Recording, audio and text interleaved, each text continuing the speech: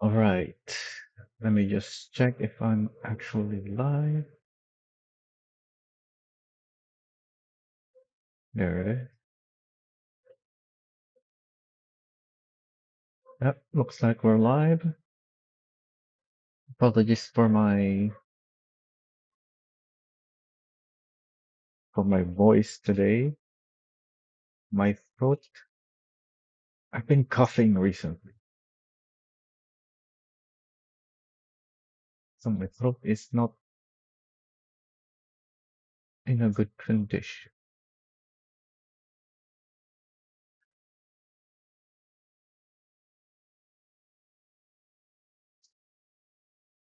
Oh, looks like I didn't format the title properly. I think I can quickly correct that. Yeah, just add a space after number one.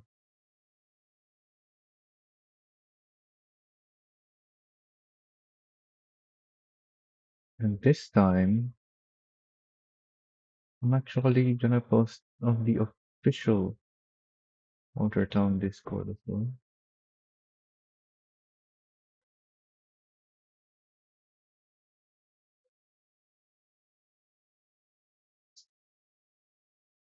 Okay, so I have here a bunch of vehicles that I will be doing off-road jobs with, but um I'm actually gonna be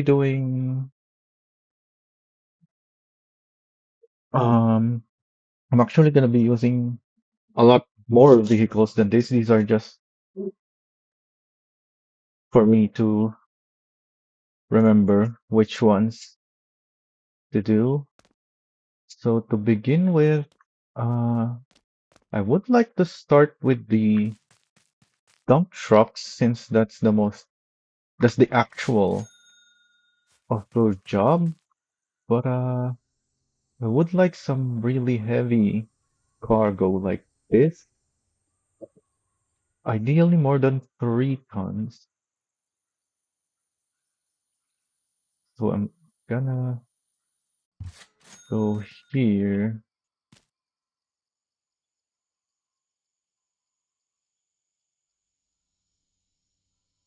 take my Dumpy,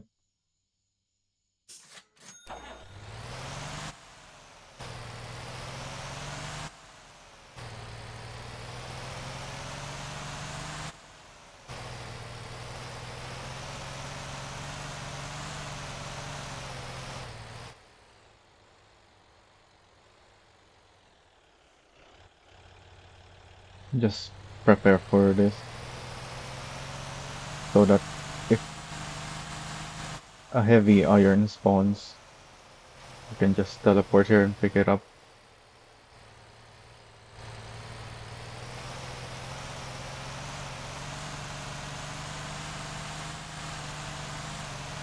And be able to showcase what I'm here to showcase. Because obviously, if the iron is lightweight, then it's not really gonna be much of a challenge. Hopefully, we can find something heavier than this, but I'm gonna load this already since there's 100 here anyways. Take another dump truck here.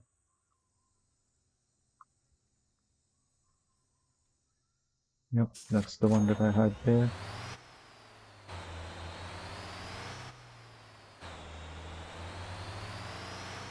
So we can't start with this because ideally it's at least 3,100 kg iron per unit.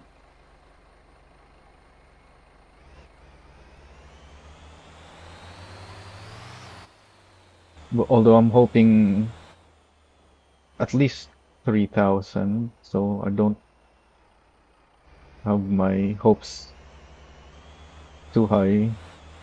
Like we can go 100 less and still be able to show what I need to show.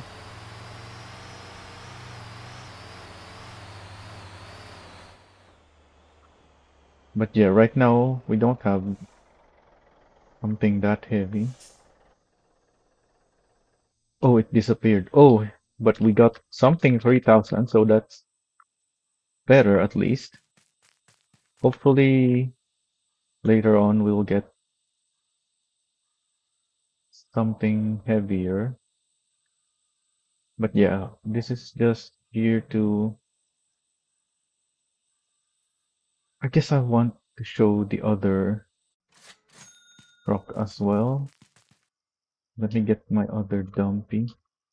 I have two dumpy setups for iron. Oh, this one is damaged because I used it last time. That's why it's over there. Let me just go to a garage and repair it. I don't remember what I did with it that caused this much damage.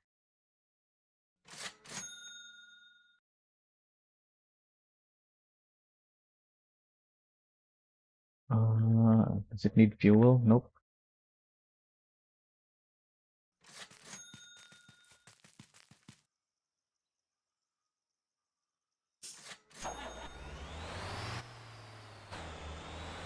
I think the most recent update is actually perfect because all these off-roading areas is where I suffer the FPS just becoming half for some reason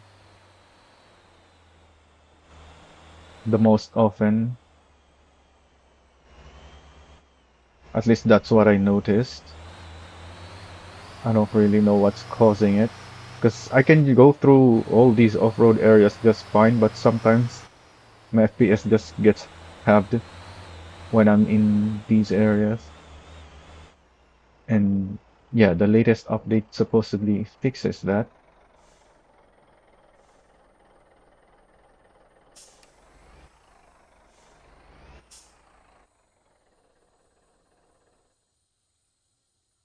So let's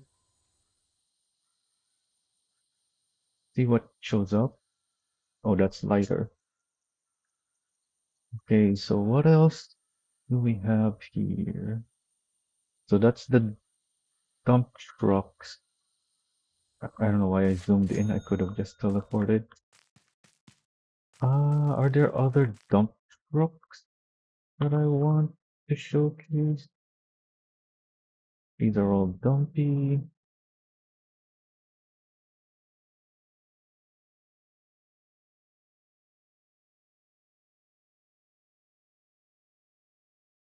I guess this one I didn't do a good enough run last time, so I will do this again later.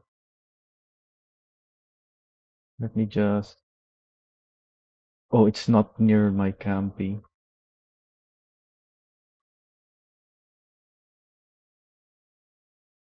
That's fine. Why do I have a dump truck here? Huh.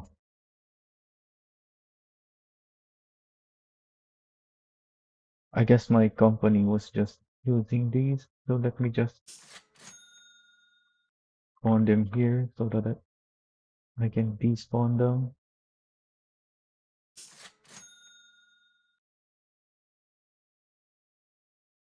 What else?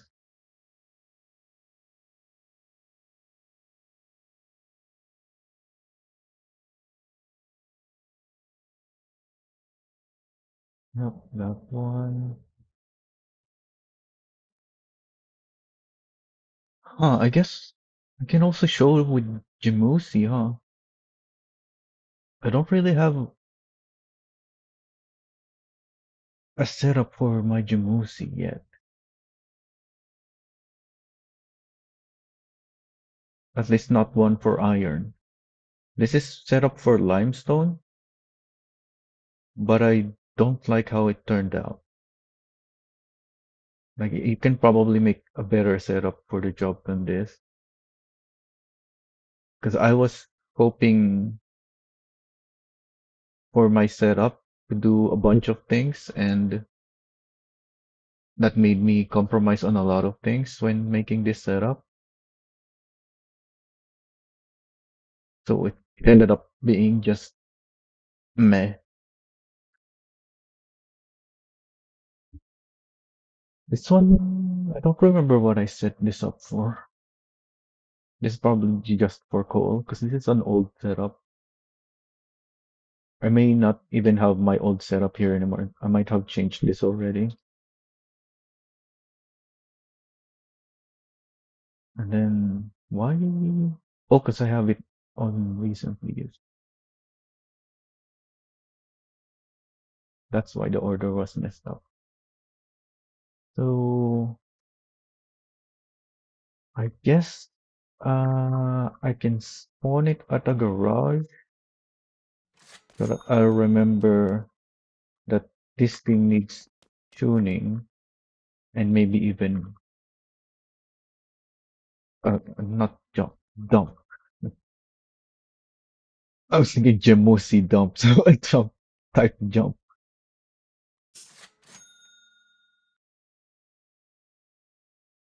So if we have time, I guess we'll do that.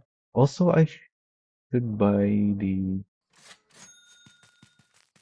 online access for this so I can always check if there's heavier iron that appeared.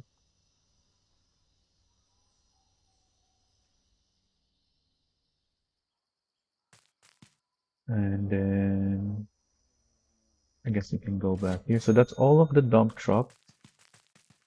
Yeah, there's no more dump trucks here. I can showcase the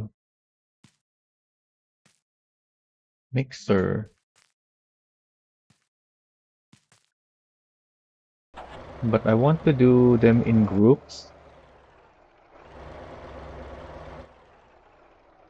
So the mixer and the tanker, I want to do these after I've done the dump trucks. And I guess this is the first one that I want to do after the dump truck.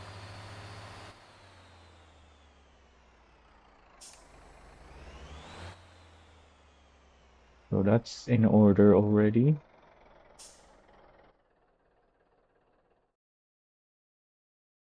Yeah, because this is for planks, and then the tanker for fuel, which is what produces the coal and iron.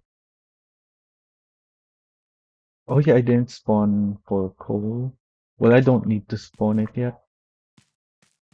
So I guess we're doing the bus job first, unless there's heavier iron now. No, there's still not. I'll give it some time. So to give it some time, let's try out the off-road bus job first. I guess I need a bus route for that. Oh, there's actually one more thing I want to try with this. So yeah, we're not taking the normal road. We're taking the shortcut here.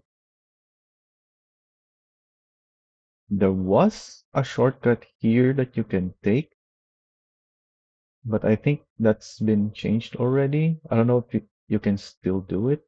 So I guess we'll check that out as well.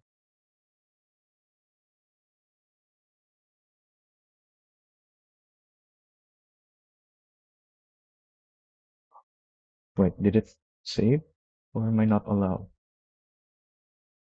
Yeah, I'm not using it for AI. I'm using it for myself. So that warning didn't make much sense to me. Oh, and I already have a rotator here, as you can see, because I already tried the rotator before, multiple times.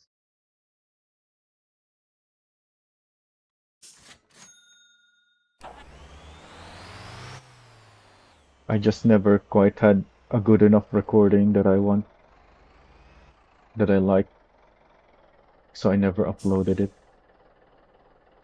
Oh, I didn't pick the route. Let's go like that. Uh, oh, there it is. I couldn't see the box. I was wondering if Hello. worked or not. But so the first thing I wanted to figure out was because supposedly if you edit the route, it shouldn't work anymore. Where because right now I'm here, and since I already stopped there, it wants me to go there. Yeah, my waypoint is there.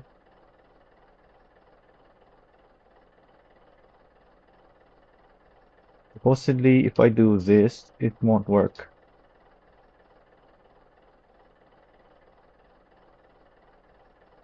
Yeah, it just changed to the next one.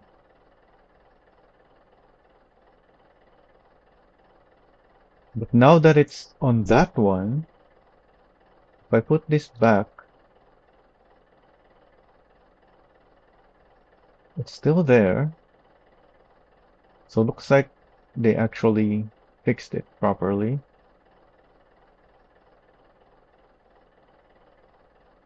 Yeah, it's only giving me the other two.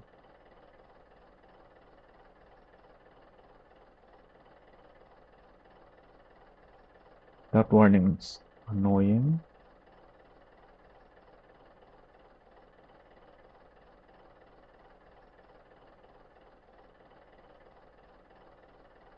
Yep, so that's properly fixed.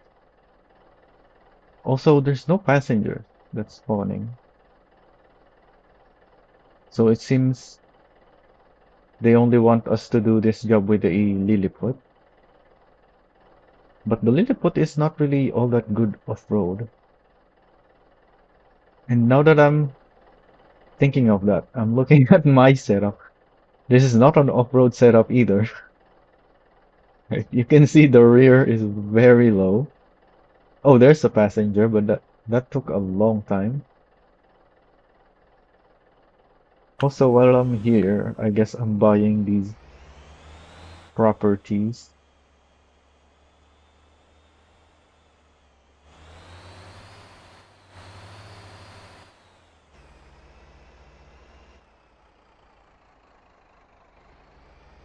Oh, this property. And there's a road there now. That's good. I was already taking a shortcut here anyways.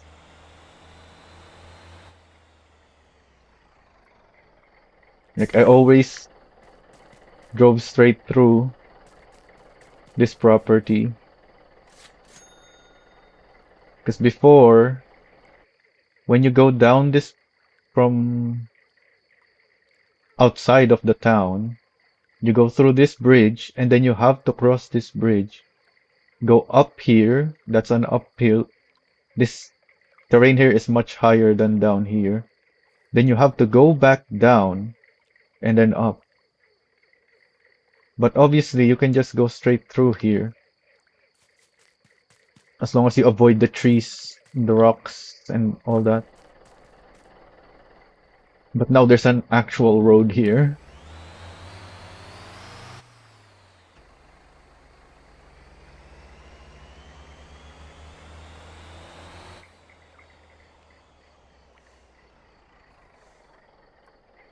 The mud is still very slippery.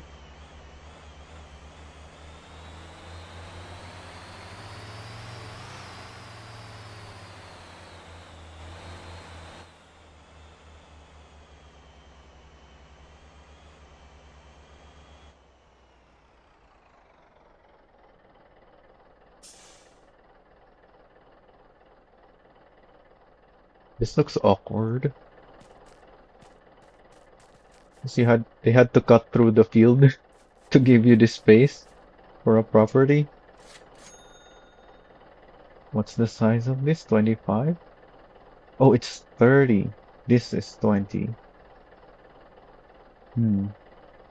Would have been nice if this is the 30 by 30 property.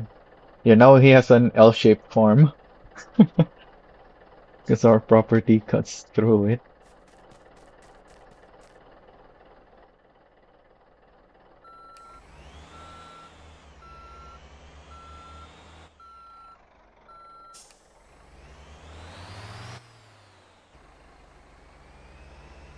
So let's check that shortcut if it's still possible. I don't remember exactly where it is. I've only ever drove through it once, I think.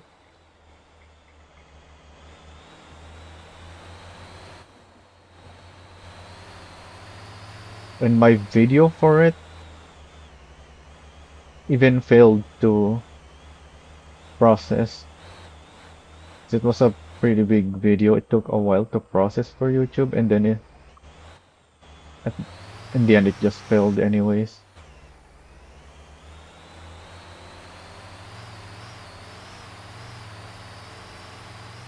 I did re-upload it again recently, and I think it's successfully processed now, but I'm waiting for a timing to publish it because obviously I've been publishing the event videos these past few days, and I've also been live streaming, so there's already plenty of my content out there. I didn't want to publish another one. Looks like there's still a way here.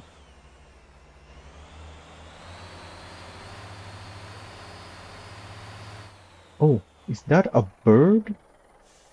There's birds now?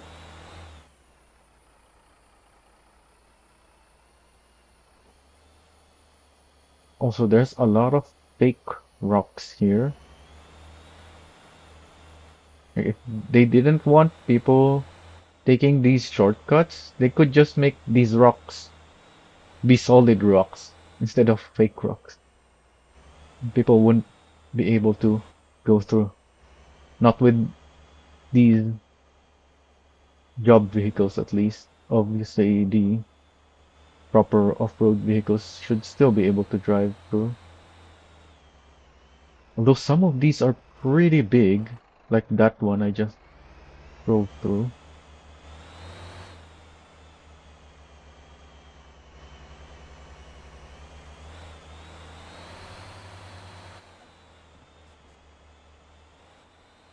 Yeah, looks like this shortcut is still here.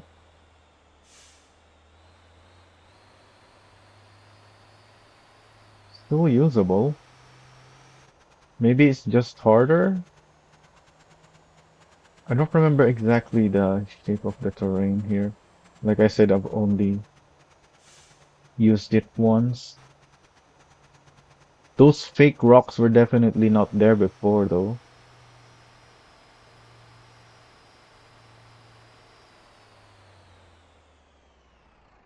Let me just check why is my... This one is going for the depot. Why is this one low on condition? Oh, this one. Yeah, it's going for a depot as well, so that's fine.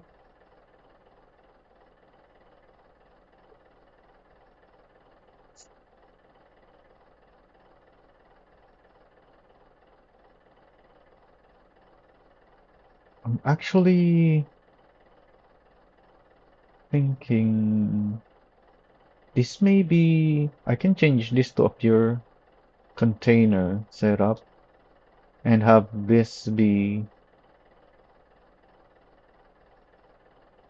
the one with a box container, but that's for another time. I don't care enough to optimize my company setup for now. So yeah, this shortcut's still here. I don't know why some people said that it's not, that the shortcut was blocked off. Maybe I just misunderstood.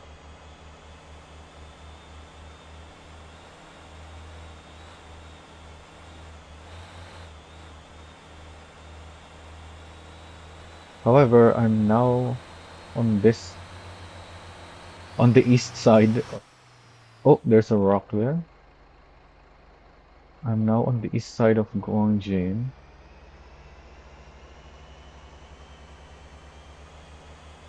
I need to go to Gapa.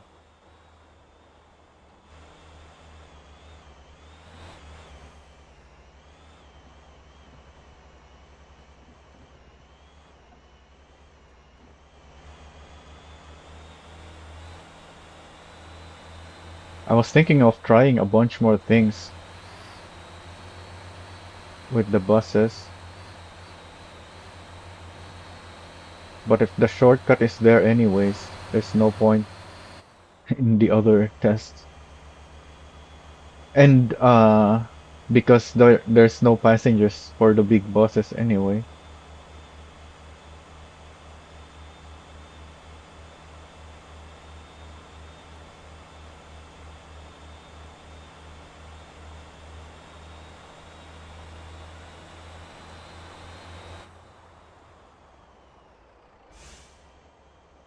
What's my drive braking here? 70%. I can hit the brakes up to 70% in comfort mode and not lose comfort. That's what this setup is for. That's why it's like this. It's still pretty capable off-road as we just saw. Obviously, if you're turning too quickly like I just did, you're still gonna lose the comfort.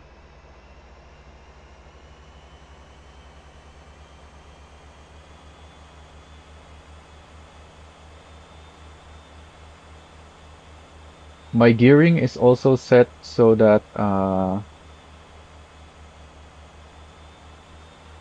what is my gearing set for? I think so you can do the Ole ring loop. The route at least, not the no, that's also called the route. The road, the Ole ring road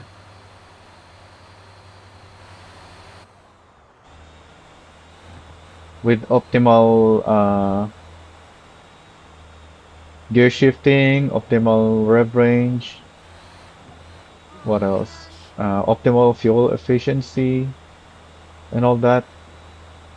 Well, the optimal rev range is what gets you the fuel efficiency. Also, I think I missed the turn. Yeah, I could have turned back there.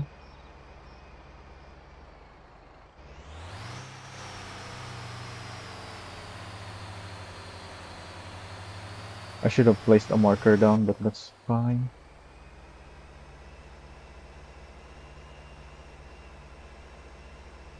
I guess I should still place a marker.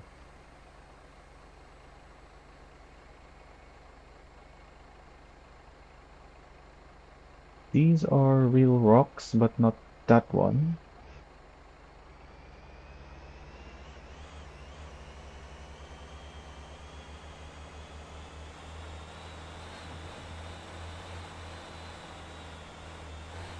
I have foliage set to low, by the way, so I can very clearly see the the real and the fake rocks. So if you like to go off-roading and don't mind the lack of grass,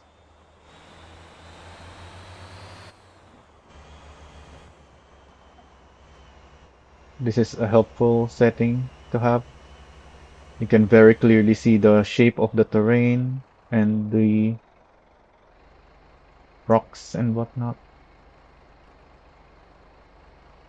If you set the foliage to low. And that's one of the more graphics intensive settings anyway, so that's gonna save you a lot of performance. Like I don't have a powerful graphics card on my PC, but I'm running 60 consistently.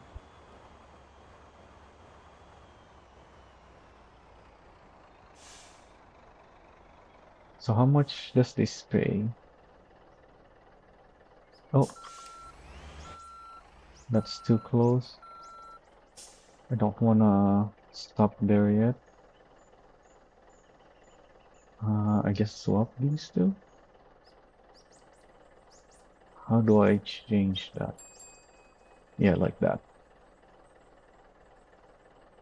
Oh, it gave me more time. No, it says on time now. Interesting. The timer Thank you. used to not Thank you. adjust when you edit the route. So if your next stop was really far away, it would give you a lot of time. And then if you change it to something nearby, you're still gonna have a lot of time for that nearby bus stop. But it looks like it adjusted my timer when I edited the route. That might be because of the route shuffling it's doing to prevent me from doing the previous stop that I just did.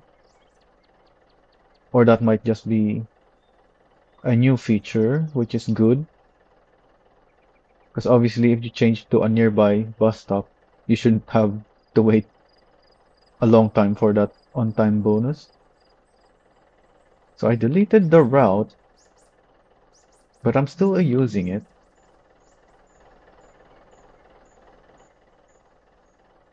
Yeah, it's not here anymore. But this bus saved the route. We still got paid a decent amount. 120,000 base payment, on-time bonus 36,000. What percentage is on-time bonus again? 20%? And town effect is 10%? Because it's half that. Why am I Gwangjin? Yeah, it was 10%. Well, around 10% at least. Why is my Gwangjin bonus so low? I have these two trucks supplying the supermarket, but it's empty. I don't know why my supermarket is empty.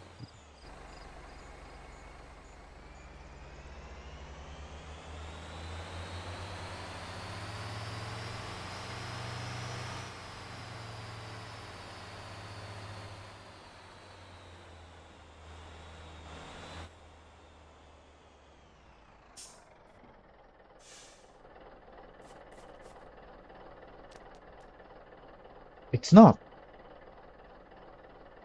What's going on?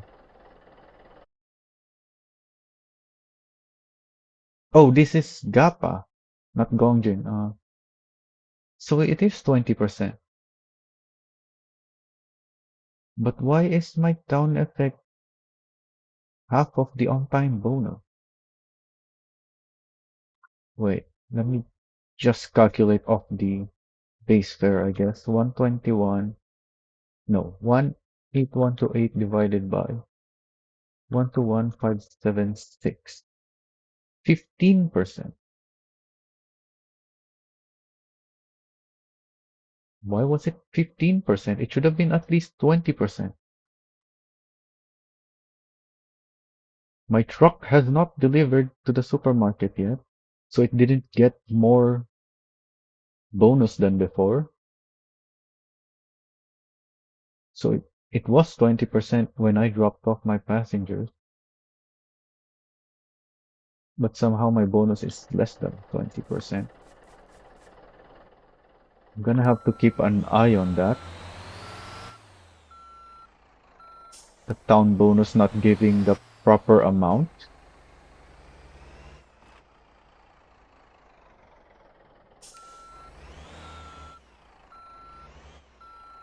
So do we want to try other bus off-road jobs? Because it's just the Gwangjin one.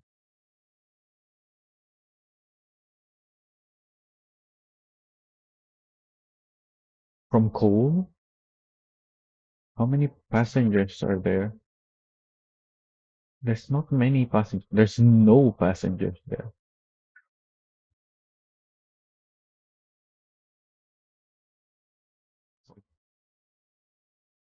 We can still drive a bus through the area, but there's no passengers. So why would they ever do that? If I can find even just a single passenger there, then I'll try it, but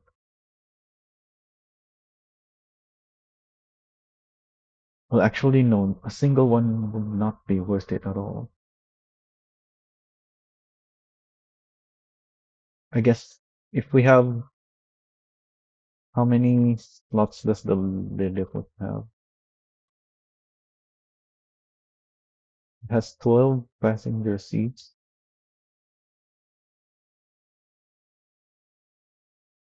The Bongo has 7, so at least 4 passengers. We'll have to keep an eye on that.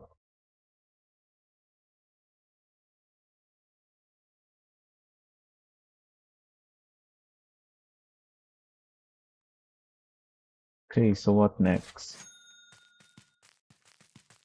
The rotator. Yeah, let's try this. Um, yeah, I guess we can go since we're here already. Well, actually, the one I wanna go through is here, but I tried that last time and it was very difficult. So what I did was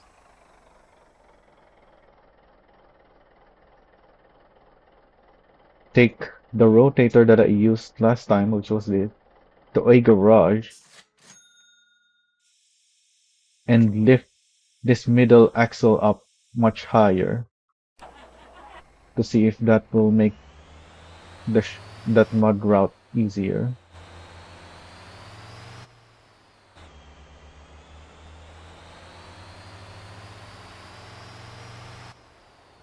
Because I practically went through there with just sheer wheel. It took way too long. We were barely moving for a lot of it last time, but we did make it through. Oh, understeer. I also learned from that you don't really need to go too quickly. In fact, going too quickly here is not good for you because you won't be able to turn for the corner since the mud is very slippery.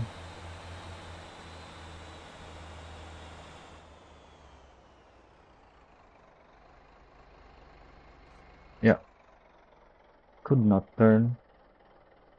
But now that middle axle, that lift axle is not touching the mud.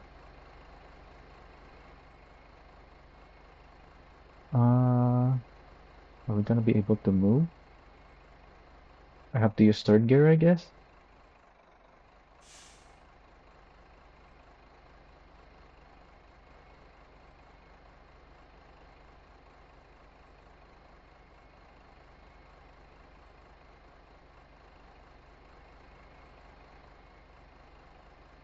Hmm. So far, having that lift axle not touching the mud seemed to have not helped at all.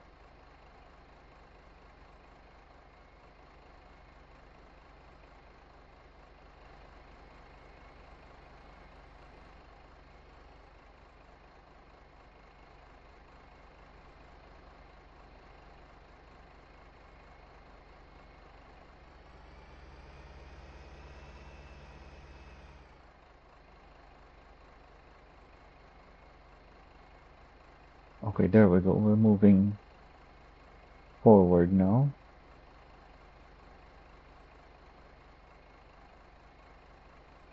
Just had to wiggle the front a little bit.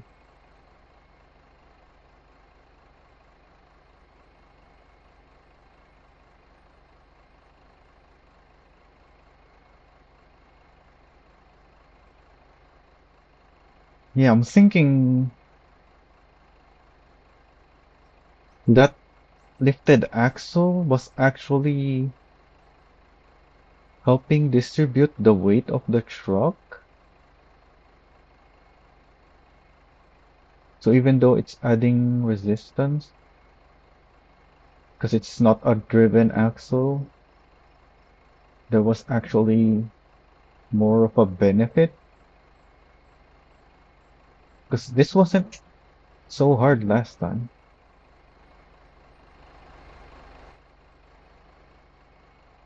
But maybe we'll see the benefits later on if we can get through this, which is not looking good so far. Oh, I think I'm stuck on the polygon there.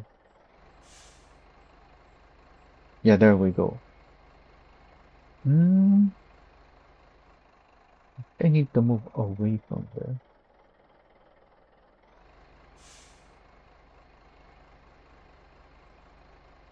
Yeah, there we go.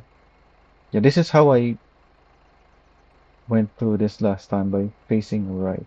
Oh, but the rear is swinging right now.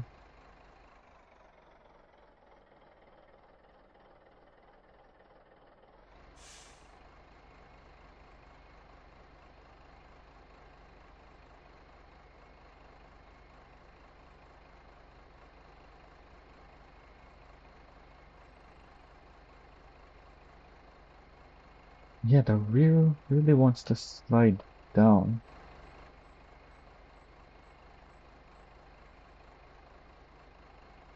Huh, interesting. So this might be worse after all. Wait, I don't even have, I can't even spin the wheel. Going on.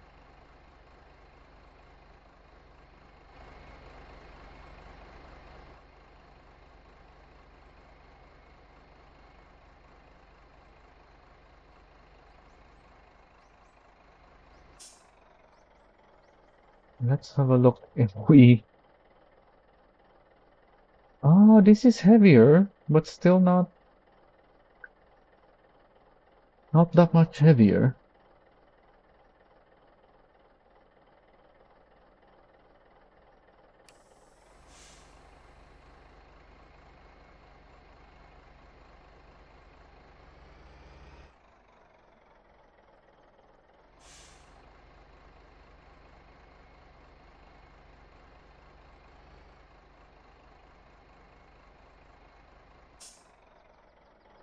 Yeah, I think we should just go for the iron while we have something heavier. We can always go back for that. Is it still here? Yep.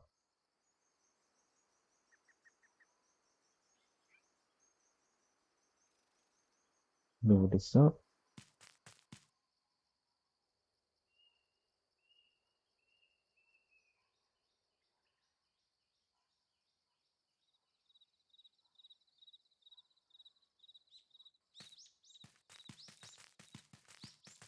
And this.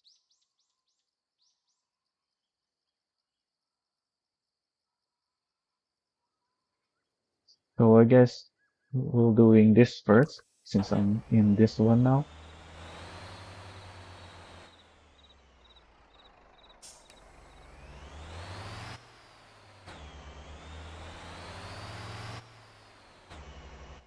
So make sure to use the Jake brakes so you don't ruin your brakes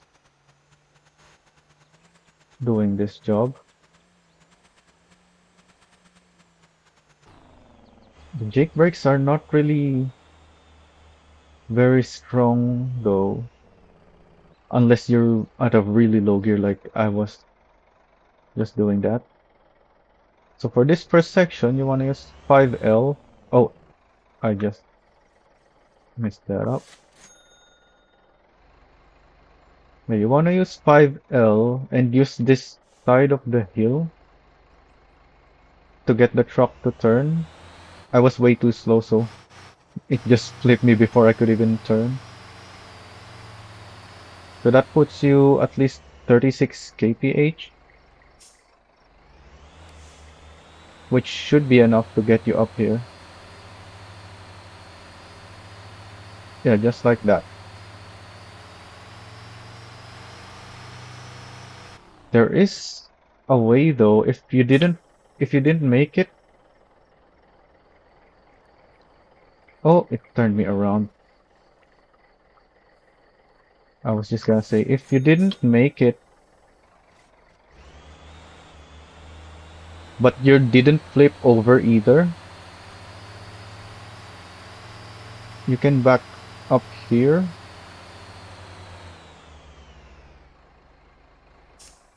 and then once again, use 5L. Yeah, that gets me up to 3940 even, and you'll make it. Just use your handbrakes when you stop here before switching to a lower gear, so you don't slide down.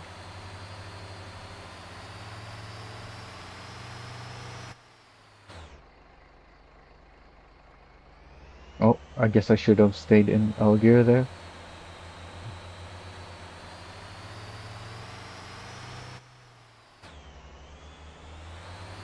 Yeah, use 5L for that section.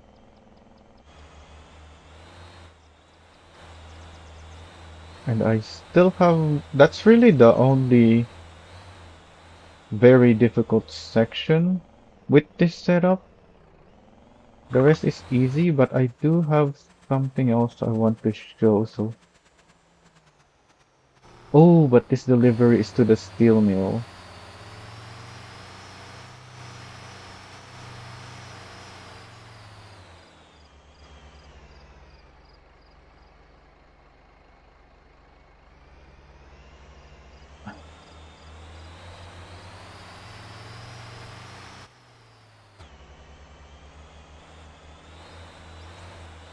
I can still show what I want to show, but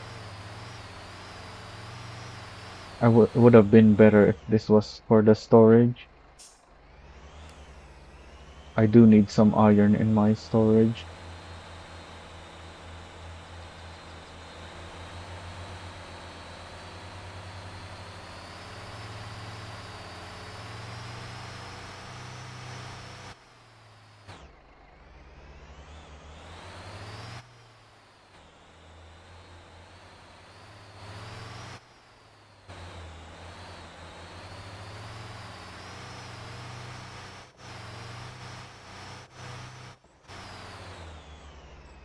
So this one, oh, you just need to get some speed there, which is easy enough because it was downhill before that.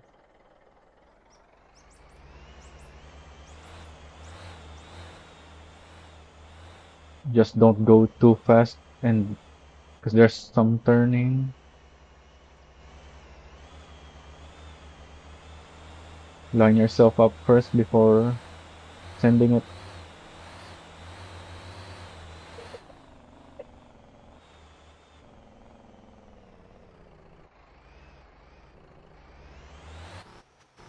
Like I said, you should use your jake brake.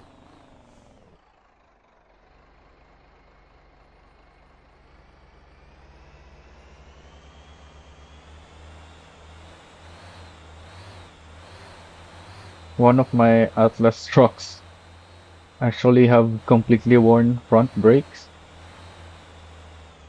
because that's the one that I've been using for so many times now.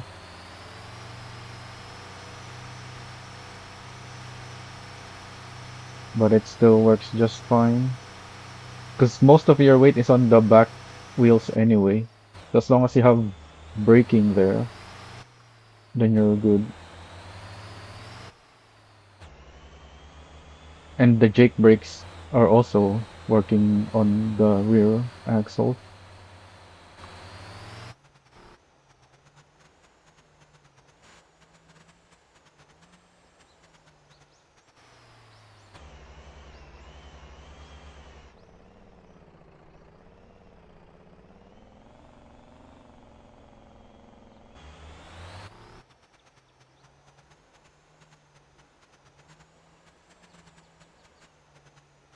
Then here you can just go straight. You don't have to follow the road there.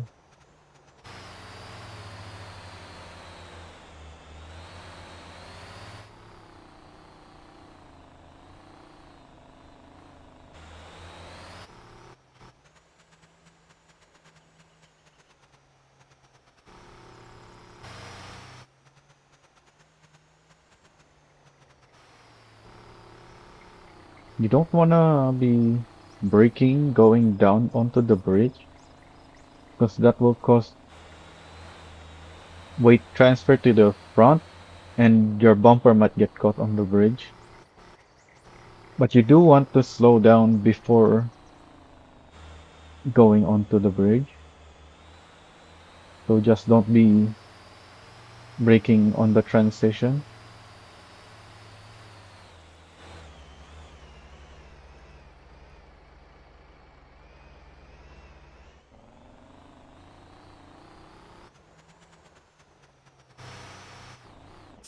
Oh, I went too quickly. I didn't use my enough of my brakes to slow down.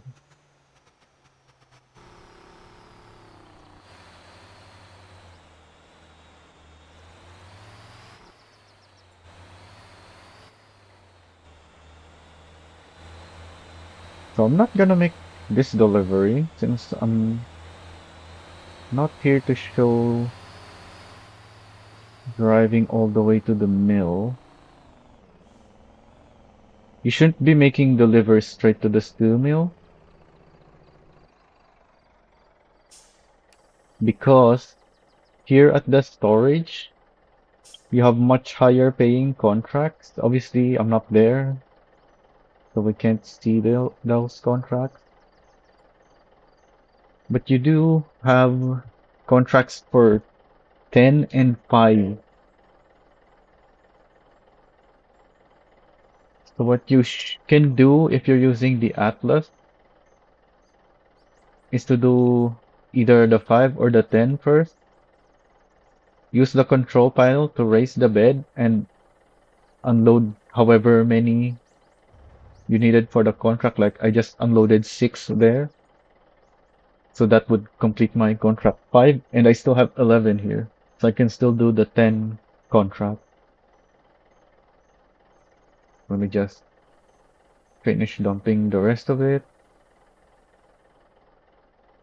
So if I was at the storage and my delivery was for the storage, I would have been able to do 2 contracts that way with 1 delivery. So now I want to show that this truck, even though this setup is made to haul 54 tons of iron, and obviously I don't have those. I don't have any iron loaded right now. This can still make it up to this hill if you don't have a campy up there. I don't remember which gear I need. I think 5H is good though.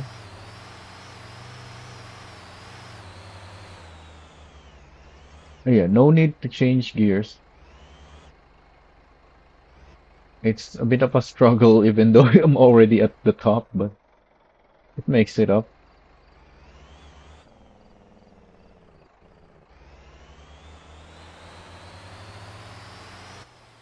Then the rest of the way is easy.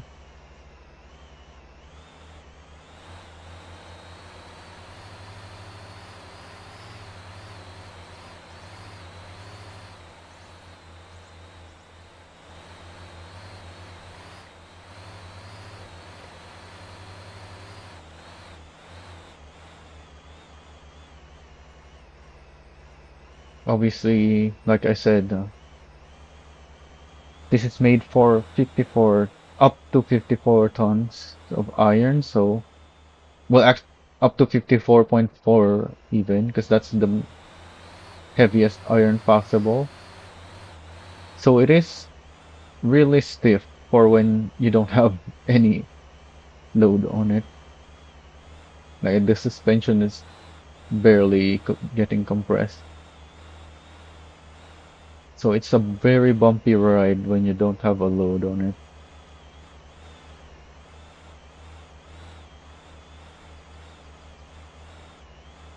Or if your load is not 54 tons, which is why I have setups for limestone, setup for coal, setup for sand and all that. I have a different setup for everything for those who wanna min-max makes every delivery a lot easier if you're using the correct setup. But obviously this 54-ton setup will handle the lighter ones, whereas the lighter one, maybe you can still do the heavier jobs, but it's not ideal.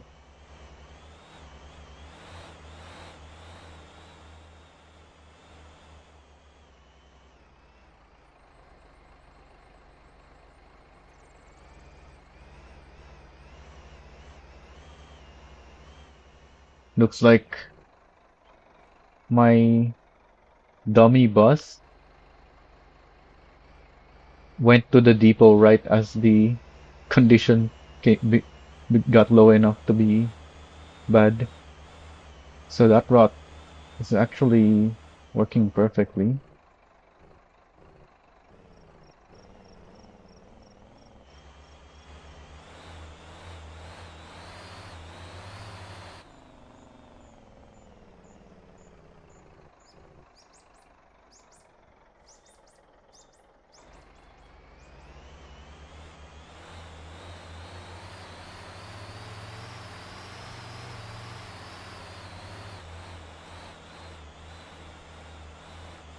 Note that I'm not changing my gear throughout the whole thing. I did go to 6H after the two big uphills, but I haven't changed my gear since.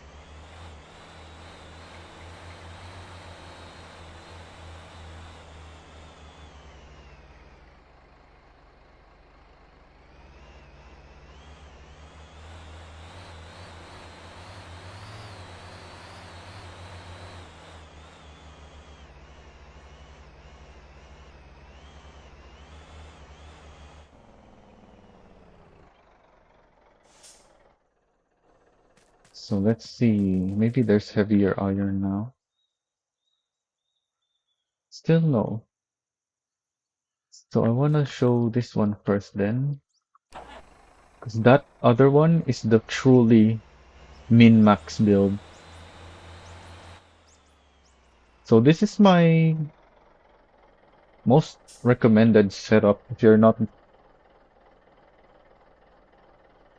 experienced with these kind of deliveries. Because obviously the Atlas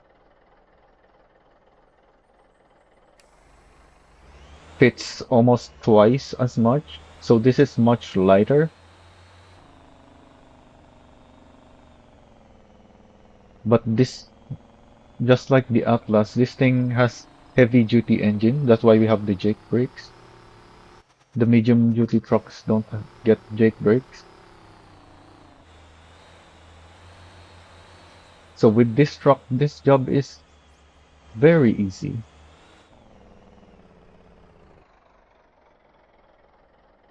I don't remember if I need 5L for this. Oh, I went too far left.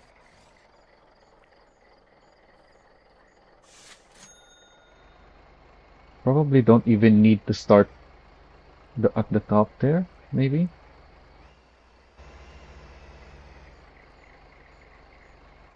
This truck makes this job so easy that I never really paid too much attention.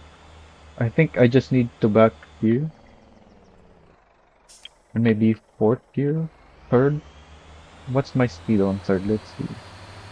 Oh, third gear is quite fast, 33. Yeah, that makes it very easy.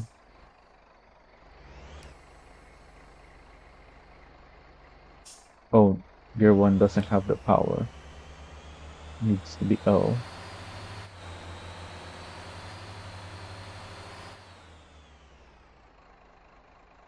Yeah, because the gears on this are much taller.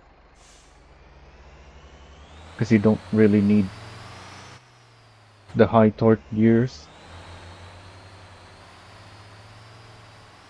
Since you can only have up to 32 tons of load.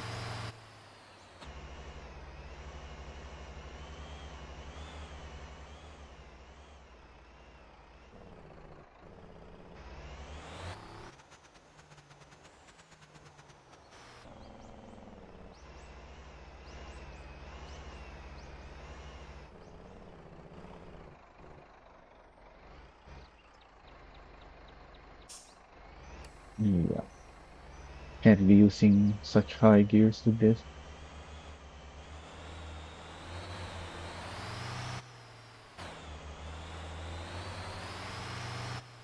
I don't think we can slow crawl up this like with the Atlas. This thing is not really made to stop on steep hills. But let's see what happens.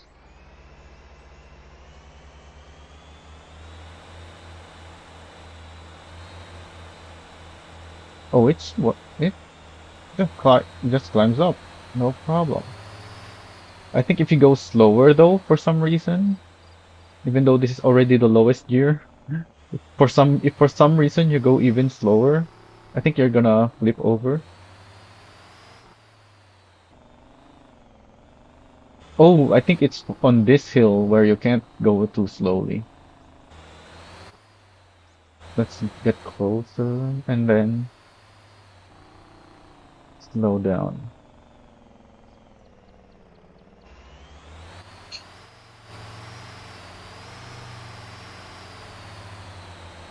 Yeah, it wants to flip over on this one.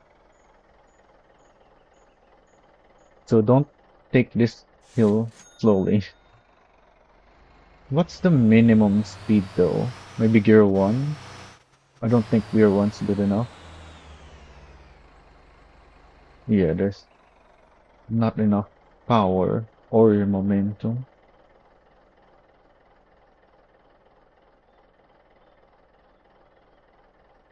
Maybe gear 2?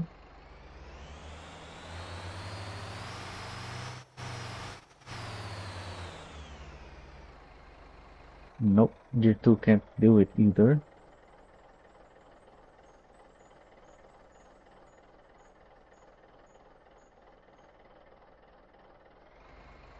How about gear 3? We might need a bigger run up for gear 3.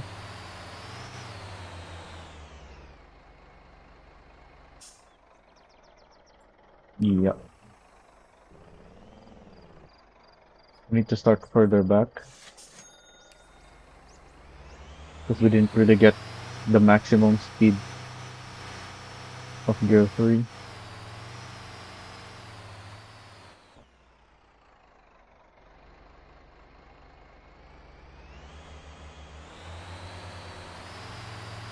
Oh yeah, this is really fast. Well, you still have to switch to a lower gear to make it over, but you don't flip over anymore. So you don't have to go too fast for that one.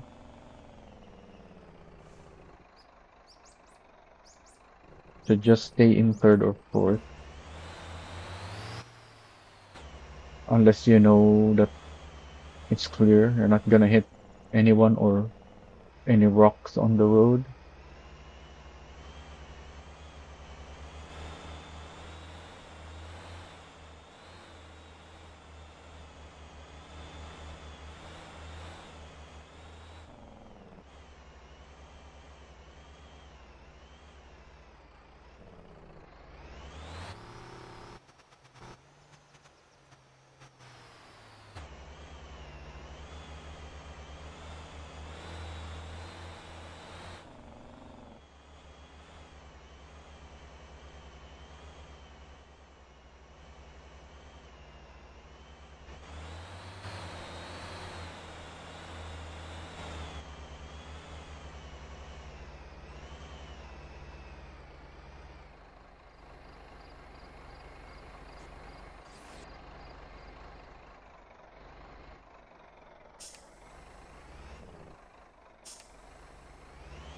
don't have that four-wheel steering at the front like the Atlas, so it struggles to turn.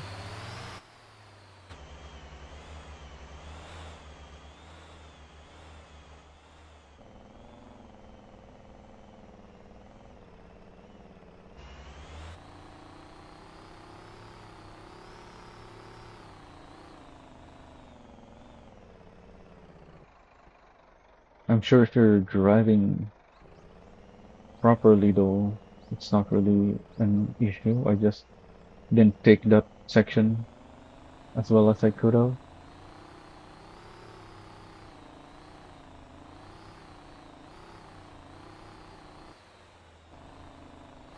In fact, I don't even remember ever having to back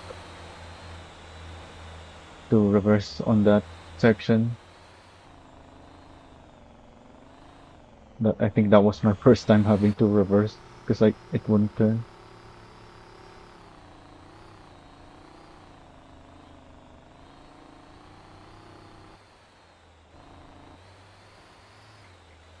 That's what I mean with the transition to the bridge being quite rough.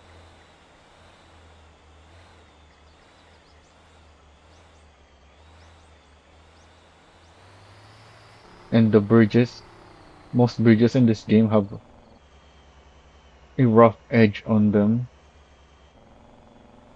If you just hit the pixel sticking out of it, it's like gonna be hitting an unbreakable wall, even though you just hit a really tiny part of it.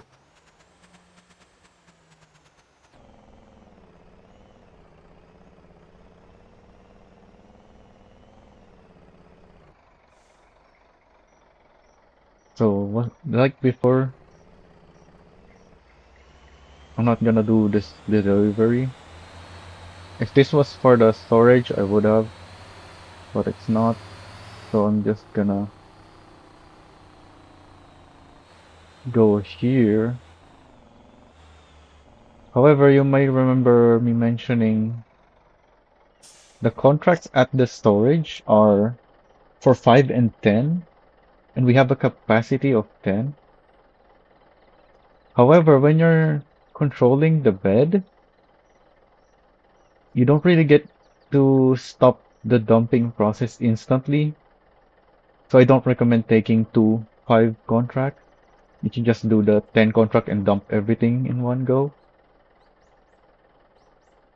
Because of that, let me actually try if I can get just 5 dump. It's quite difficult. Oh yeah, I messed up already. It's doable, but you'd have to be on it, and you're not really gonna gaining that much more.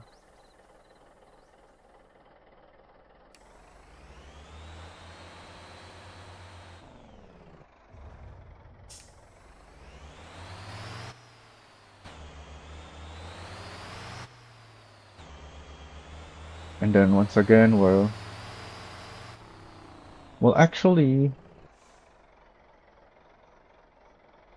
yeah, I should at least show just how easily this thing will climb up this hill before we move on to the next vehicle. Oh yeah, we have tall gears for this, so I guess third gear. Actually, let's try to find the minimum. I think second gear could do it. Oh, 30 kph, that's not very fast.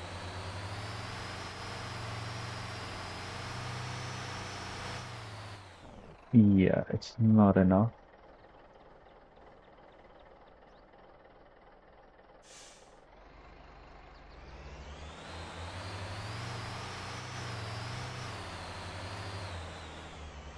We didn't get our top speed of third gear there, but we still made it up. So yeah, this truck makes this job really easily.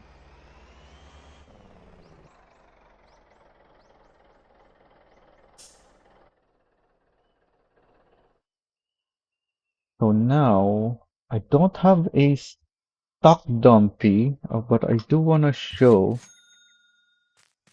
with a stock dumpy.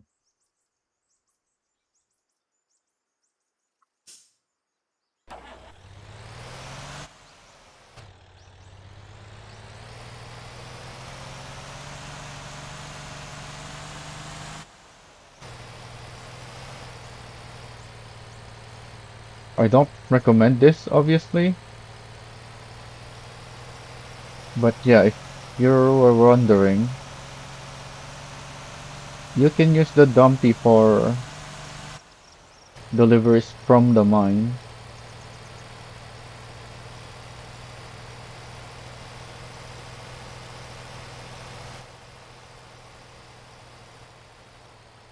Also, I didn't take my usual shortcut here.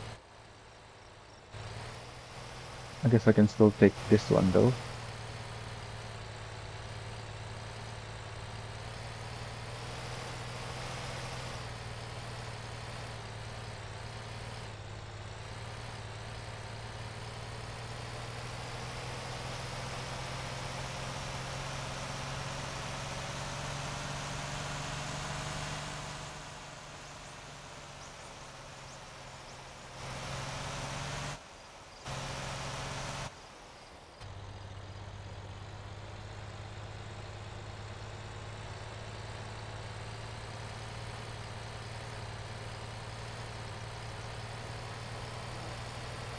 This is not very hard either.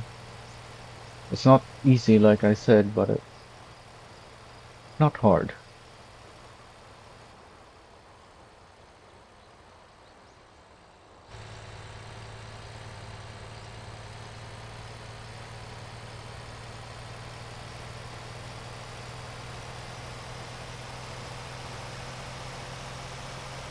I don't remember if I tried delivering iron with a stock donkey. I know it can't do the heaviest iron,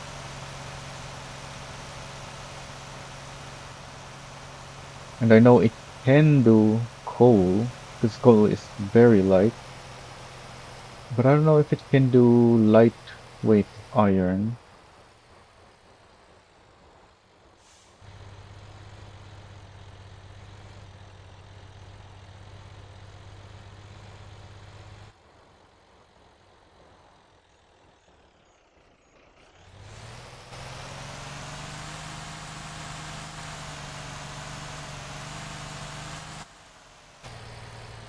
The main issue with this stock dumpy and most stock truck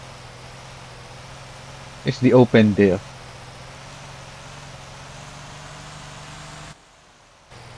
So you have to carry your speed to make sure you're you're not getting stuck with one of your wheels, not on the ground, not making contact, not having traction to accelerate. Because with an open diff, then if you're stopped and one of your wheels don't have traction, then that wheel will be the only wheel spinning. And obviously that wheel is not gonna move your truck.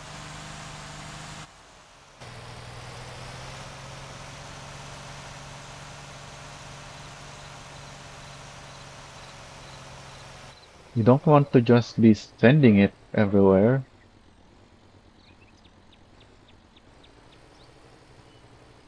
either. The key is, I guess, to be smooth with it.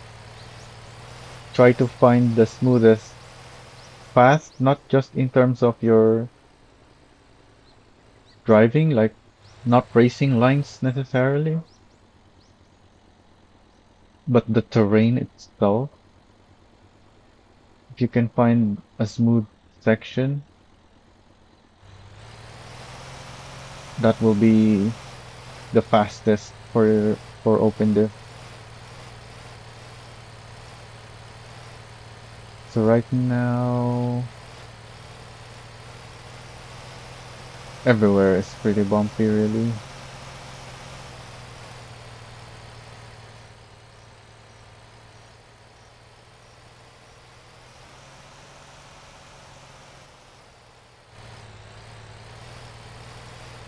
Oh, I guess I can show that later with the Mixi, what I'm talking about.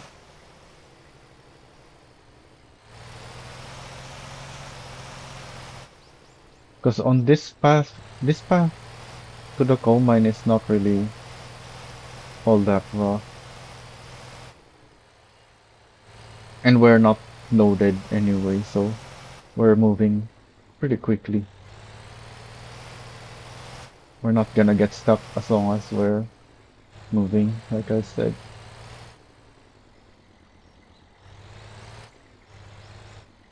Thankfully, the rock here has been removed.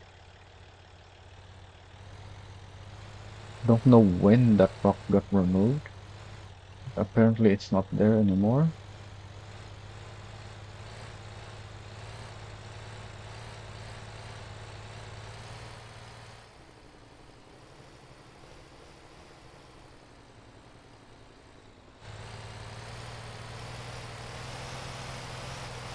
Speaking of riding smoothly, instead of using your brakes, just let the jake brakes give you a little bit of braking.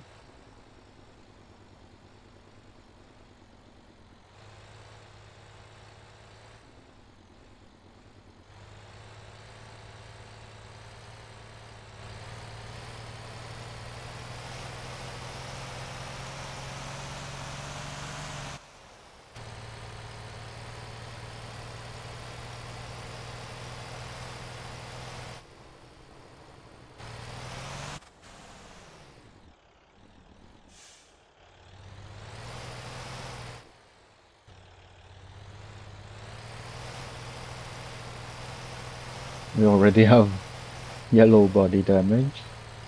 We haven't really hit much things, but I guess the few collisions we've had was enough.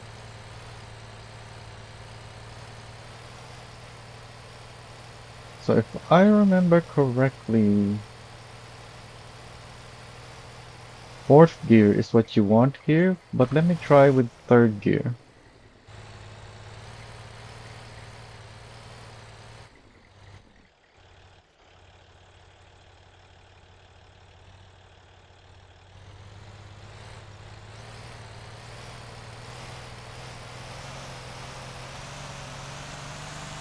Oh, third gear gets us up to 40 kph.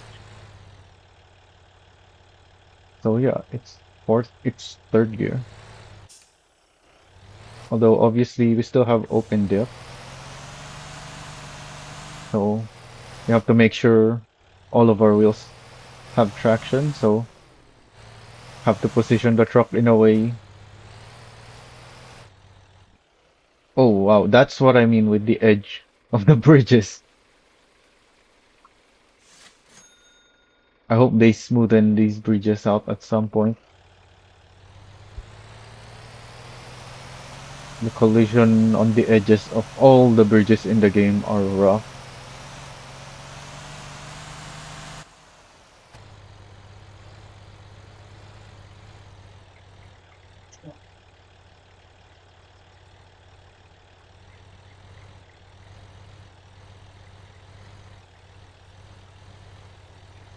Why am I in fifth gear?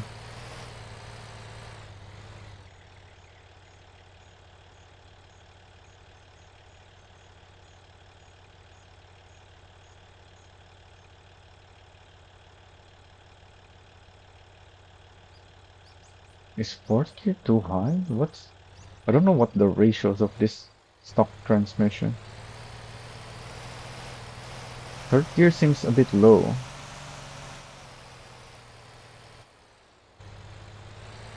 I guess for that uphill section, you want third gear, but once we're up this, I think we can drive within 4.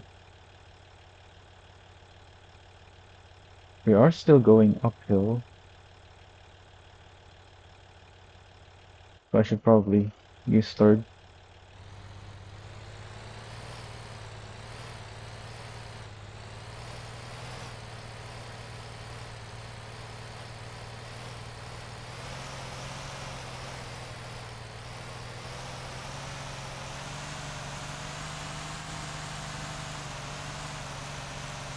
Actually, no, because third gear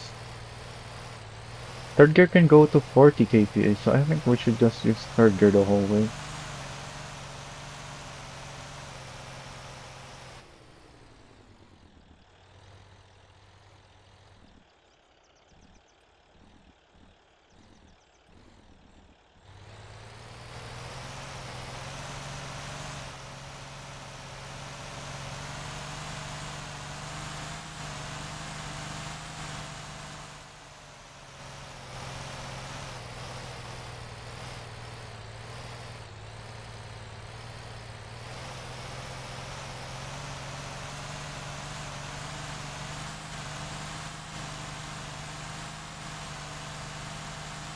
We are topping out on these flat sections, but again, it's not about going as quickly as possible. It's more about keeping a smooth driving.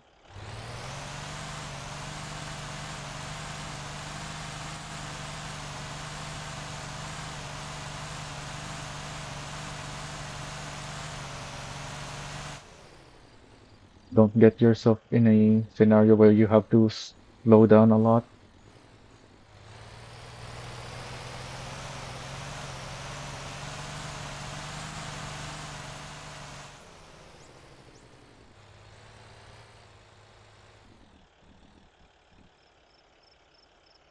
because it's when you slow down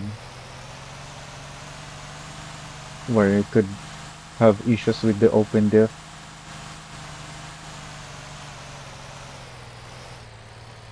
And if you're switching gears from fourth to third or any other gears, then you're not putting power down, and that could kill your momentum.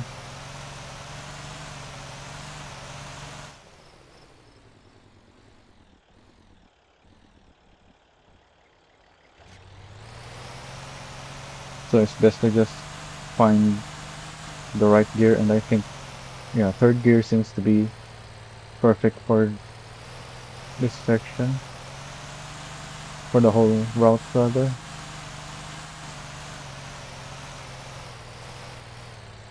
The whole mine area at least. The lower area, the main section. We really need names for some of these roads. So for the coal air, this is the mines. I don't know why it's still called coal instead of mines, because we have iron here now, not just coal. For the mine area, just use third gear. But for the easier ways, then I guess you can use fourth as well.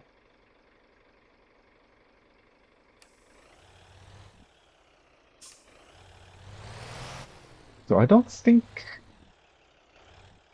the stock truck is capable of doing iron, but this is pretty lightweight. This is still much heavier than coal, but let's see if we can make it.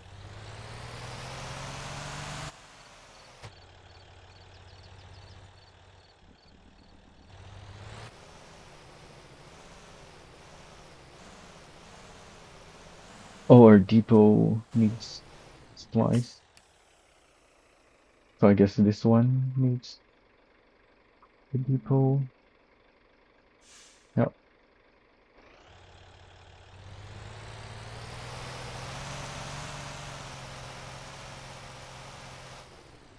I'm not gonna do the speed trick yet. I'm gonna go down first.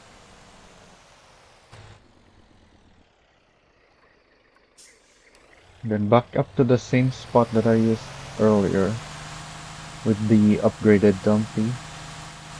See if we can do the same thing with this. This is lighter iron. Oh, so we need to not flip over, of course. This isn't as heavy as the one we had on the upgraded Dumpy, so maybe this is still possible.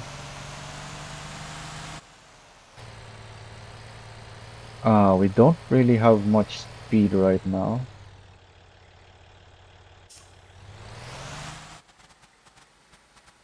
Maybe I need to use the further back one. The reverse speed is also slow, so we can't go up too high.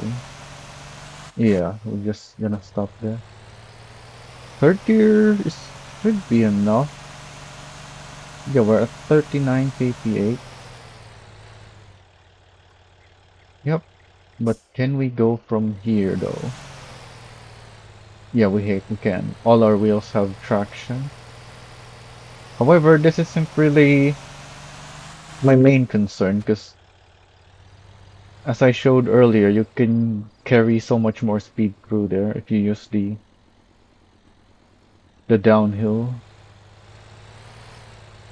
instead of just backing up to the grassy area. My main concern is this next steep uphill.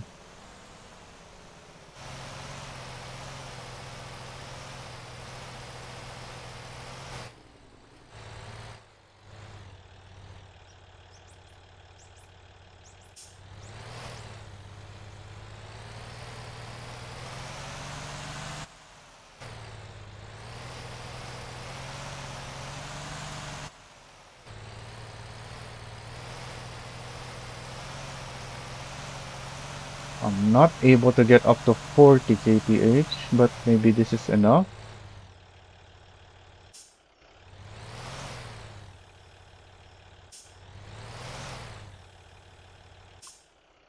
Ooh, one of our wheels are about to be lifted. Yeah, it's taking all of our power. So let's slide back down a little.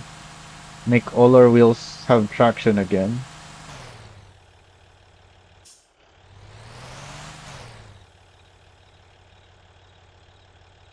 I need to turn right a little, I think.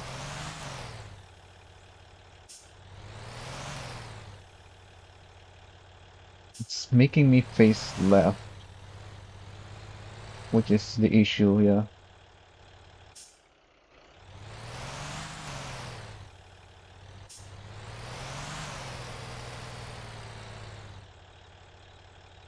Oh, but now our center of gravity is putting all our weight to the right side.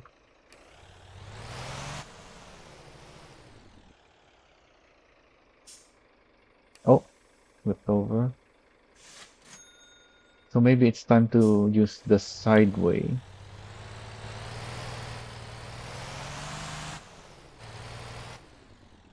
That doesn't seem possible.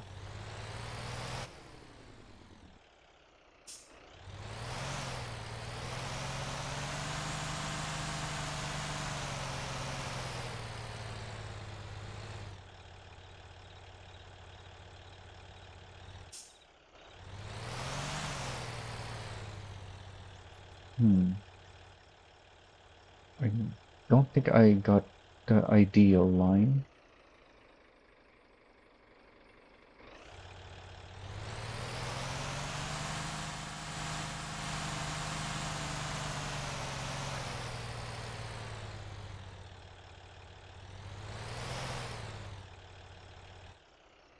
That's not it either. Oh, flipped over again. I can tow there, but that would be cheating in a way. I want to see if I can actually drive up.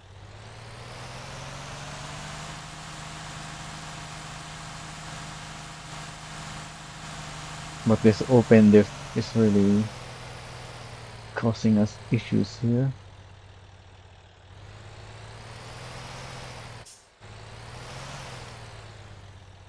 Yeah, it's really moving our weight all over the place.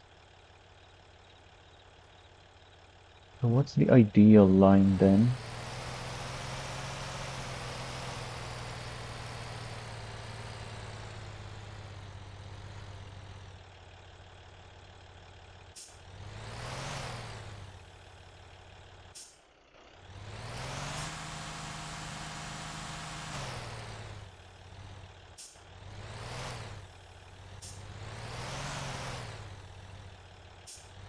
We have traction. We just need power, I think.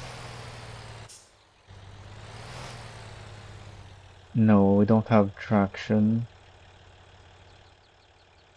So yeah, I don't think this is doable. Let's try with a run up again.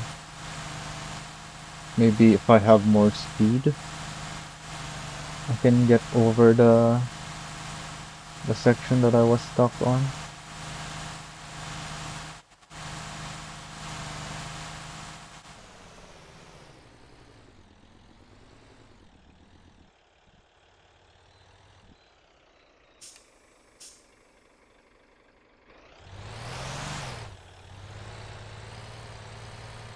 Start in second, so we won't have to switch from first to second.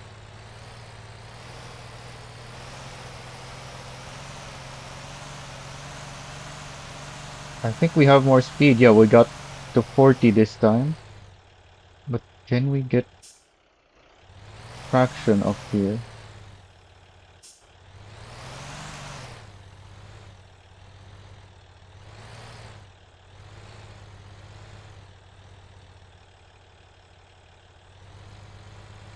There we go. This is with very light iron though. How heavy is this? Only 1.7 per unit.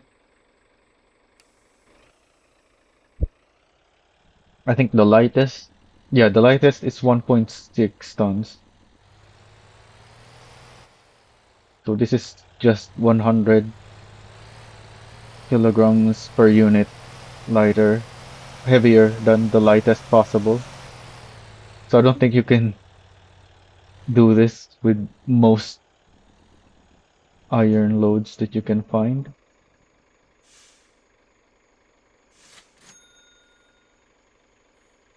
Although I guess you can just not fill it completely, but then you won't be able to do the 10 iron contract if you're not completely full. You can still do the 5 iron contract, but at that point, is it even still worth it? You should just be doing the coal, I think, at that, if you can't really do. And this was not easy.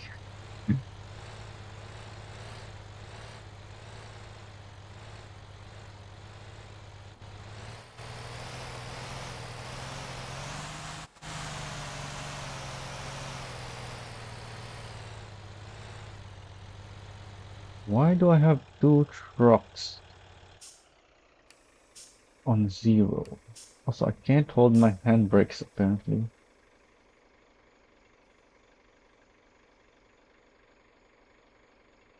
Oh, the next stop for this one is the depot. I guess I should delete one of the extra stuff. Only make it do 2 loops.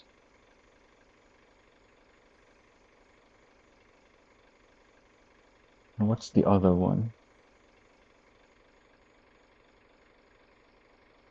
Oh, I think this is the truck that needed to use the depot earlier. But because the depot was out of stock, it wasn't able to refresh.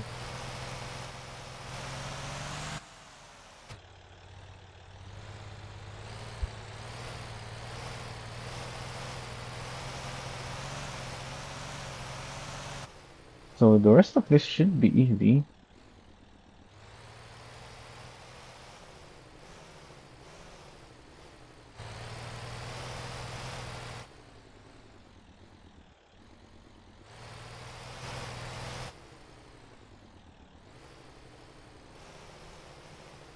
And this very test is the reason why I have the other Dumpy setup for iron.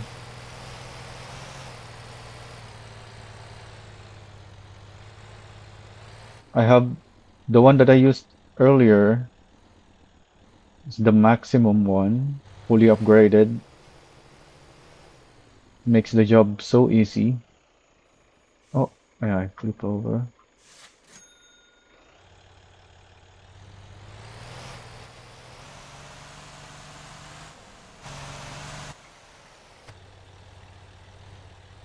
Makes this delivery so easy that you don't have to drive fast anywhere. I think you just need to drive at least 40. Well, not even 40. I think 38 on some sections is good enough.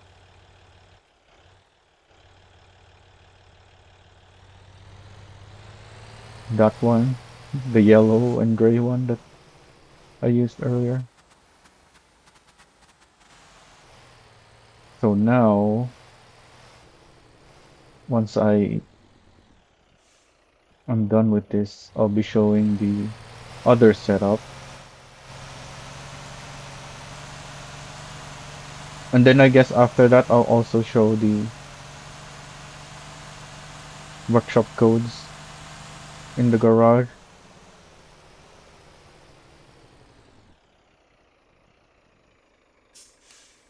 So this doesn't go to the storage either. I'll just despawn this now. So this other setup is the minimum upgrades setup. I think the upgrades on this only cost uh less than 10,000. The truck itself is still expensive. I think it's 120,000. But the upgrades on the truck is less than 10,000. And if you have the levels to buy the truck, you don't need any more levels for the upgrades. Means you can buy all the upgrades on this truck.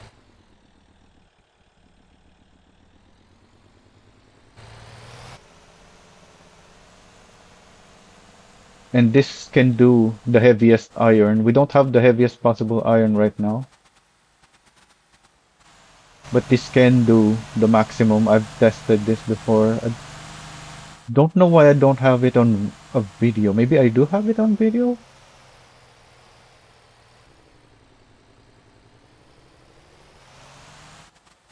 Oh yeah, I think I have it on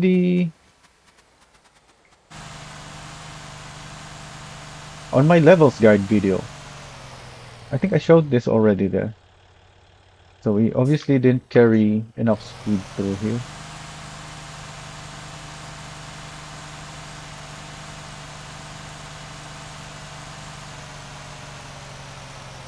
But we can just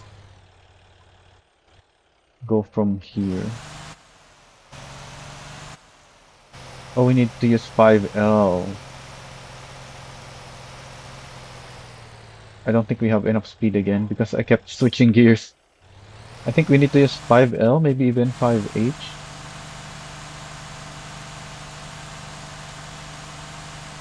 Like I said, this is the minimum setup. And we have quite heavy iron on this. Not the heaviest, but still very heavy.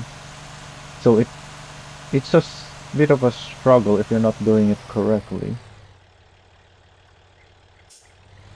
Oh, can we make it from here? Yeah, we can. We still have had two of our wheels in the mud there. If this was the Atlas fully loaded with heavy iron, it wouldn't be able to climb up from there. But this is not an Atlas, this is a Dumpy, so we have much lighter iron when fully loaded. Same thing as before though. That's not really the hardest part with a minimum upgrade dumpy. It's the next uphill that is the hardest.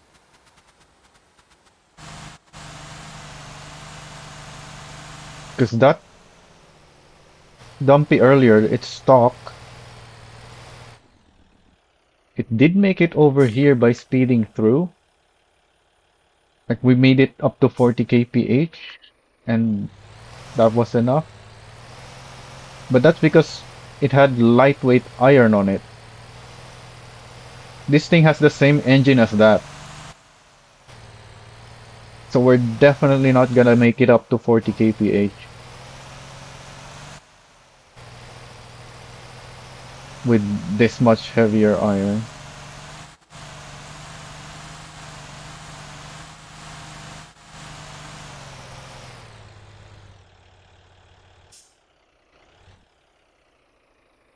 Oh, it wants to wheel. We do have an L gear on this one. This is a 13 speed, not a 6 speed, unlike with the stock. But this is still not enough power. Oh, it's going up though. Oh yeah, because this is not the heaviest iron possible.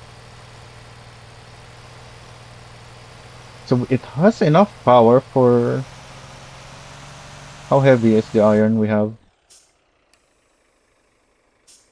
Oh, it didn't stop. We have almost at the limit. The limit is 3.2 tons iron. This is 112 kilograms less per unit. But that's enough of a difference for if you have the heaviest possible iron. That difference in weight is enough that you can't just power up this hill. So you need to do the side route that I was trying earlier. If you had 3.2 tons. Like I said though, I think I already showed this with 3.2 tons on my leveling guide video.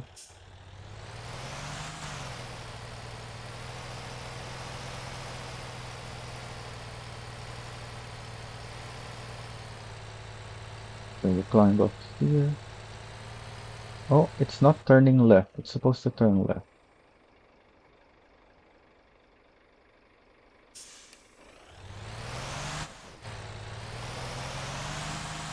I guess I can start turning left down here.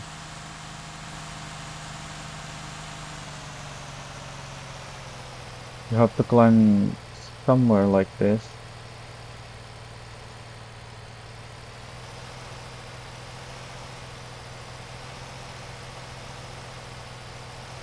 As you can tell, this does not have open diff. Like our our wheels were off the ground, but we're still putting power down on the other wheels that are still on the ground. So that's one of the upgrades on this truck.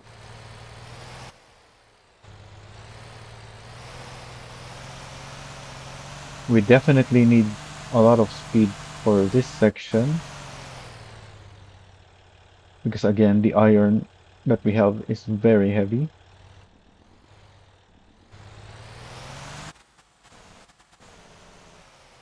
Unlike the one we have earlier with the stock Dumpy.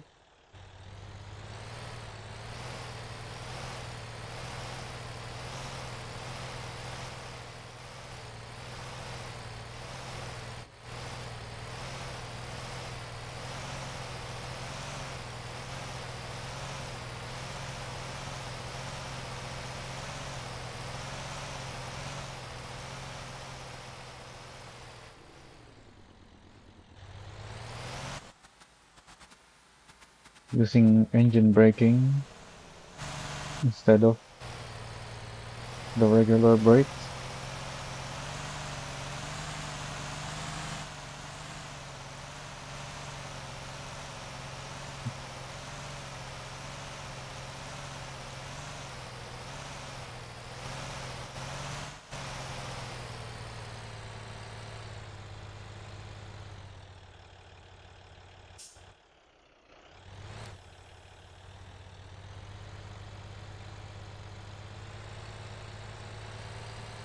Yeah, the engine on this is the same as the stock one, so it's gonna need very low gears to climb up. Once again, I'm not making this corner. I guess I'm driving too close to the apex of that corner, so it's lifting up the front because there's more angle there. I shouldn't be that close to the apex.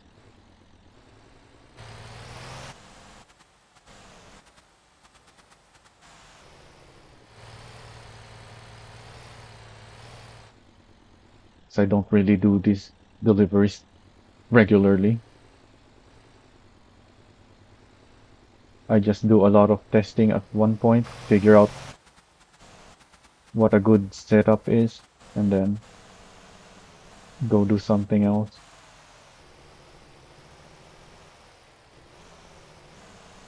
So eventually I forget the exact optimal lines.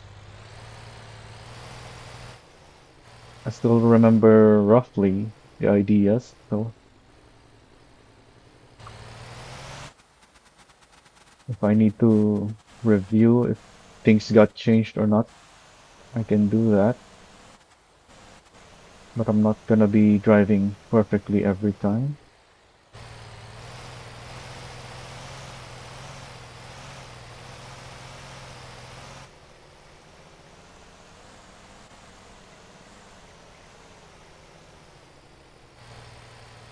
And when I do my testing, I do spend a lot of time testing. I do multiple runs,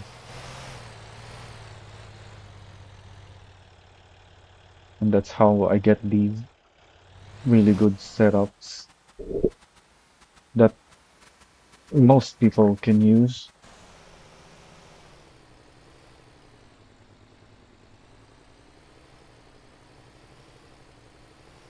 Some of the parts I choose with these setups are not for, I don't select them for myself, for my own driving. I pick them specifically so it's as accessible, maybe is the right term, to as many people as possible.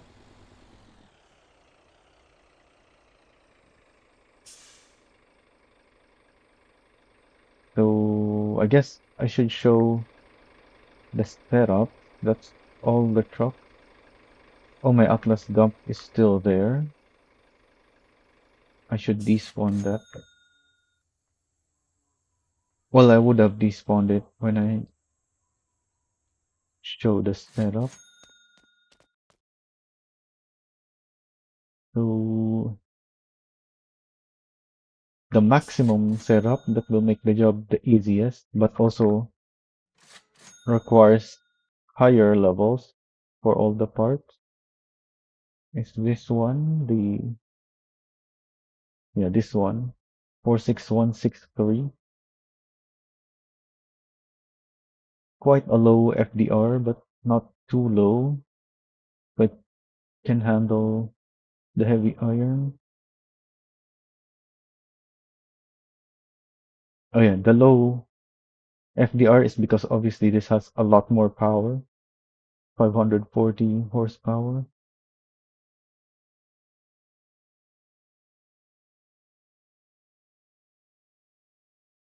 A couple of springs are stock,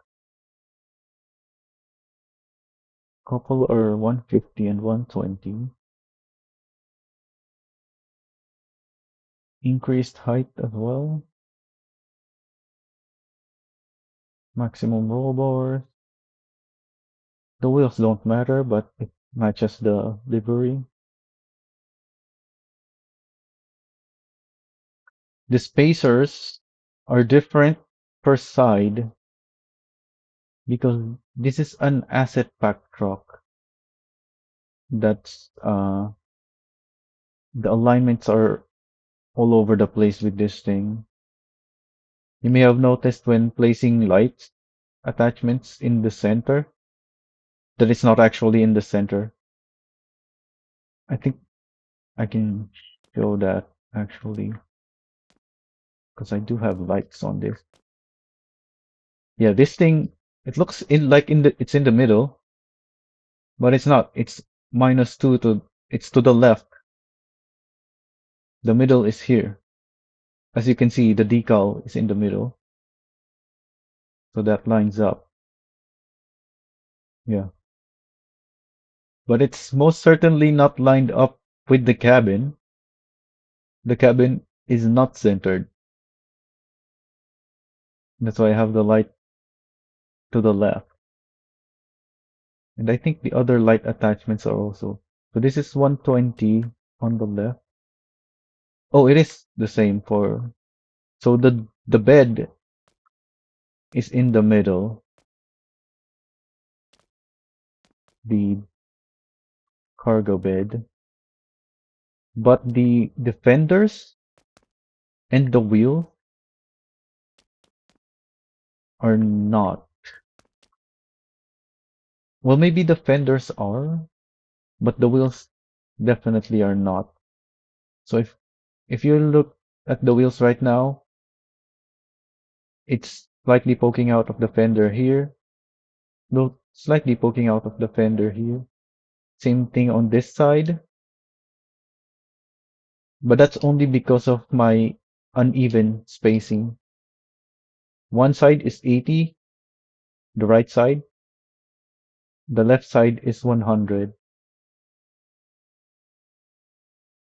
So if we actually make both of them 100, yeah, the left side is already 100, but the right side now is sticking out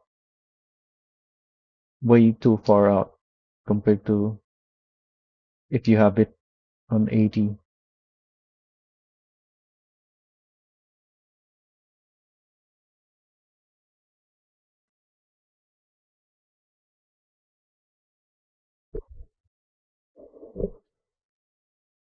And I've actually driven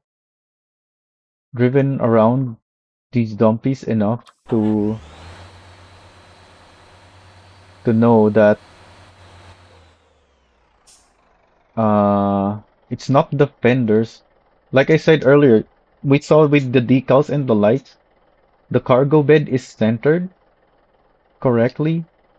And as you can see, the fender is lined up with the cargo bed, so the fenders are also centered. Also, I can't drive out of here. So, lining up the wheels with the fenders is what's gonna give you the equal balance with the truck. I actually noticed part of the reason that I noticed the these misalignments is because when I'm driving my old truck with the equal spacing,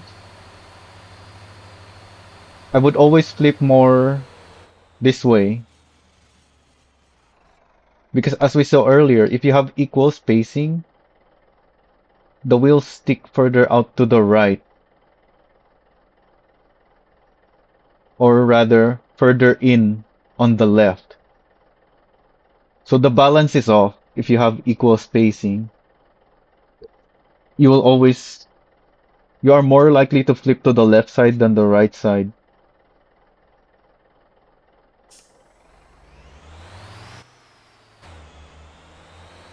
Sure, you can max the spacers on both sides and have more flip resistance on the right. But that imbalance is gonna be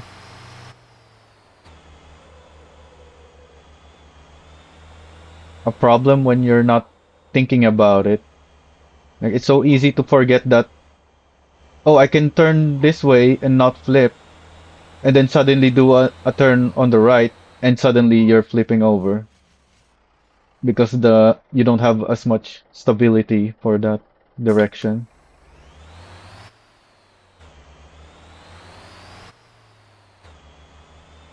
So you want to keep the spacers. You want spacers that are putting your wheels in a balanced position,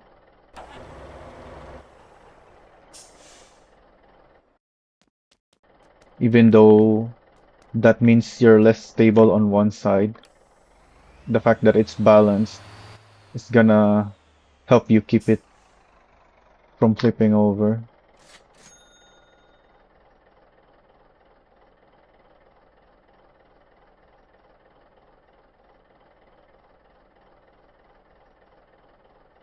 Also, I always put the fuel tank on trucks where you have two utility slots. I always put the fuel tanks on the right side so that when I hop out, I can interact with my storage. Although I think I have some trucks where I don't even have storage box, even though it's on the left. It depends on whether the truck needs more fuel capacity or not. For the Dumpy's case, I don't think it needs more fuel than the one extra fuel tank. So I just put one on the right and then a storage on the left. And then the cheap setup that I mentioned, you can see this is the maxed out setup. The this one is for no. Uh yeah, this is for coal, I believe. This is the one for coal. This is an old setup. My new setup for sand is this one.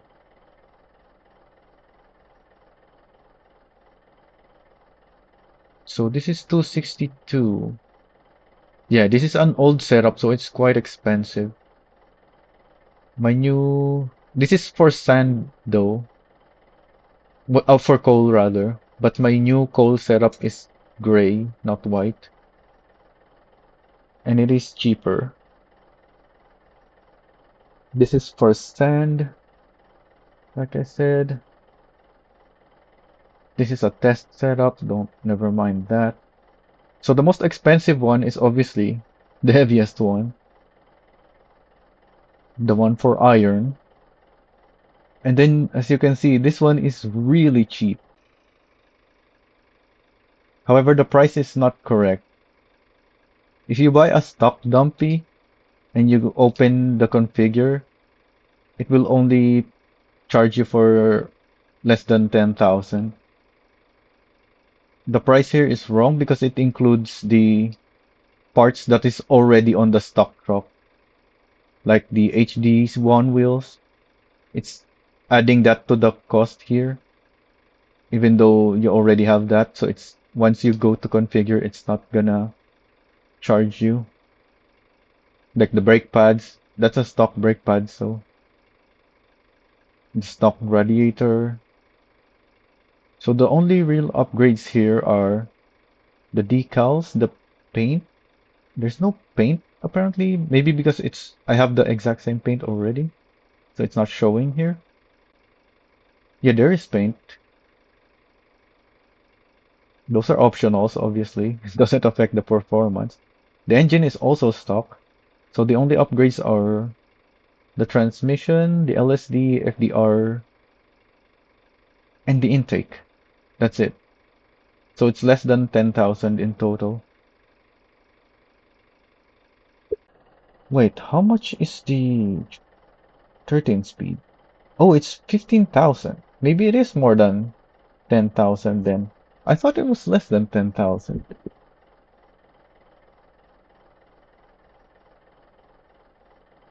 I must be remembering the price of something else. But it's most definitely not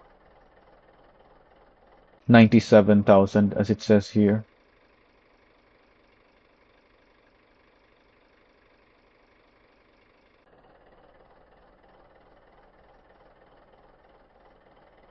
Where can I?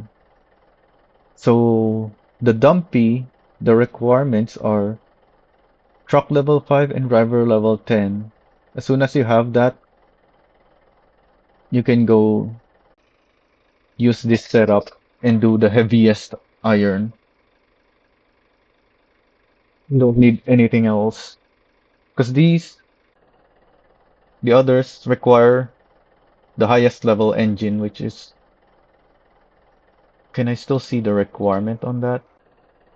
Yeah, it requires higher trucking level, 100.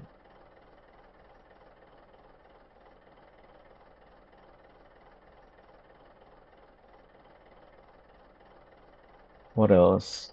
I guess I didn't show the Atlas earlier. Oh, we're blocked off again.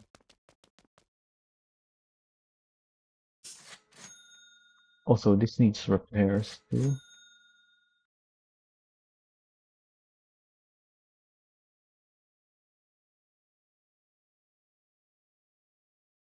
This is the new one. This was made in 7.12 though, so there's no trailer hitch yet.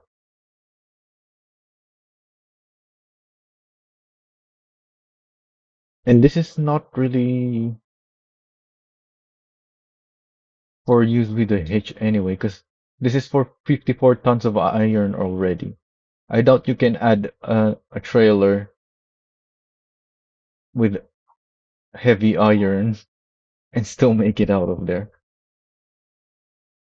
Not without using the tow service to skip the difficult sections anyway. So a lot of people already downloaded this, even though this is quite new. Well, this is my newest Atlas setup. As you can see, the numbers are very different. This is much higher number because of how new this is.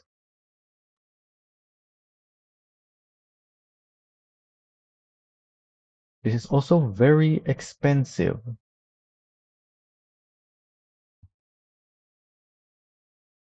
This, a lot of people downloaded this thinking this was the setup they're looking for. But you may have noticed when I switch, it drops down to the to a more stock-ish height. What's the height on this? Plus two plus one on, and it has four axles.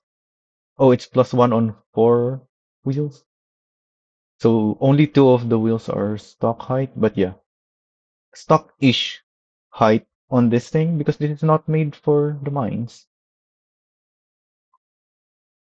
This is the one you want though if you want to use a trailer and a dolly and you're transporting heavy iron on the roads, not on the mines.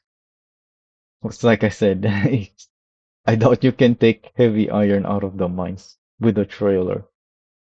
Maybe if the trailer has coal, you can still make it out. Or if the iron is not the at the limit of the weight. But if it's the heaviest iron possible, you're definitely not making it out of the mines with a trailer.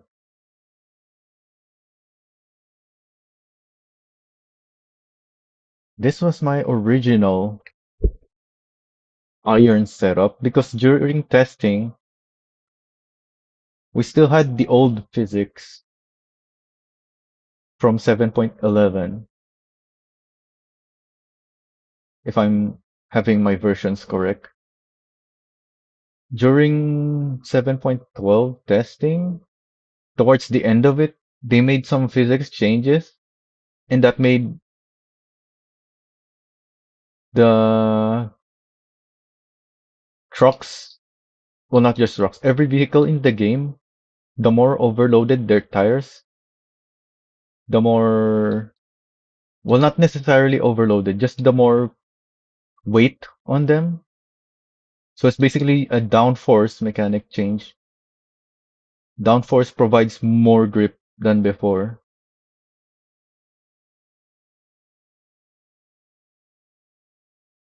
This was just a test setup. Don't mind this.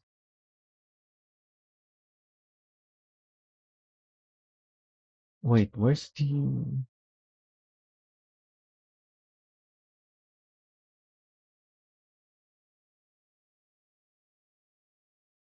Oh yeah, it is this one. That's why I later on made this.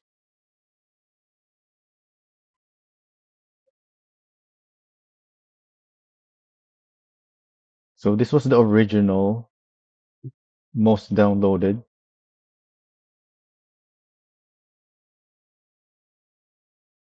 But obviously,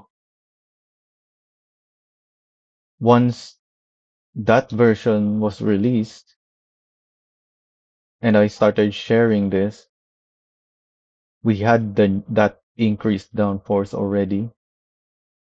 So it's actually a bit late to upload an update because I didn't get right away notice. Well, I did notice it right away that we were getting increased grip. I just it didn't occur to me right away that I need to make a heavier iron mine setup because it's possible. It was suddenly possible with the extra grip. So it took me a while to make this. But yeah, now I have this. This is what you should be using for iron from the mines. This one still has a use though. If you don't like taking the full have or the if you don't like taking full loads or you're just not taking really heavy iron, I would still recommend this setup, but change out the FDR to this one.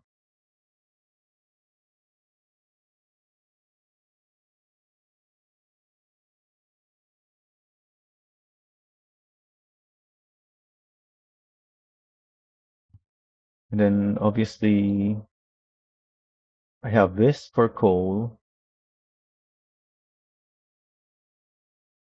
Yeah, this is for coal, I think. Is that...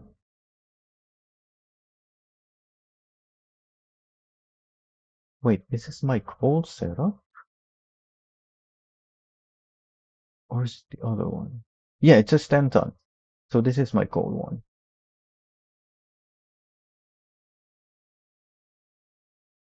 Oh, that's the next thing I should do.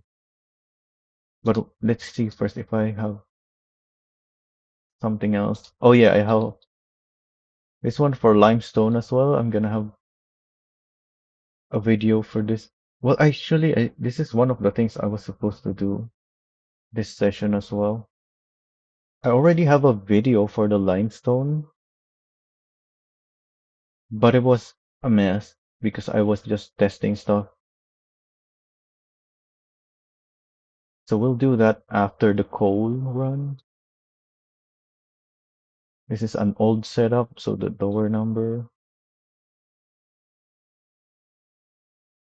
And then this is the setup for sand. So this one is also an off-road setup, but as you can see, it's leaning back. Like, yeah, the front is higher than the rear. These are the front heights, and these are the rears. So this works perfectly with the dollies too on the road. This also works on the road, but I set it up so it can also off-road. That's why I put this bumper. This means this bumper on my setup means it's for off-roading. This one is not, because limestone, there's no off-road limestone deliveries. So it's the stock bumper, and it's normal height, so it works perfectly with my dollies and trailers. And that's also why I recommend this setup instead of the newer one with the higher load, because this one is also leaning down on the back. So this one works perfectly with the dollies. Oh yeah, let me check the weight for the dollies. Because if you only have the single axle dolly, you don't really care too much if your truck's height is higher or lower. It will have an effect on the weight distribution, but not as much as if it was a dual axle dolly. Let me check that. Weight. I'm looking at my spreadsheet right now. Atlas dump. There it is. Yeah, with the Oldum, you want to use the D1, which is the single axle dualies dolly. It will handle even the the heaviest iron. So this also works with that. But if you want to use the dual axle dollies, you want something like this, where the rear is not too high. It's more of a road height instead of an off-roading height.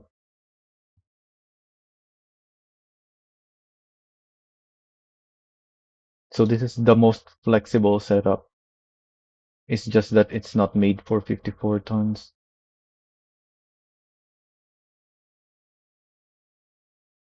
Actually, I guess we can try that, huh? That's another one thing. So yeah, we've covered all of our setups. Let's go try those things now. Uh, how is my 50 tons setup? It's in use. But I do have 54, another 54 ton, right? Yeah, I have a second one there. Oh, this is the road setup, 54 ton.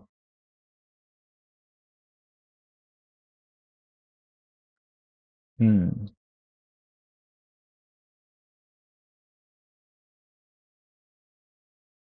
Well, I can just download the setup again.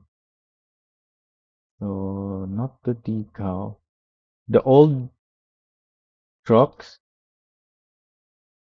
like I said, I uploaded this newer one, which has the updated decals. The old ones do not have the number decal shown properly on the other side. So I don't want that.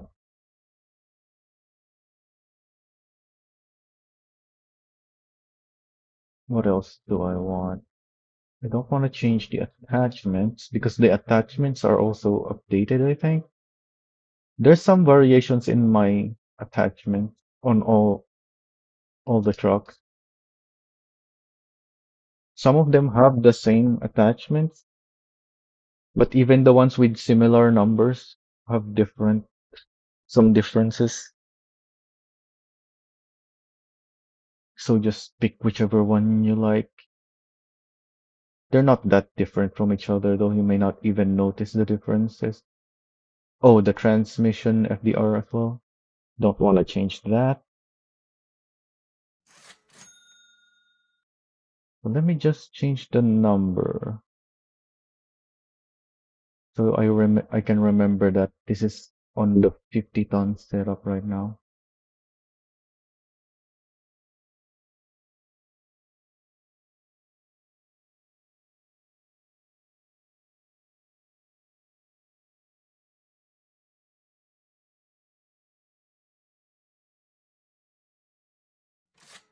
I won't change the name because this is supposed to be my 54 ton.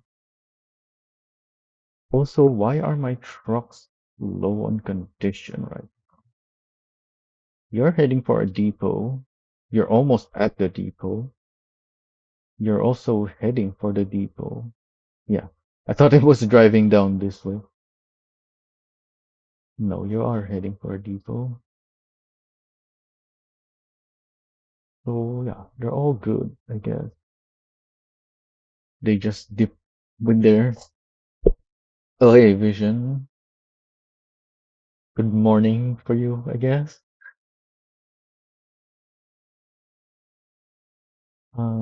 So what did I say that are the things I want to try?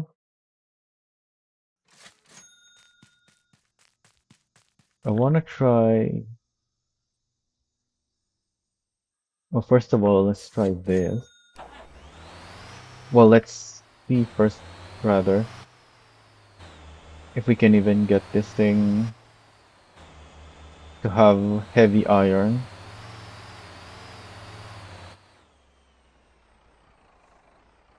Oh, I should have unchecked the trailer hitch as well. It removed the trailer hitch because I downloaded the old setup.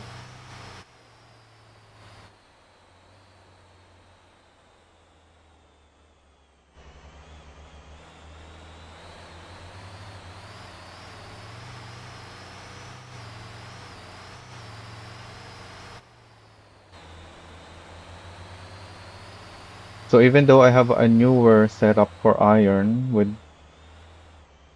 the 54 tonner, this is still my more recommended setup. Oh, there's no heavy iron.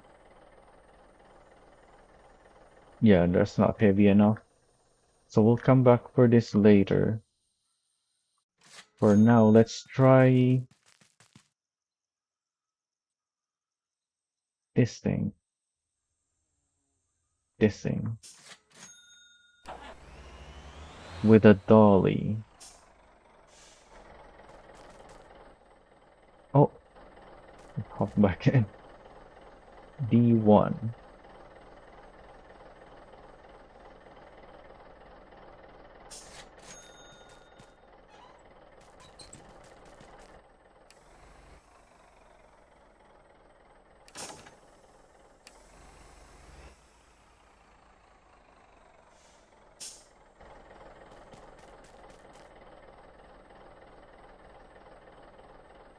Ooh, everything is spawned. I guess I can take this then.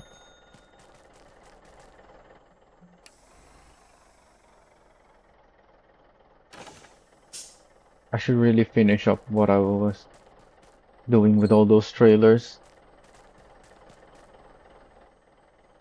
But the update is here, so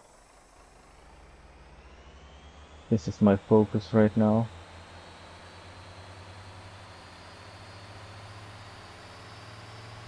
I have tried a full load of coal with an Oldum before, and I thought it was easy, but I may have just gotten lucky, because I have seen other people do it, and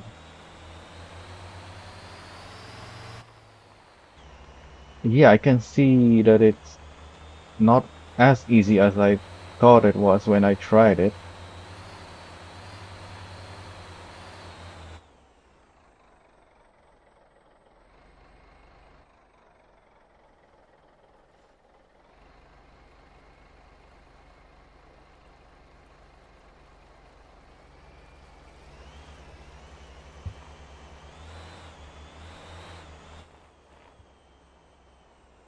But I never,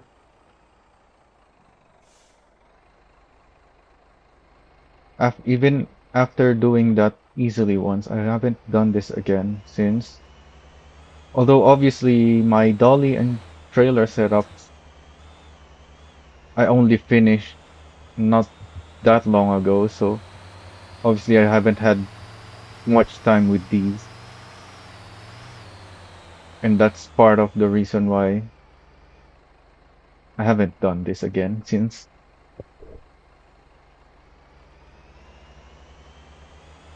Very different gearing on this thing than the other Atlases because once this is a much lighter load, only 10 tons. Like even the closest one, the stand, is what, 30 tons or something like that, which is triple this.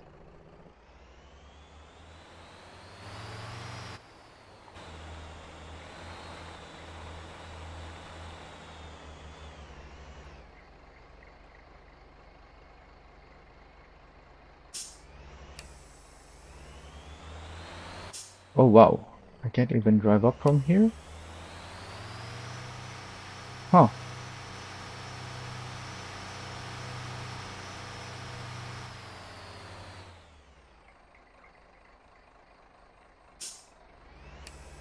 can I not?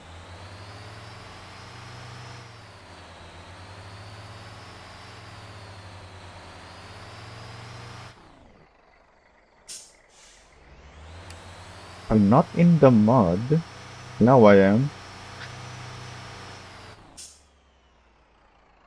I thought I got it.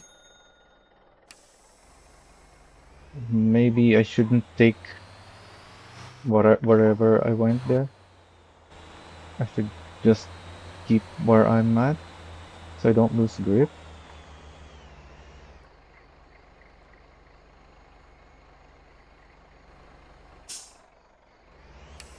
Yeah, I don't have grip. Hmm.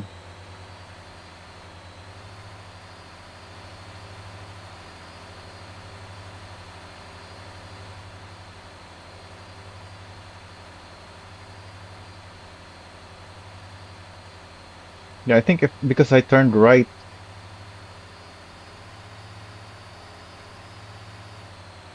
I didn't have enough grip to pull it through there. I should just go here. Yeah, that works.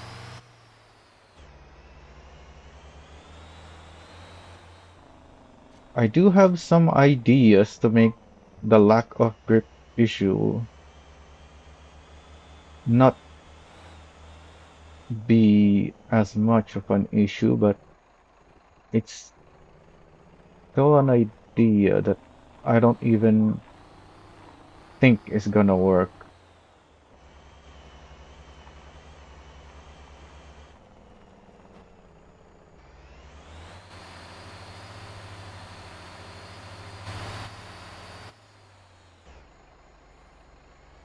That will require some proper testing. For now, I just want to try this again.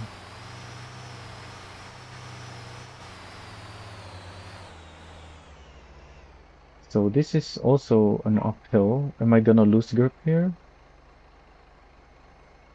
Yeah, here, I have grip here too.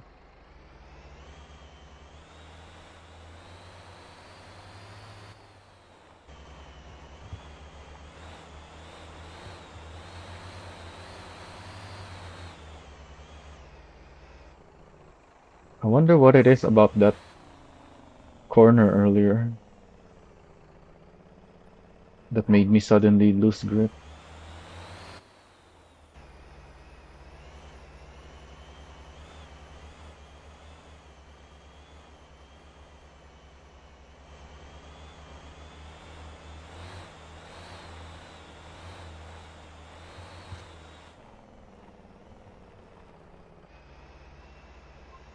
I think that's the worst of it though.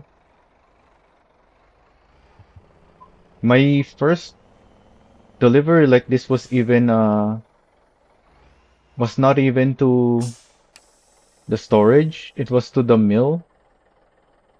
So instead of taking this road, I actually took this road.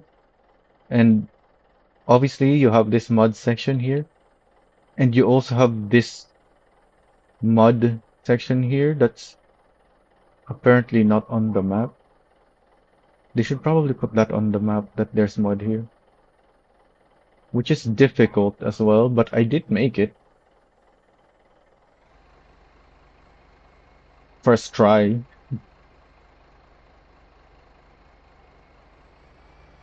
which is why I thought, oh, this is easy, so never bothered to try it again.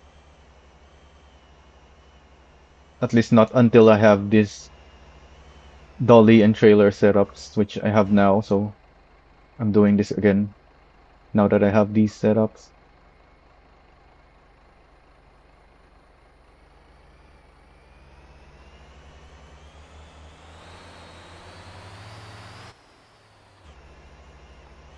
Would be nice if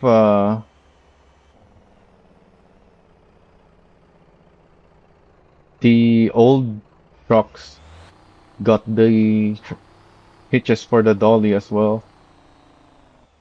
They even showed us the Tronco with a dolly and trailer behind it, but then didn't give us that.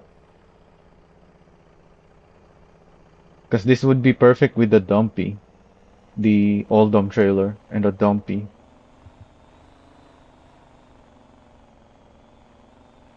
Especially for iron. Because you can do 2 contracts for 10 with that. With the Atlas, the 7 extra doesn't really line up with the contracts. And it's obviously much harder because you have more weight.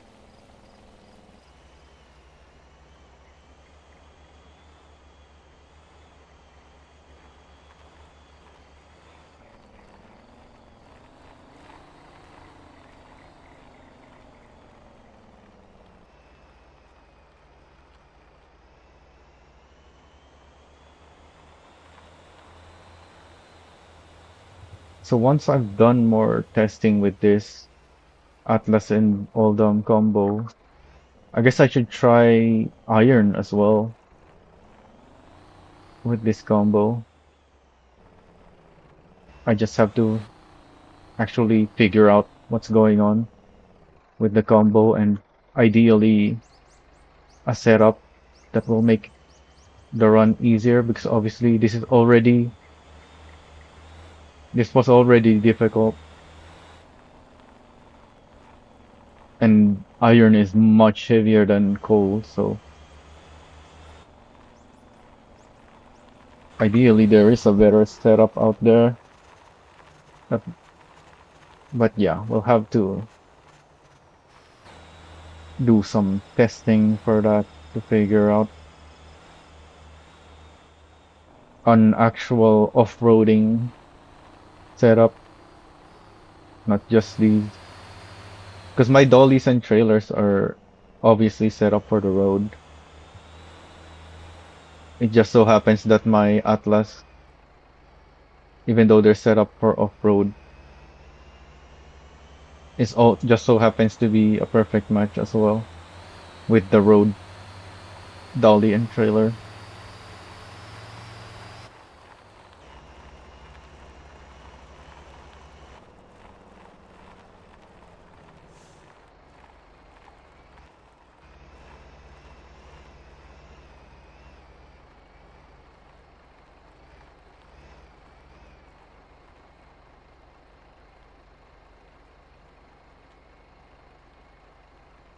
So my company truck once again is low.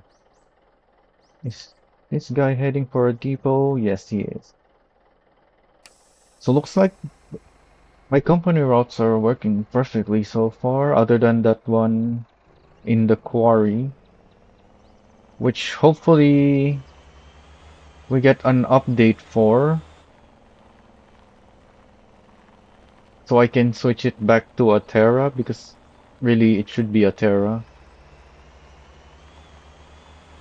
The only reason it's not a Terra is because in order for it to use the depot, it has to drive a very long way on the road, which the Terra loses a lot of condition for. So by the time it's back in the quarry, its condition is already depleted again.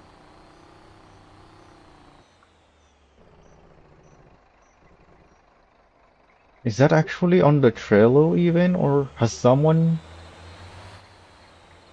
made a post asking for the depots to be usable in both sides of the road? Because that's what really needs to happen.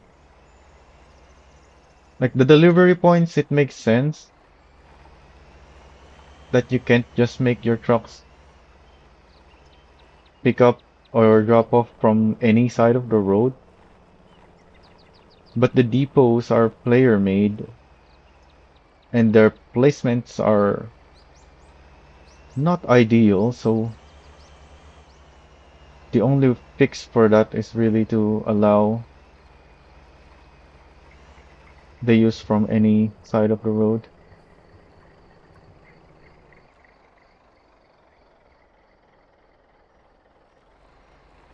But I don't know if they can even do that easily.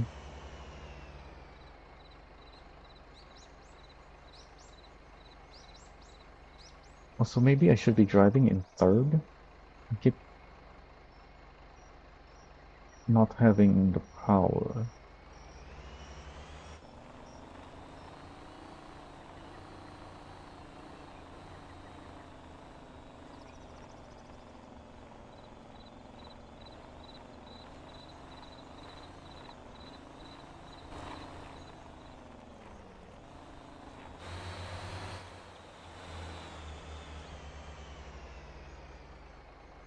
I definitely need to gear down for these.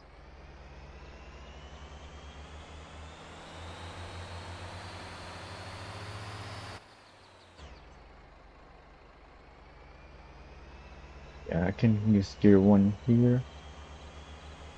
Although maybe I shifted a bit too early. And then I can go back to third. No need to use second.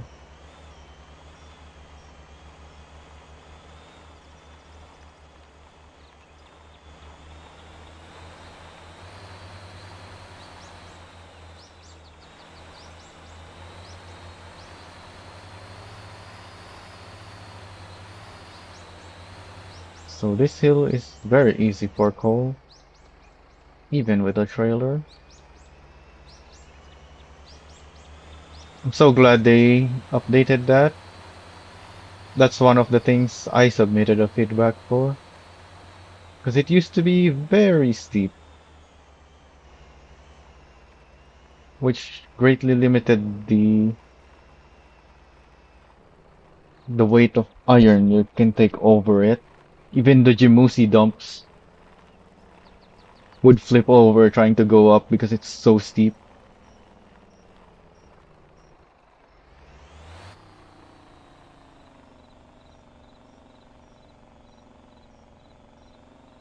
It's just one of those things where you can't just say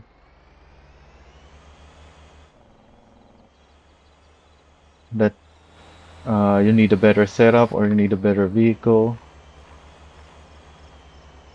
It's an issue that's can only be fixed by changing the road. So I made a post about it. Also, I switched to fourth again. Although these are downhill from now. Get more engine braking.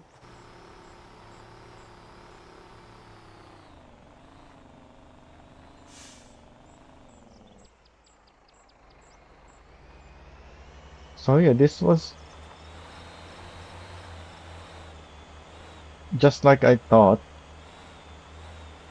This was actually harder than my very first impression of it. Because when I first tried it, I just went through it, no problem. Even though I took the more difficult route, I didn't have any issues. But this is very much doable despite that. Also, unload the trailer first.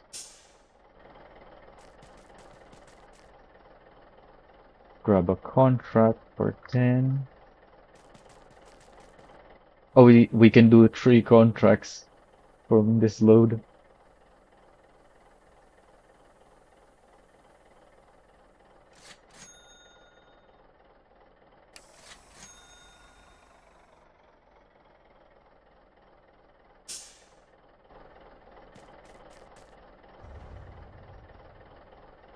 Grab another 10. Use the control panel this time so I can lower it once 10 is delivered. Yep. Then grab another contract for 5.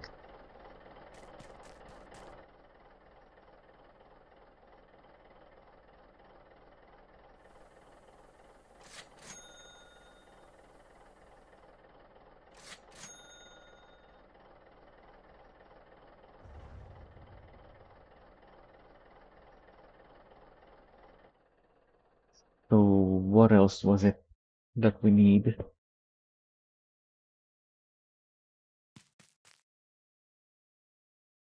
Was that it? I thought I was thinking of something else. Why is my 54-ton Atlas here again? Oh, this is the other setup.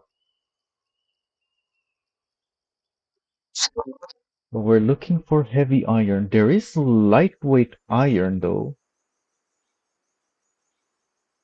Maybe we can try the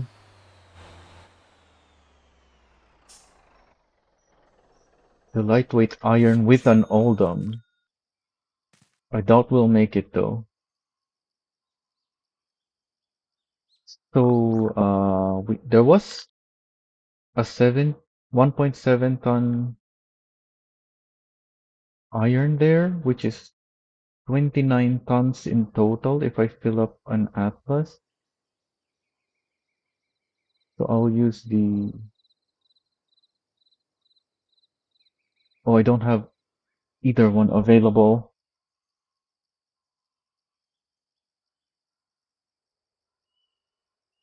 The 40 tonners are not for off-road. I hope though the iron that is lightweight is still available when I get back. Because I need to download a different setup. Where's that one? This is the 30-ton setup. Actually, let's put on the paint so that I'll remember that this is the different setup. So I won't have to change the number. Oh, and this has different wheels now, apparently.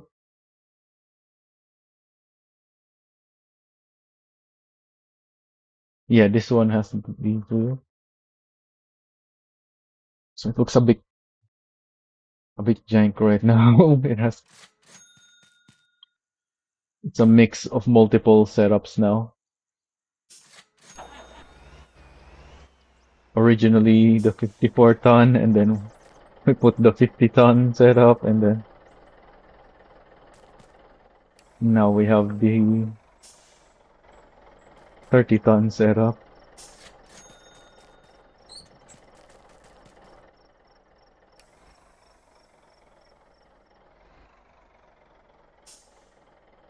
Oh, it removed the hitch.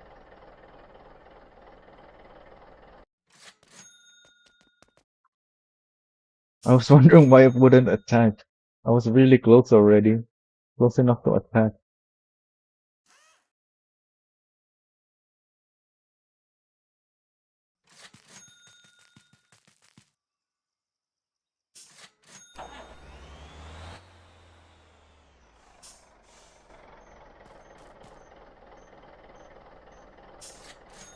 So yeah, I don't think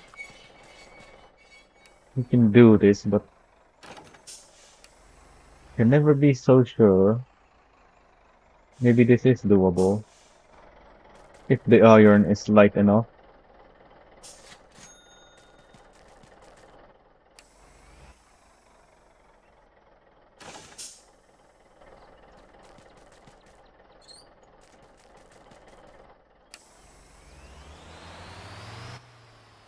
Hopefully the lightweight iron is still there.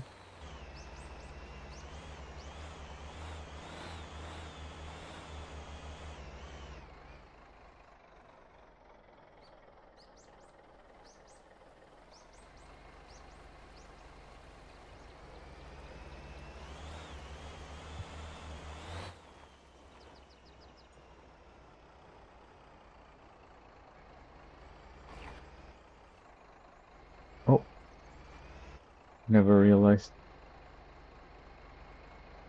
there's a rock there. I guess the rocks and the trees are always changing, so you can never be so sure where the rocks are after an update.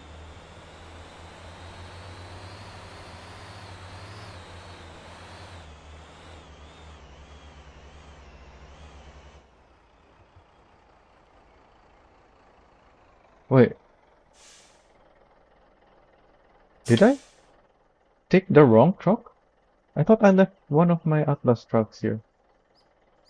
Also, the lightweight iron is gone. We can give this a go though. Probably not gonna make it. But well, since we're here already.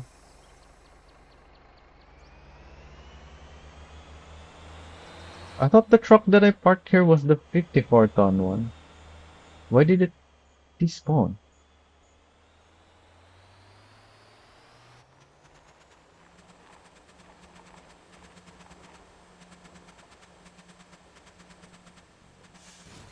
Ow. Yeah, we're pretty heavy, so the engine braking wasn't really doing much.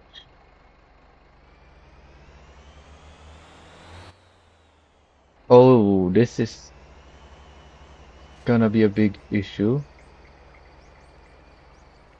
I didn't even do it properly, so we can tow, but let's try again because I didn't do it properly. We can tow to skip,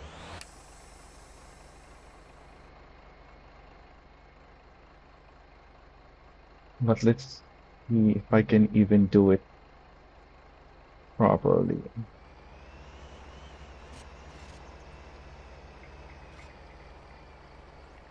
Wait, am I in the wrong gear? Oh yeah, because this is a different setup. This is supposed to be for lightweight iron. So I probably can't do this then. In fact, this is for sand. This is my sand setup. I was wondering why I felt like I was in a very wrong gear. I think I should be using third.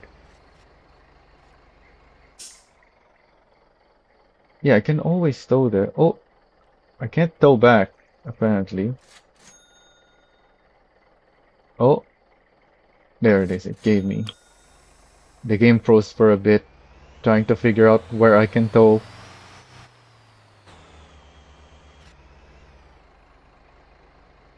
Takes the game a while to figure out where you can tow sometimes. I can't even drive here.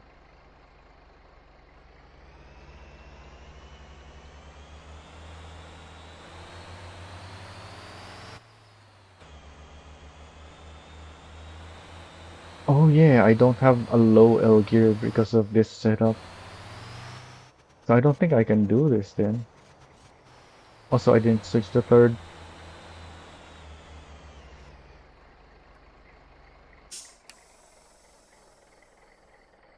Can always tow forward.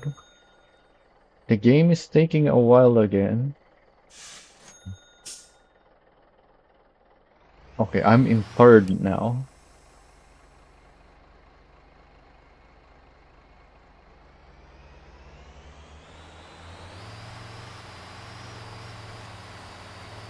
Not the best exit there. Yeah, there's no way I'm making this. But, it's not letting me tow now. Where's my tow option?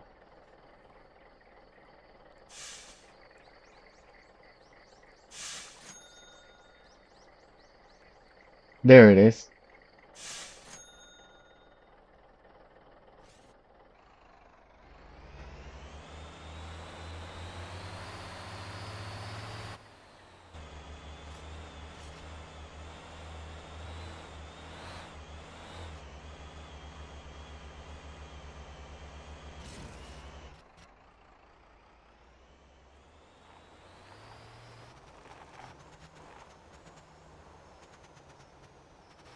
Yeah, we're really heavy.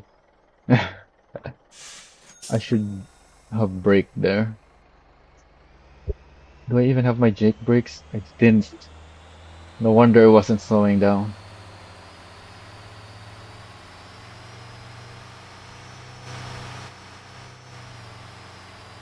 Yeah, I don't think we're gonna make it. Because this is the wrong setup for this. I changed the setup specifically so I can take the lightweight iron. Yeah, we can't even get over this. Yeah, this is not happening. Let's just go back. See if there's even lightweight iron now. It's not as light as the one earlier, but it is lightweight iron.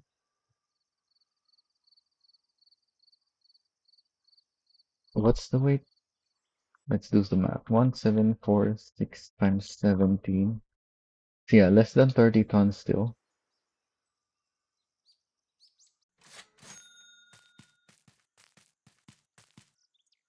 Hopefully it's still there when we get to it.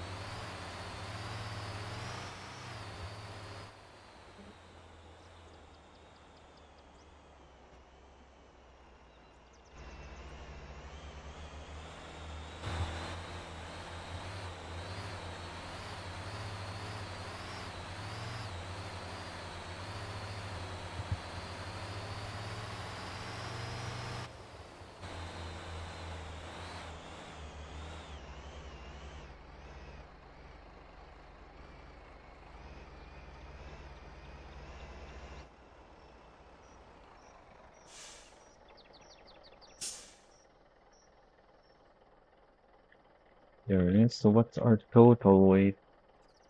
It's 47 tons. So I probably need a different FDR. Because while I have the weight distributed on the trucks and the trailer, I'm still pulling all that weight.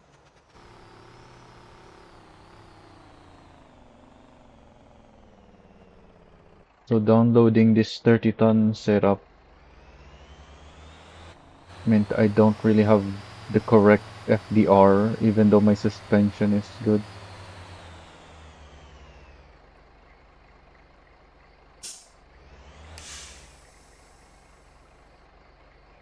Yeah, I don't think this is happening. But maybe if I have more speed, if I use fourth gear, maybe fourth gear will let me have more speed. It's a big jump in speed though.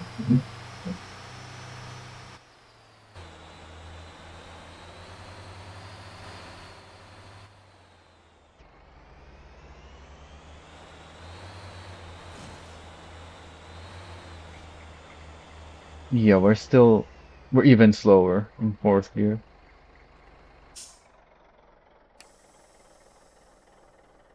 So let's just skip that because I doubt that's possible. So how's the rest of this though?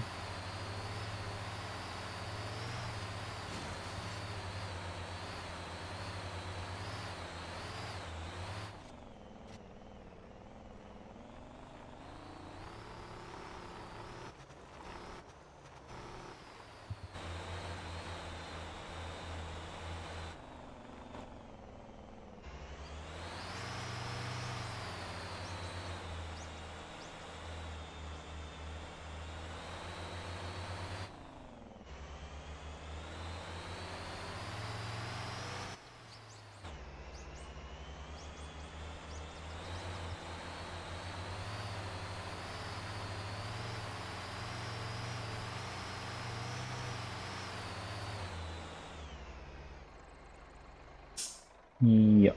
No, not gonna happen. Not even close. Where's our skip though? Come on. Yeah, that one. We're facing the wrong way.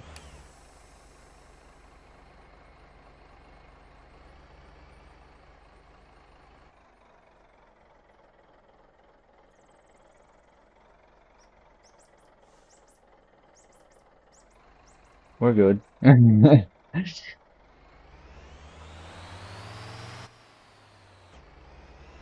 Can we even make it over this? Probably. We are quite fast. Yep, can make it over. So the only question I'm thinking of right now is, oh, this is not for the storage.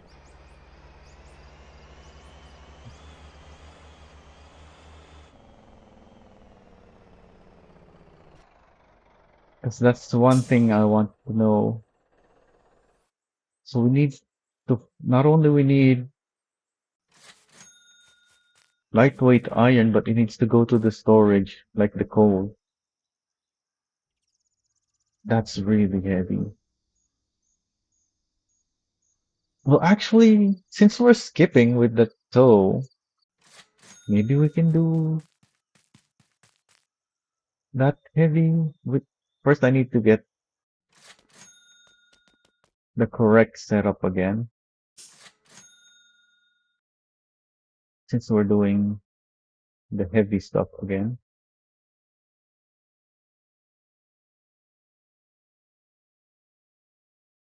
Sure, let's pay for all of the decals, even though it's only changing the number.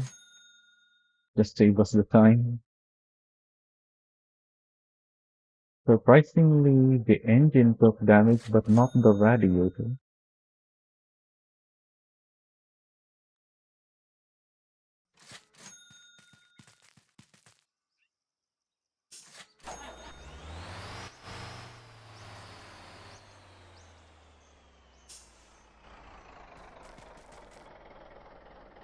Also, maybe we should use the D.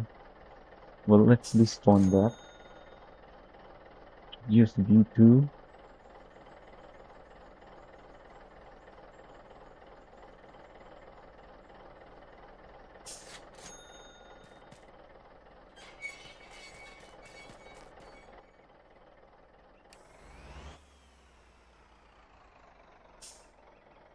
Oh, it doesn't have the hitch again.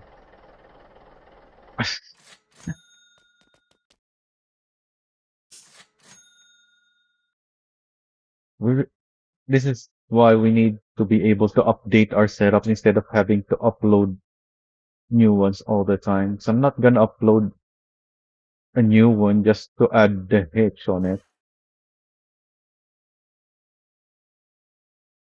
I have made a post about that already.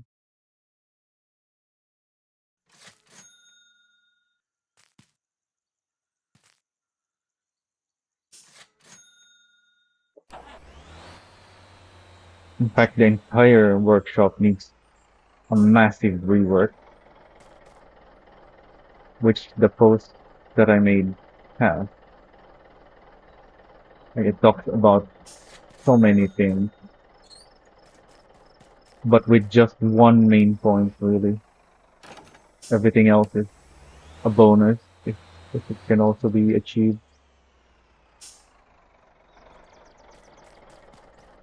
So it's not a specific suggestion.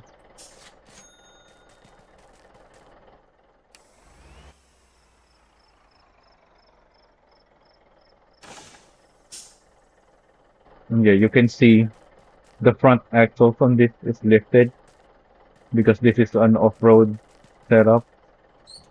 So it's not a perfect match, but that's fine because the dolly and the trailer is set up for the road anyway. But we're not on the road, so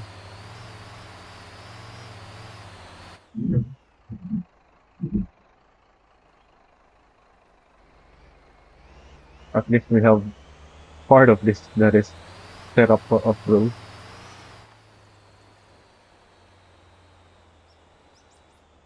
So the thing that is not set for off-road being in a wrong position like that is fine because we are off-road anyway. In fact, I think that could help us with this job. I don't think it's gonna make much difference.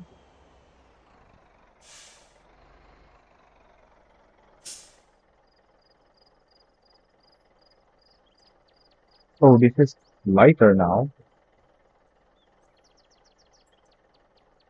It changed, right? But that's fine because we're not really trying to find the heaviest thing anyway. So what's our...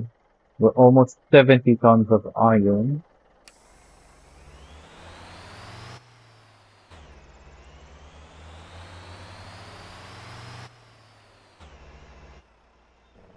If the jig breaks on.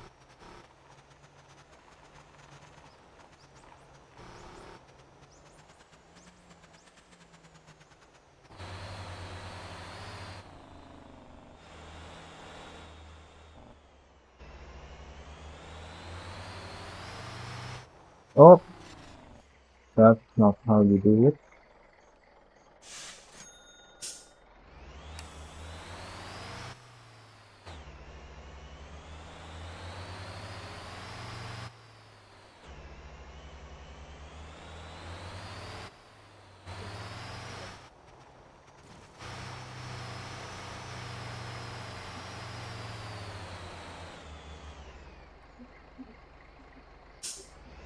Yeah, we're not gonna need this.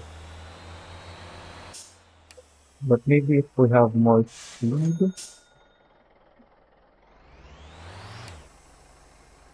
we can at least get higher up.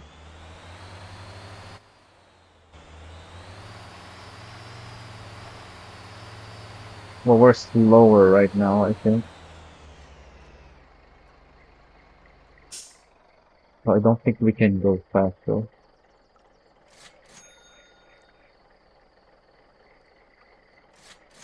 Oh, it put us down here.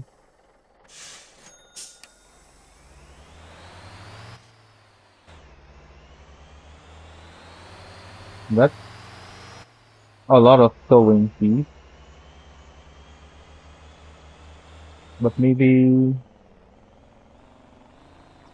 the fact that this is iron and not coal will still make it worth it.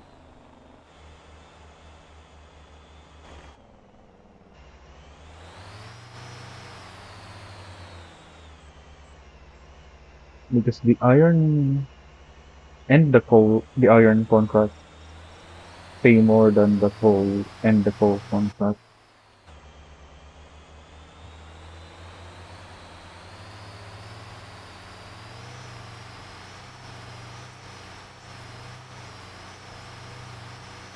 Although we're slower as well, so we need to check the time factor as well.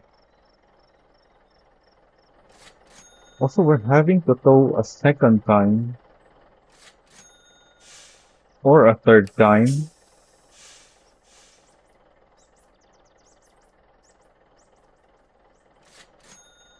Having to tow at least 3 times. Well, no, at least twice, but usually 3 or 4 times.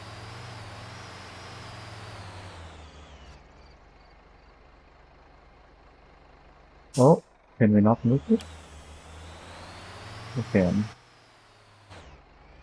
It's just really dragging us down because I was still at a high gear.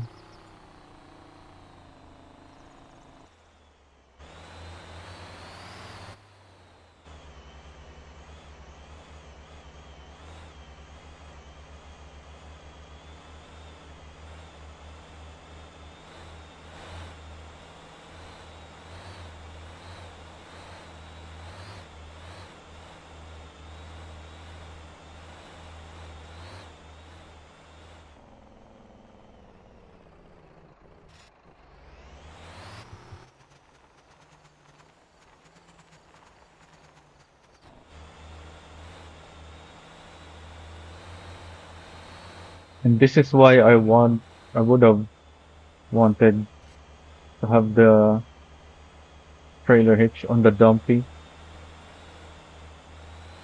Because the Dumpy makes iron so easy. But if it had an Oldham behind it, it won't be as hard as with the Atlas.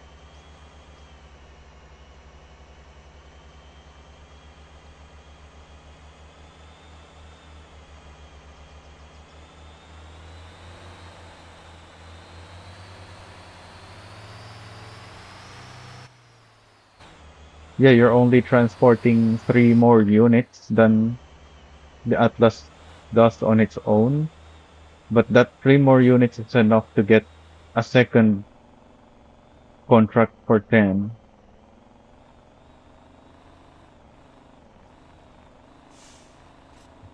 Because both the Oldham and the Dumpy carries 10.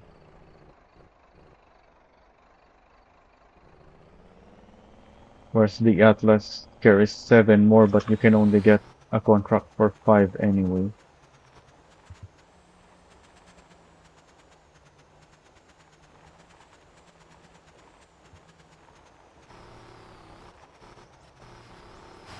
Oh, I didn't realize the trailer was sliding sideways like that.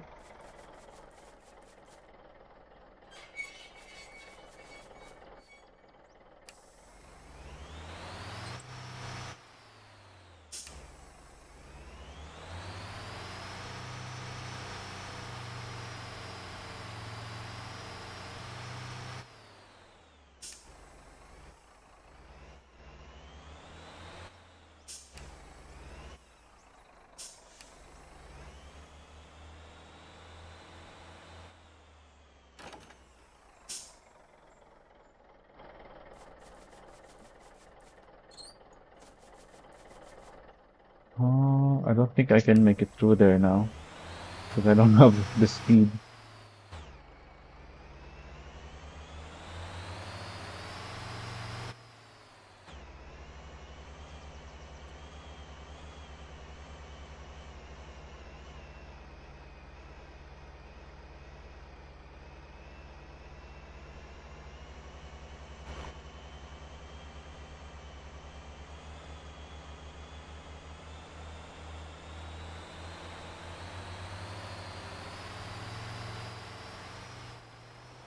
So this is definitely taking longer, much longer than with the eco run.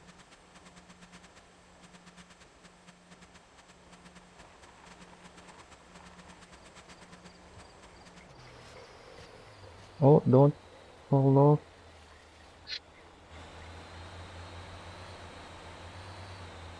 Went Got really close to the edge of the bridge there.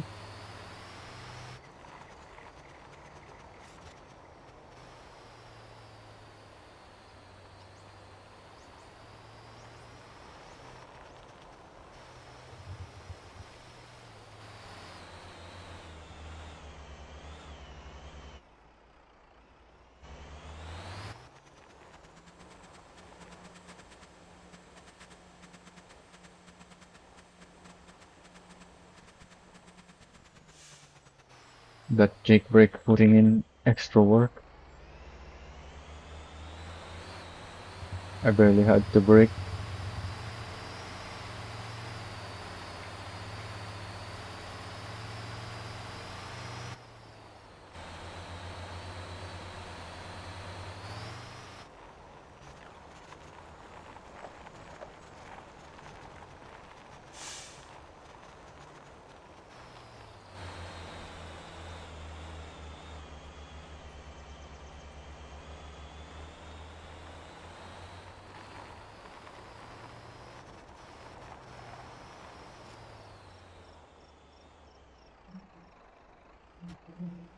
Oh, can we make it up here?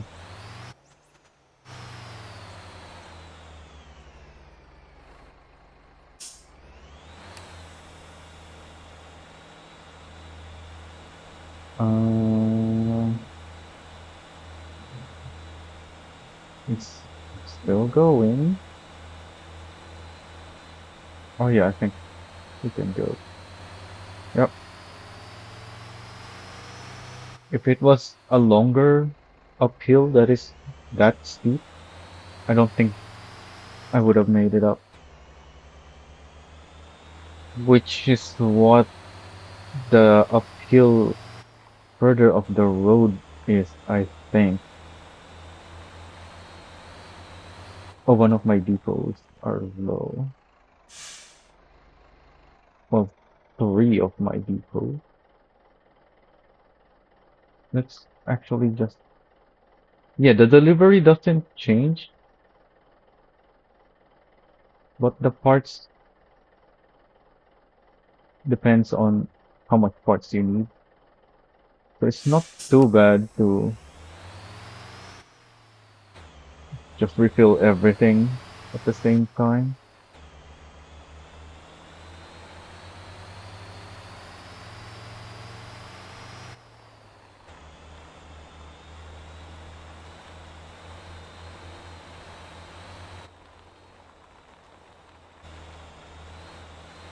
Ideally,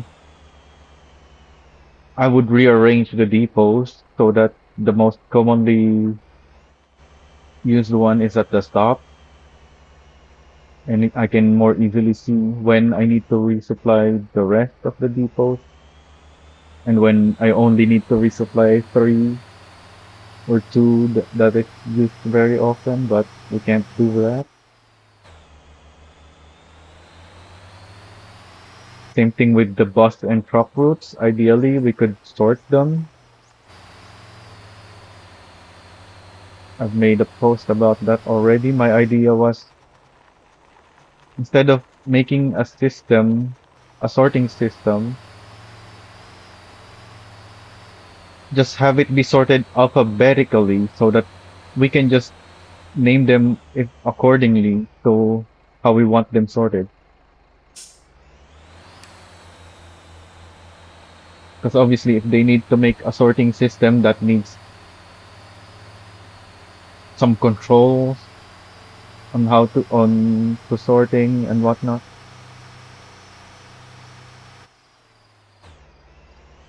which is much harder to do than just having them sorted alphabetically.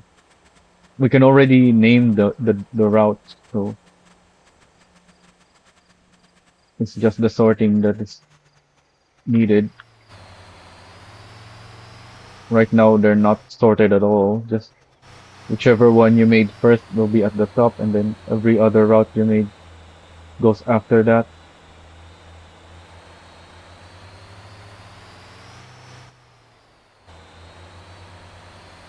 So you always have to delete and make new routes if you want to sort them.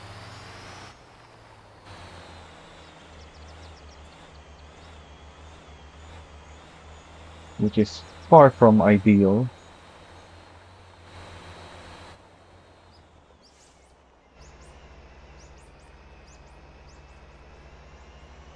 And it will make browsing them much easier too if they're alphabetically sorted.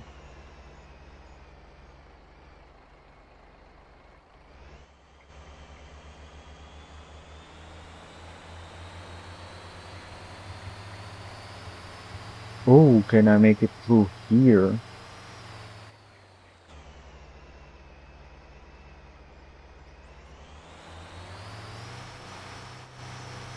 This is actually a difficult section for heavy load.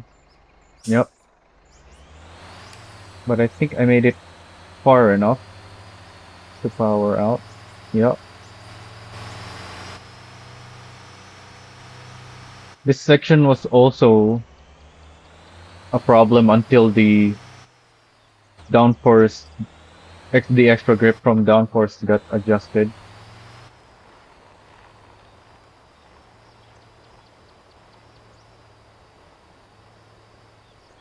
That used to be more difficult than it is now.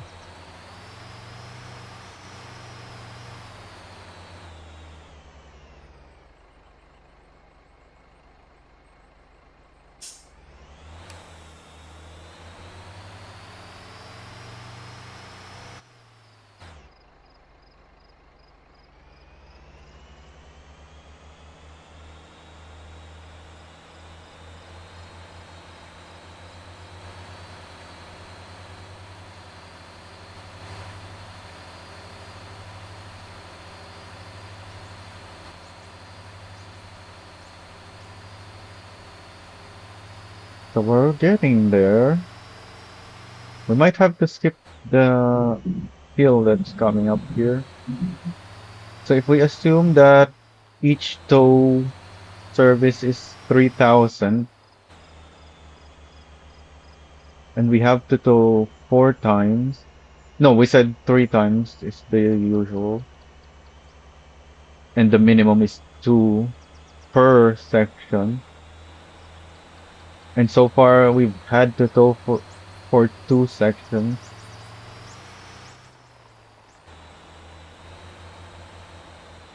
We'll have to subtract that from our final payment and then compare with the coal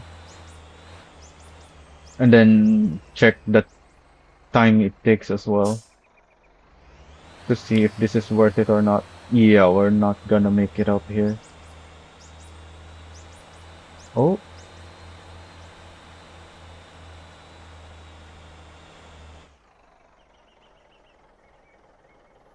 maybe if I can go higher up.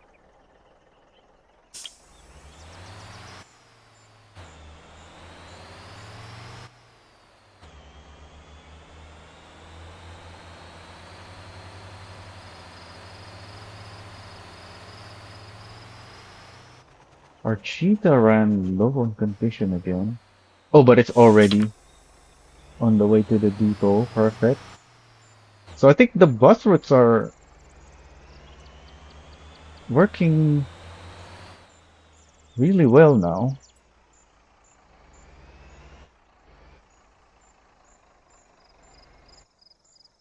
Oh, and I'm out of fuel.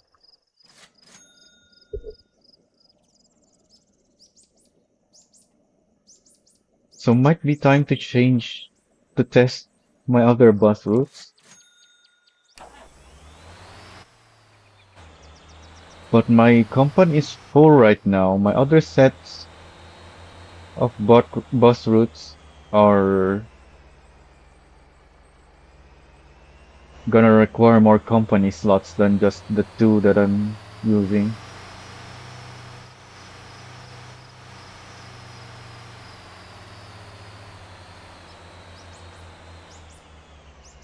Yeah, we're not gonna make it over this for sure.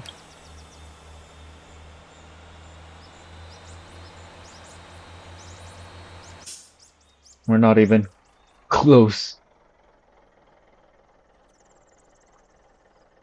So we have to tow one, then tow here. Yep. So at least two times per section.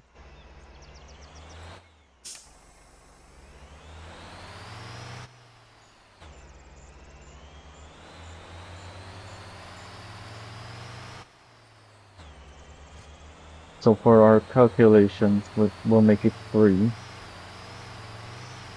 as well as a fixed cost of at least 3,000 per tow, just in case it charges you extra for some reason.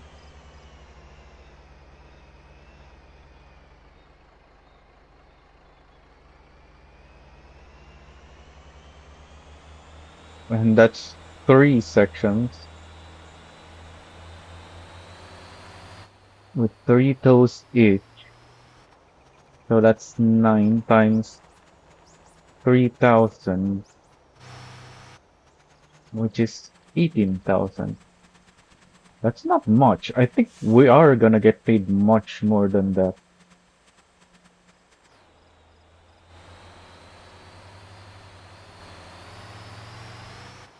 compared to coal. But it does take a while longer. Well, part of that is because I'm messing around and trying to get through. Maybe if I just go straight to using the tow service, I might even need to tow just once. So I think we can actually reduce the calculation to just two tows per section. So 6 times 3,000.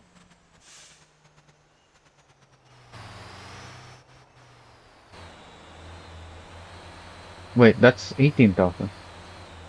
The What was the calculation before? Why did I think it's 18,000? It should be higher, I think. Regardless, it's 18,000 more at least.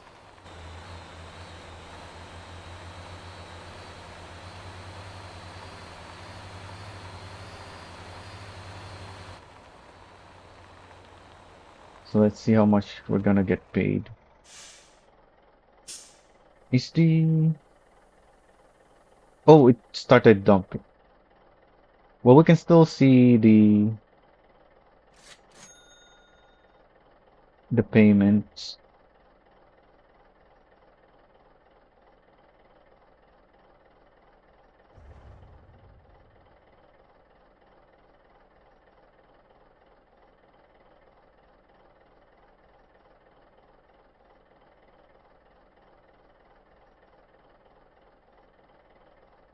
Where's that coal delivery?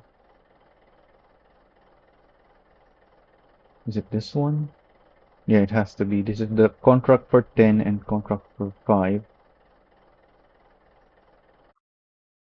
So 13,549 plus 21,000 plus 19,870 plus 39,670.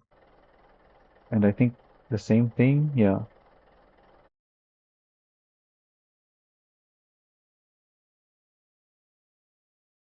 plus 19,870 and 39,670. So that's 150,000 for the coal.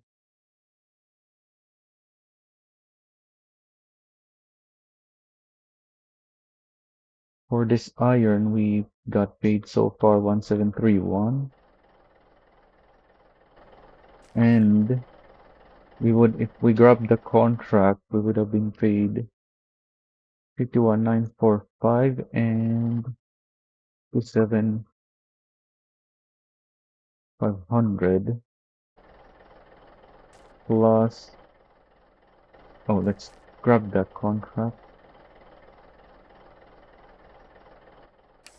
plus the load on the Oldum rather.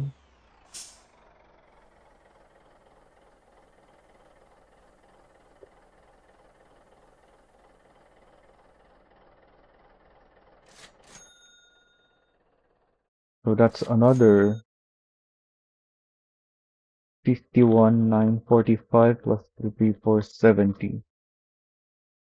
Yeah, 216,000 for iron minus the towing of 18,000. So around 200,000 for iron, and the coal is 150,000. I would say that's worth it. That's 30% more for a longer trip because we're slower with the heavier load. Why did I leave my coal truck here? I don't remember why I left it here.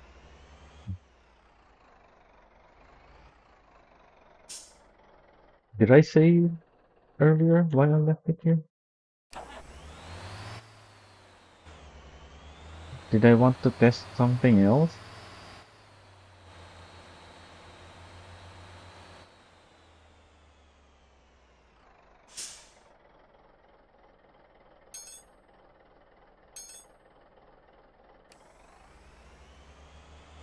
I am leaving this because it needs repairs and refuel,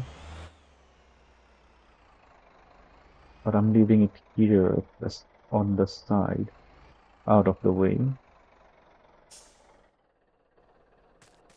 Why did I leave this here? We already delivered coal with the Oldum. What else is there to test?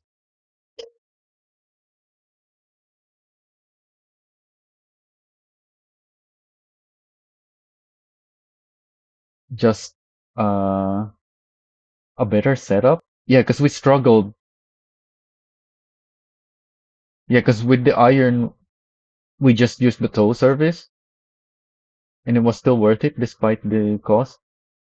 But with this, we can't afford that, so we need a better setup. But I'm not gonna figure that out this time. So the next thing I wanna do is, hmm,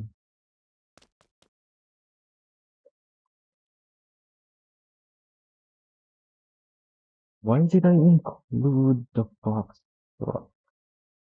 I guess it is an off-road job. How many planks are here? 20. Good. How many fuel is here? Not many. How much? 30? Uh, that's not enough. We need more fuel here.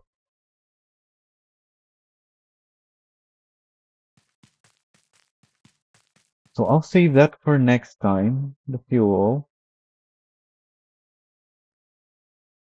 I am running out of time for today. So let's go.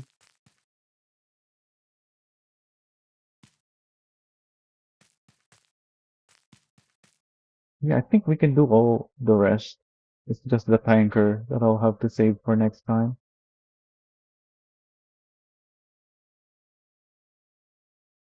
The concrete though is picked up from here. Oh, there is one thing I want to test though first. I have dust here.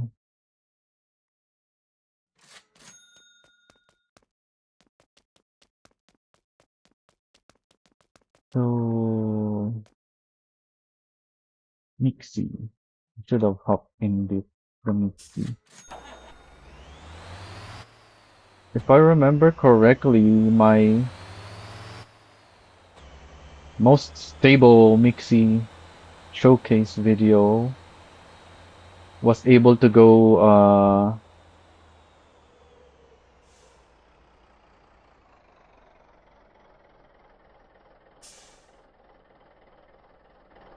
No, it needs a specific radius.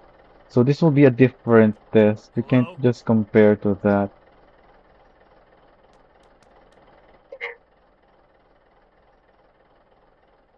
But that's fine because we're testing it again anyway. So my testing area last time was the Tucson trailers,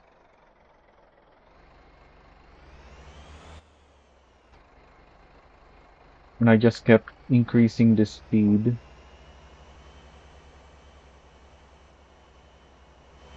Oh, wait, this is not a flat surface. What the heck? There's bumps.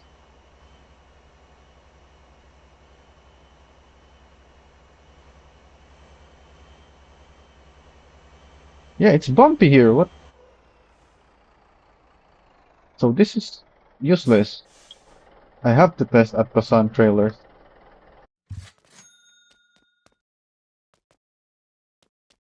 Good thing I tested here then. That's not good. That's not a useful place to test. You could very clearly see my truck bouncing around the bumps there.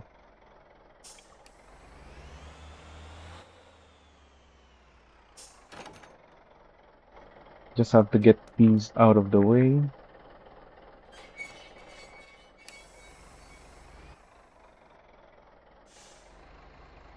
Actually, yeah, I'm gonna put here.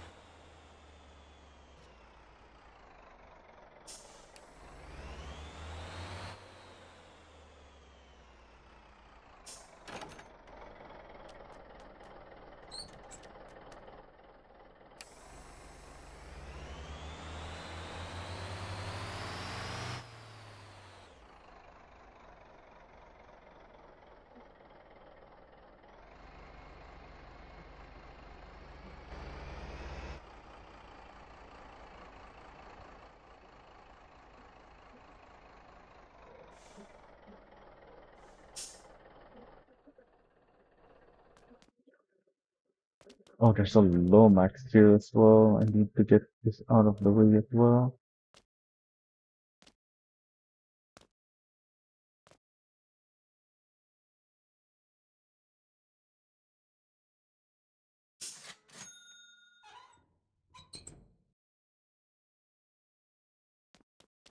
And then I guess I can use this.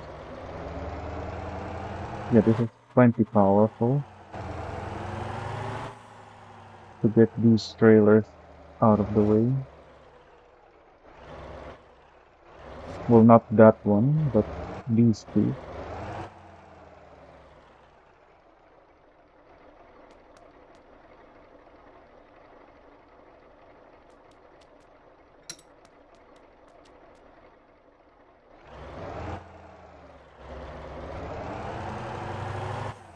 Oh, they're getting caught by the white paint. Those white paints on the road have collision, in case you didn't know.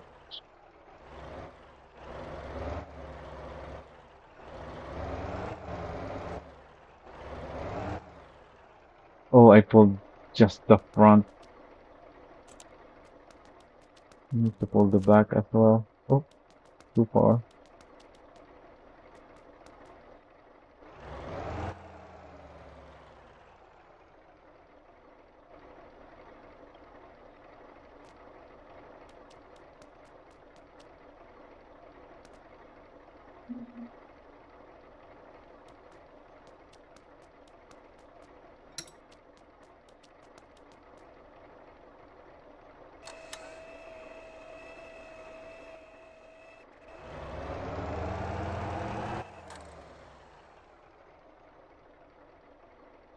Hmm.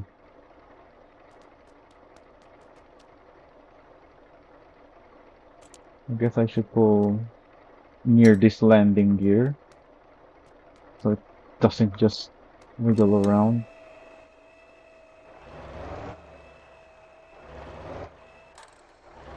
Okay, I think that's good enough.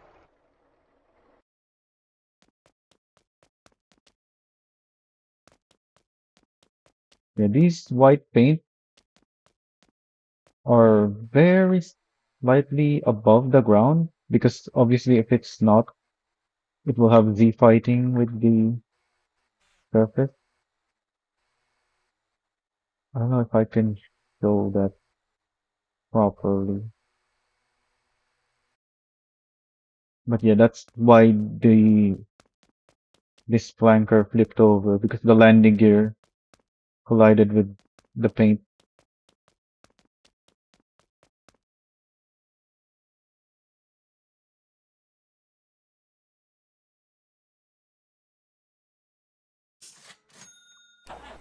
So I think on my last test, I was able to get up to 56 kilometers per hour before it started tipping over.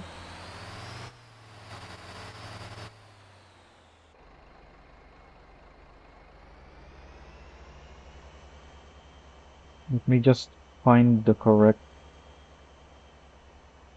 steering and position first.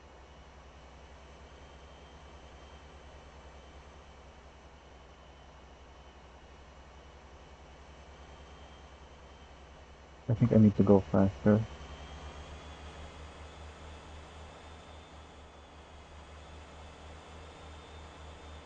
This is the one of the advantages of mouse steering. I can hold the angle for as long as I want. I just have to not move my mouse once I'm at that angle.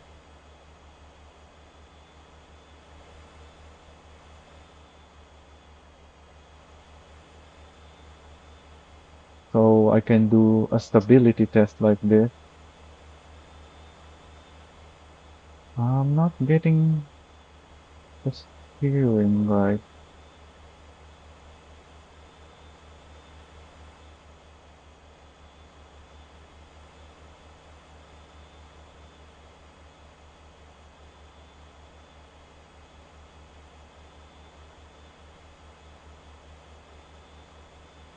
Okay, I think I got it.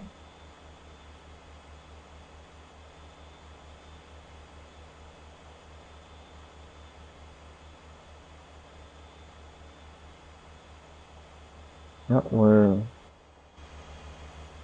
doing the same.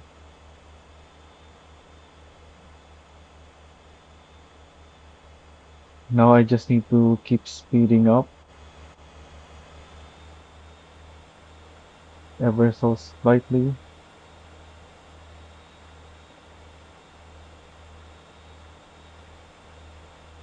Make sure I'm not gonna collide with anything.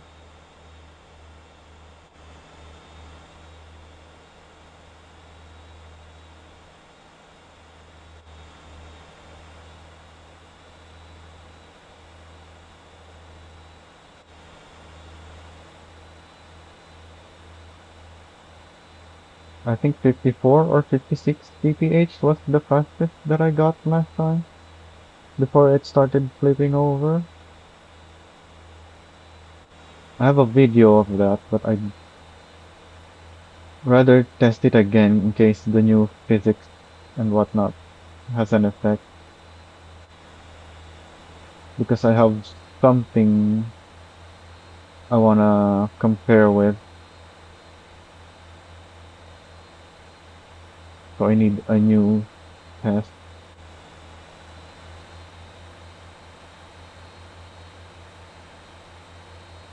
And we're holding. Looks like we're gonna collide. Yeah. So I need to change the angle now that we're faster.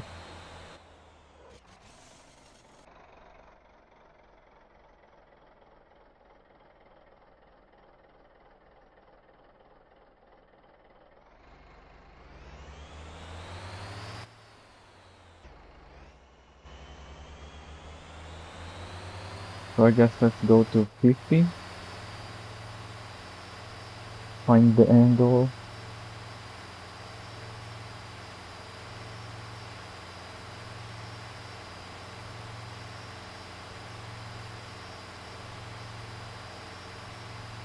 Looks good. I want to go further away from the garage, so I'll speed up there. I'm only getting 52.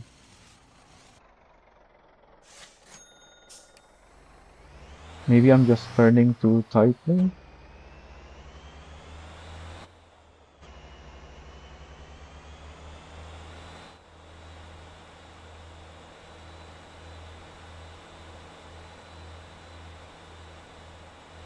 I need to use all the space available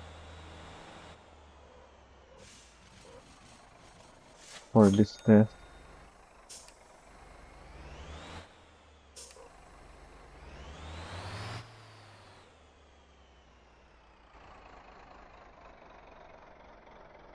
Wait, did I test with cargo or not? I'm gonna go look that video up right now, because that's very important. My channel, playlist, rocker. Where's that Mixi video? There it is. Most flip resistant Mixi setup. And it's also doing a right turn, which as I've mentioned earlier, it's with cargo. As I mentioned earlier, these asset pack trucks are uneven.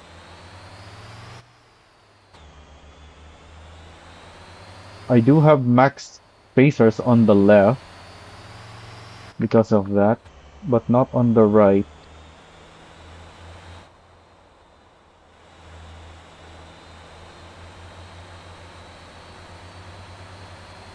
So someone with a similar setup but more spacing on the right might get better result, but it won't be an even truck to drive.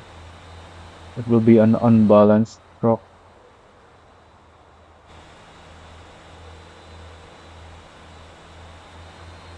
which is less predictable to drive.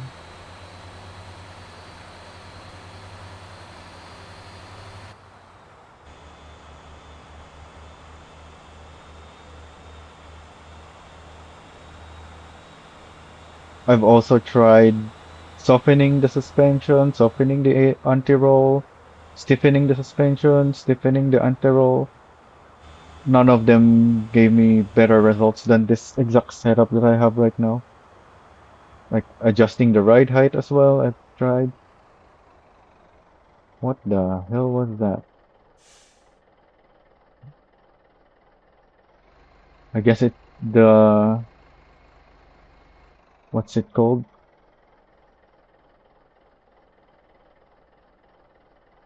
The getaway car spawned inside of the walls or something.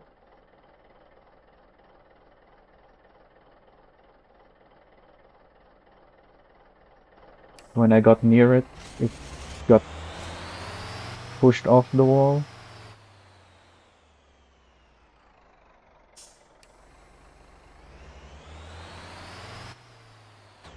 So this is more stable with a load. We already saw me flipping over around 51 kph without a load, which is slower than in my testing.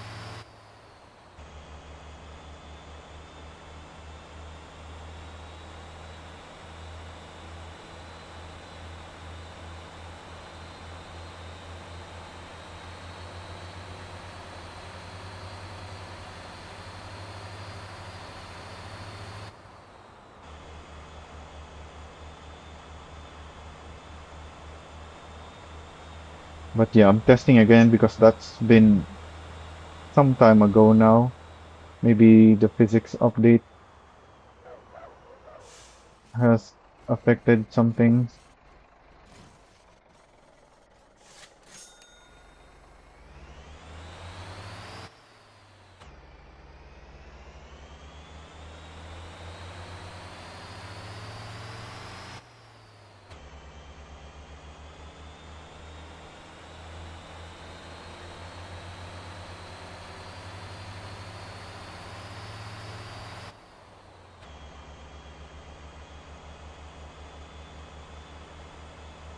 Also, I have disco lights.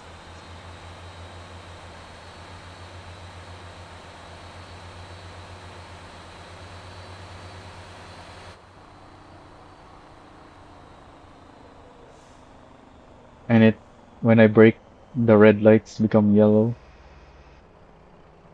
because it combines red and green.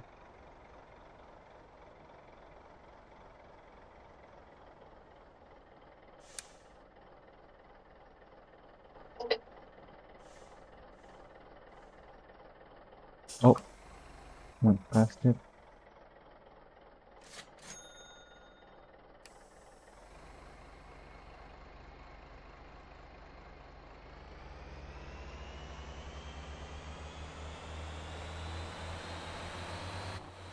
So I think now that we're heavier, this will be a more consistent test. So I can start at 40. Now we're actually leaning over before flipping over.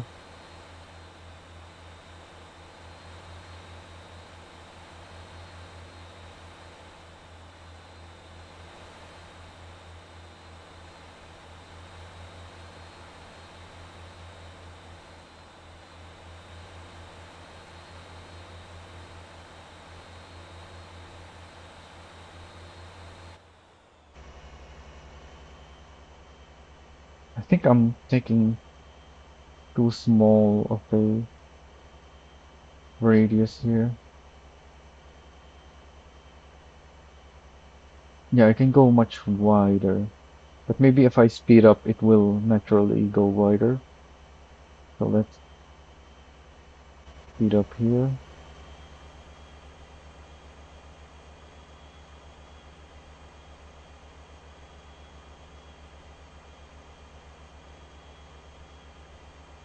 Speed up again.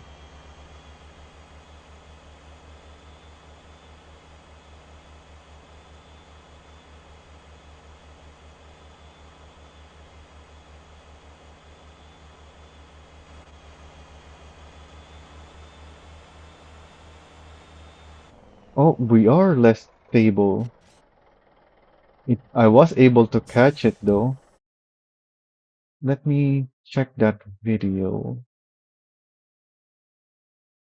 Oh, it's 43 kilometers per hour. And I went 44.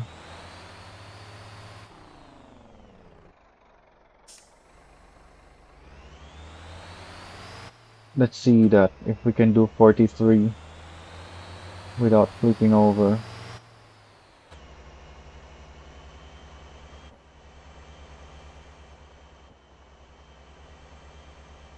Start at 41. See if we have the correct angle first.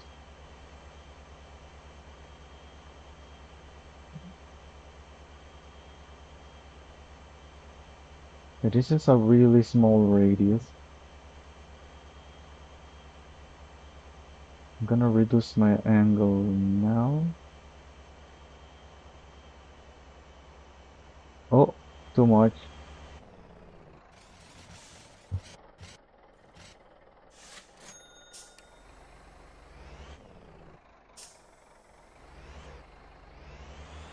I thought I needed to change the steering by that much, but apparently that was too much. I was even thinking I needed to reduce it even more.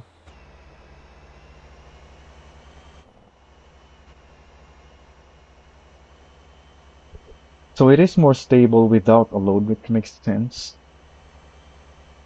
I was able to go 50 or something.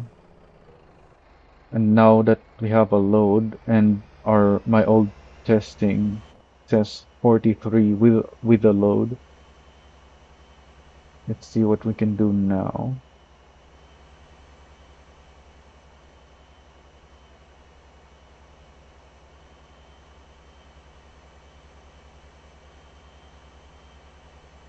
Yeah, this is a really small radius.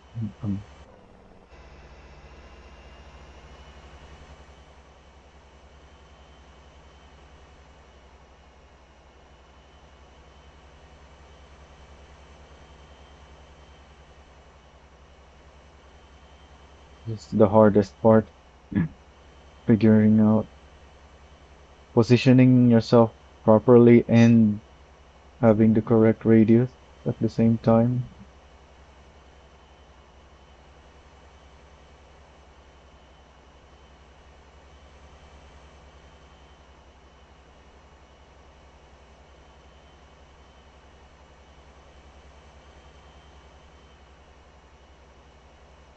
Every tiny change in steering is making a big difference.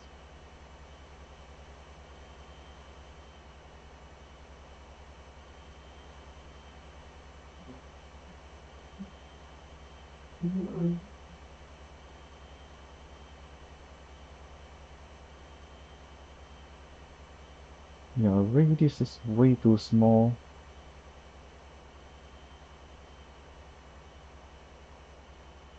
Now it's way too big.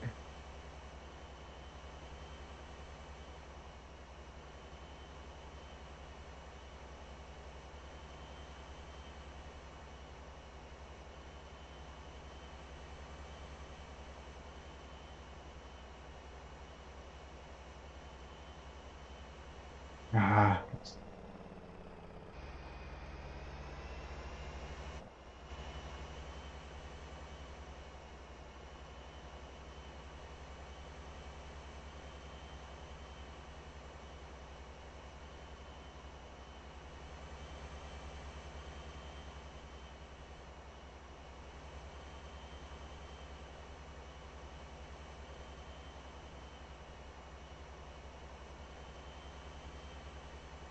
maybe I should have just sped up when I got a small radius.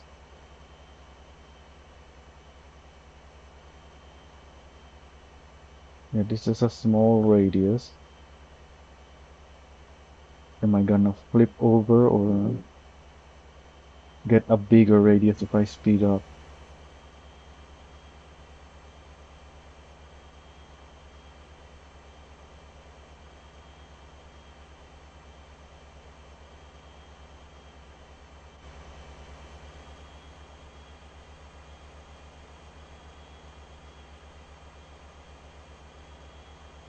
So I just need 43 kph. This is a small radius though. We might start flipping over already if I go any faster.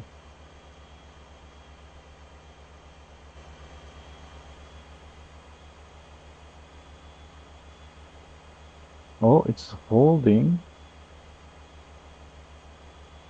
So yeah, we can do my old best, 53 kph, doing circles here. And I think if I go faster now, it's gonna flip over.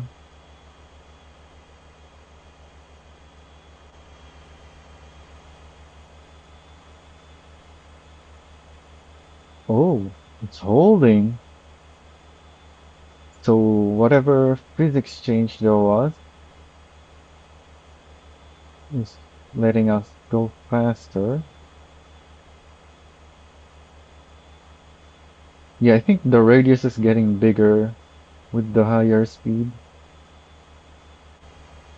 but it's still a small-ish radius compared to my original, yeah. I think if I was doing the same radius as on my old testing, it would do 45.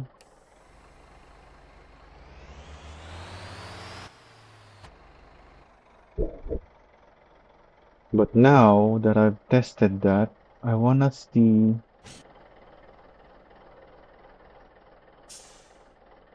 if I can do better by simply changing the wheels. Because in case you haven't noticed, the wheels have different widths and spacers. Like compared SRT, it sticks really far out to any other wheel.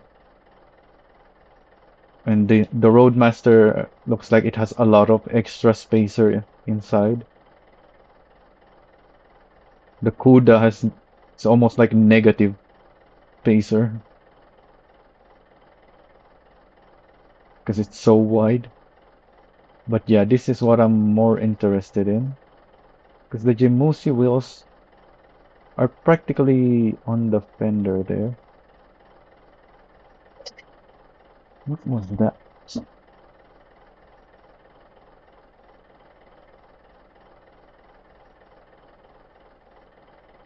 Hang on, I gotta deal with something.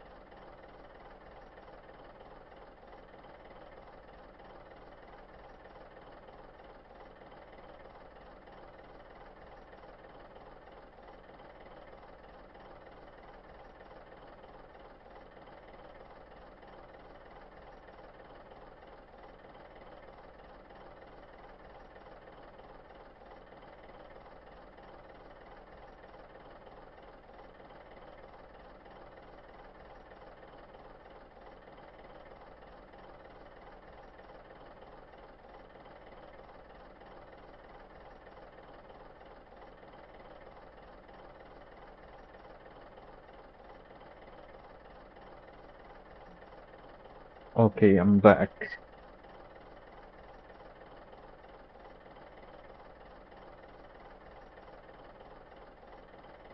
So yeah, the part of the wheel that touches the ground is still also pretty much lined up with the fender compared to any other wheel, but it's still the furthest away one.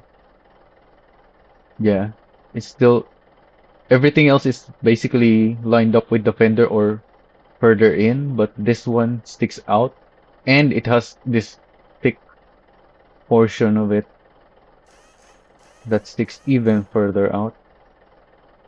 So this might be better for our stability.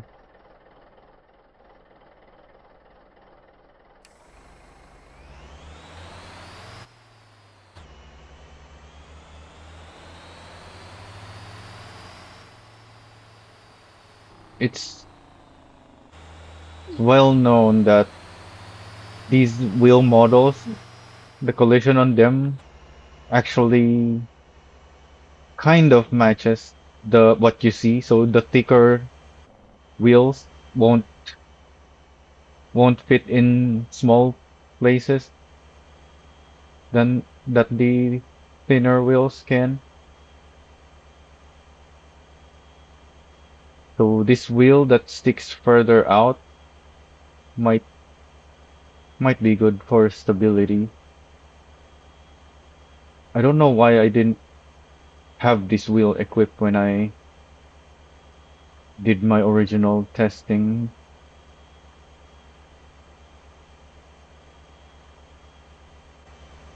Looks like we have pretty much the same angle as what I just did earlier. which is great.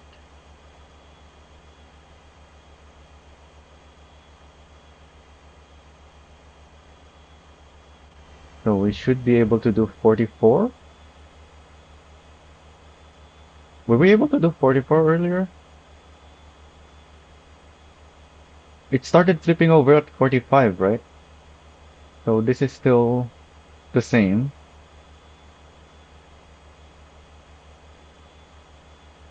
But can we now do 45?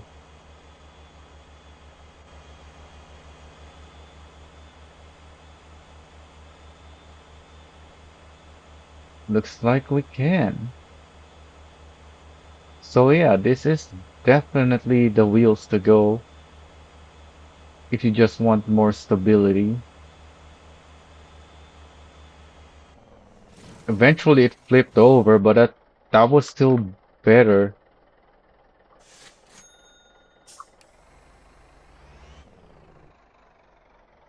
Personally though, especially on this specific truck of mine, I want the black wheels.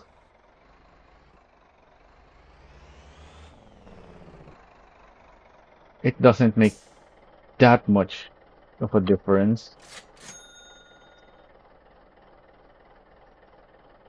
Maybe if it allowed me to go 46, but even at 45 it still flipped over, so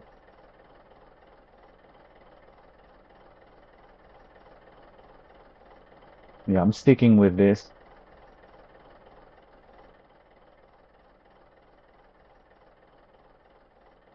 And now we can go. Oh, I already have the concrete loaded, so we can go do this delivery now. Um, I have to get out like this. Oh, I still didn't do it well enough.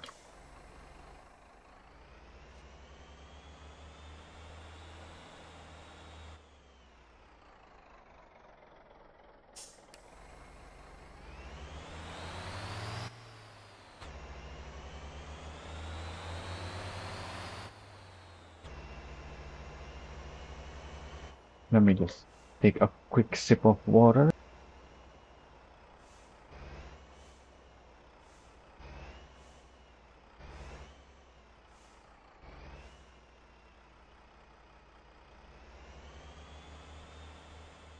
Well, it wasn't water, it was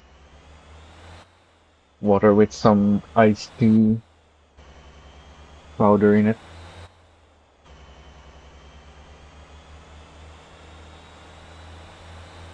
Oh yeah, we're gonna do this off-road delivery. The camera on the Mixi is quite low.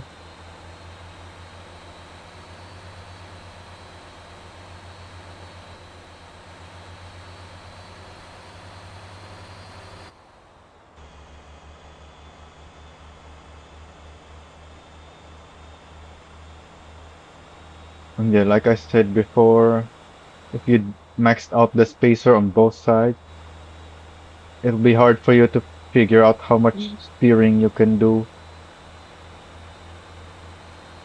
Because if you're steering on one side, it's more stable than if you're steering on the other.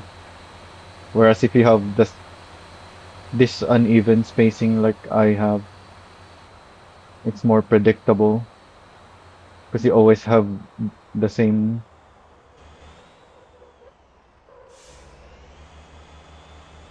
you have the same balance in on both sides.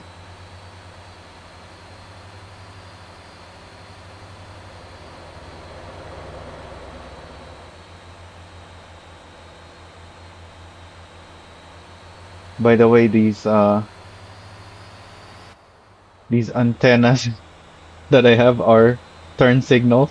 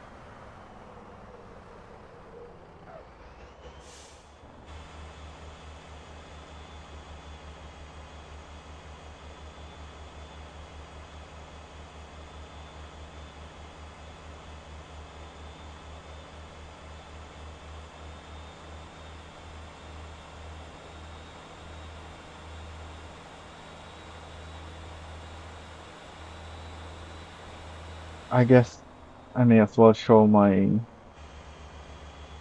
Migayum shortcut. Like you can go left here and just follow the GPS, but it's not actually that much faster than taking the Migayum route, which is where I'm headed now. But at the Migayum route, I have some shortcuts that will make this route like a few minutes faster. Also, it might be better if I took the off-road, the new off-road road there. I don't know which it's faster than this road.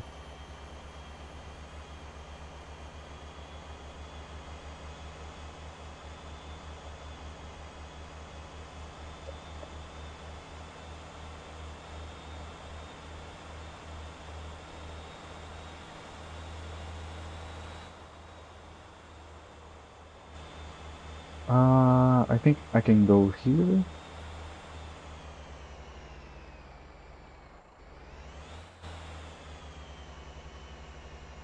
This isn't really my shortcut. At least I don't like taking this.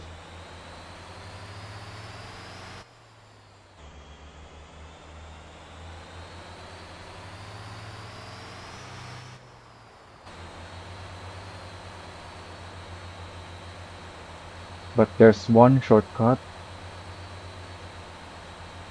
I did it so I can at least show that, and because I said I would be showing shortcuts. But yeah, normally I don't take that shortcut. I just follow the road. This is my shortcut that I actually use.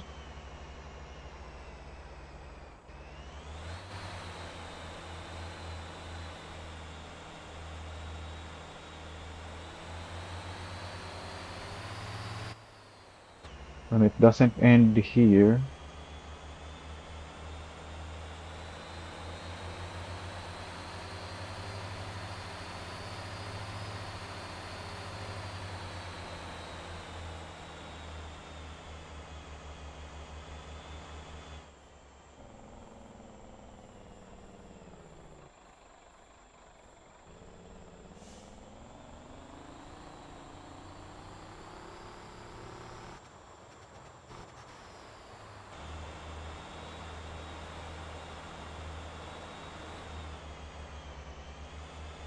Now we're back on the road.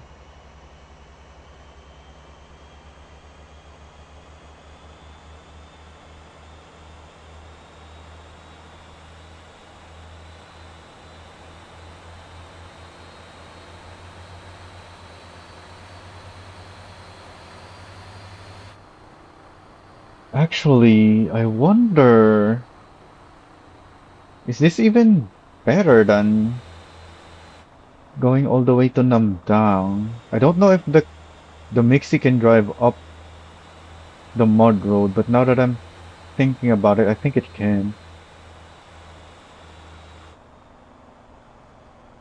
Because the mighty can. And this is very similar to that. In fact, this is lighter. The truck itself is heavier, but the load is much lighter than the three planks on the mighty.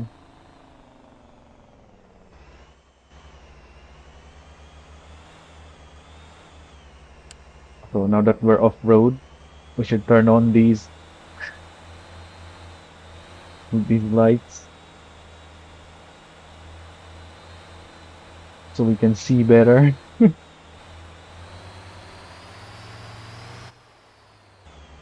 party lights.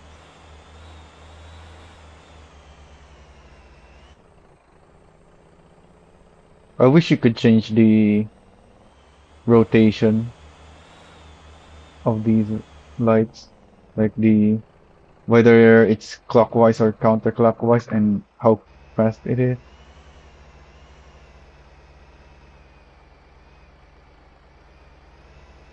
They're quite fast. Some vehicles I want them much slower.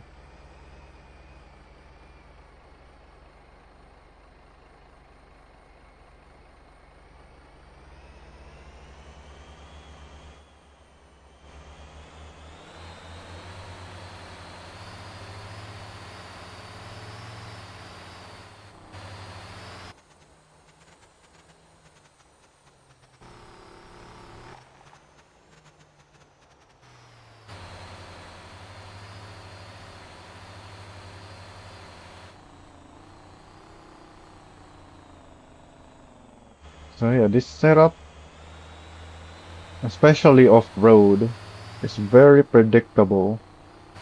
I haven't felt like it's about to flip over yet.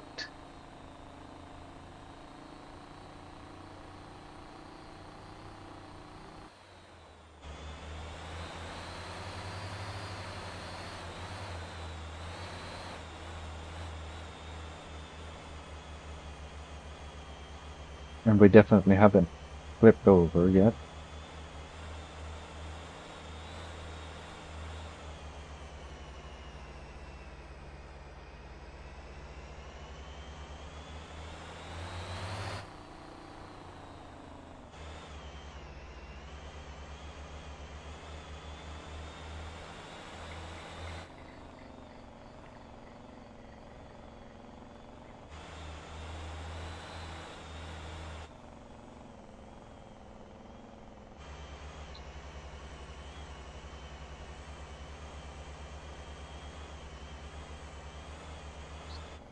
Oh, there's another shortcut, by the way.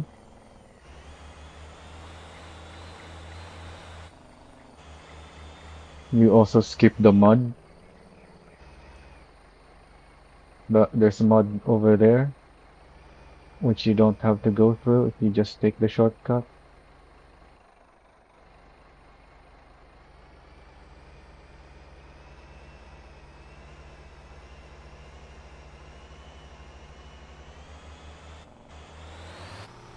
Oh, I didn't show the workshop code for this setup.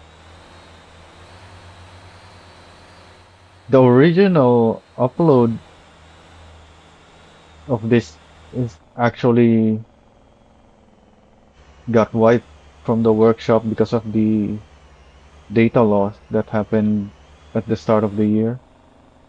So I had to upload this again. The original one didn't have the rotating lights.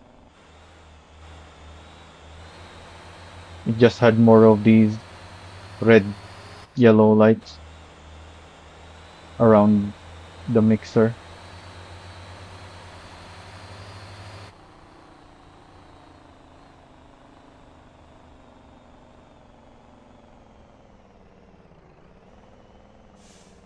Oh, so there it wanted to flip over, but it was quite easy to catch.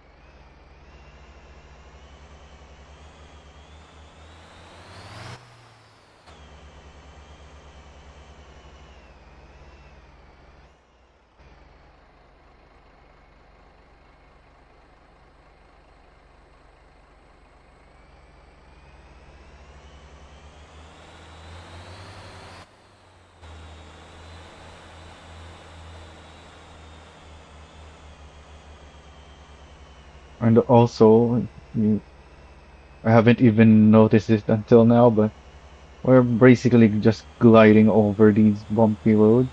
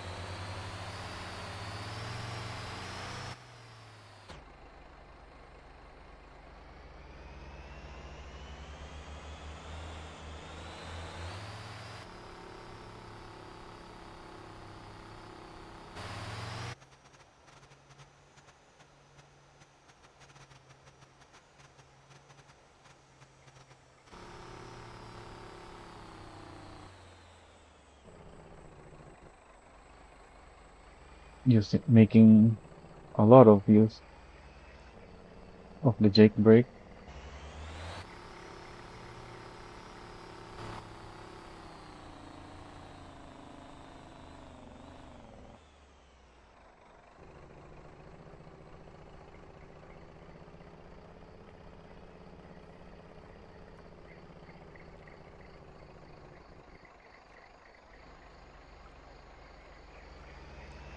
I see a lot of people having to drive over these bridges very carefully because their setup has so much spacers on them. Like the Atlas trucks. The Atlas trucks, even without spacers, is already very wide. So if you put maximum spacers on it, it's just not gonna drive over those.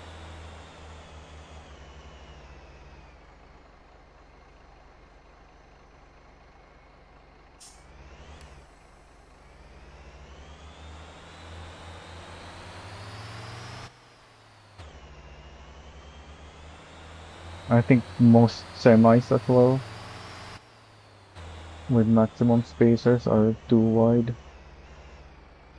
Although maybe they can still drive over, just need to be very precise.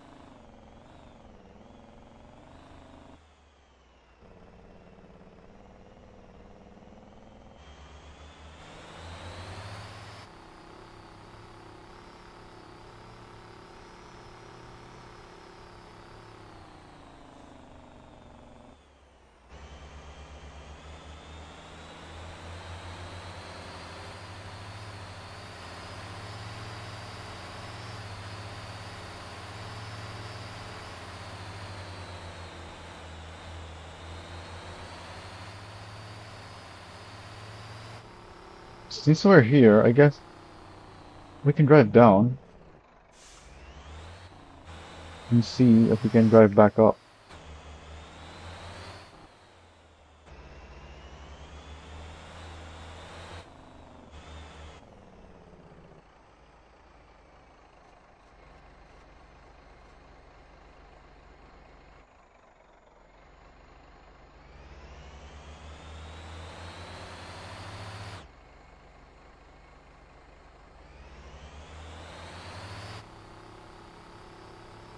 Not many people know this, but this is one of the first things that proved to the players who know about it that I have some good tuning. This road right here, and the way I proved that was because these mud you sink in them if you have overloaded tires. But there are vehicles that you only overload your tires if you don't have the weight distributed well.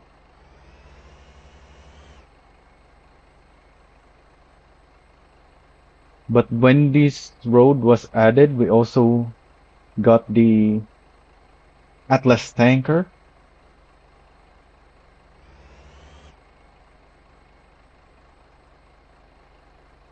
So I drove my Atlas tanker up and down this road into Gwangjin and even up and down the coal area.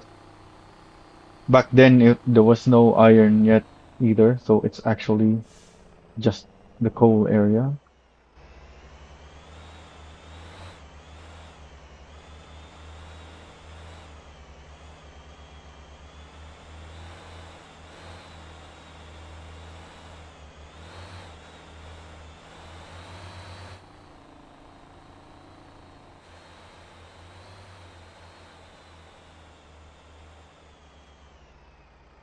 Although now I don't think you can drive the Atlas up these mud anymore because the mud has been changed since then.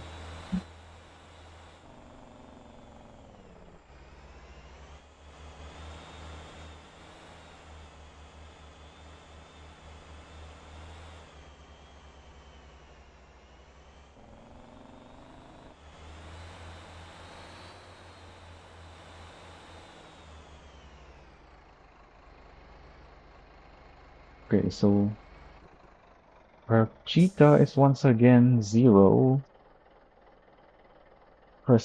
and it has not gotten these two yet. Hmm.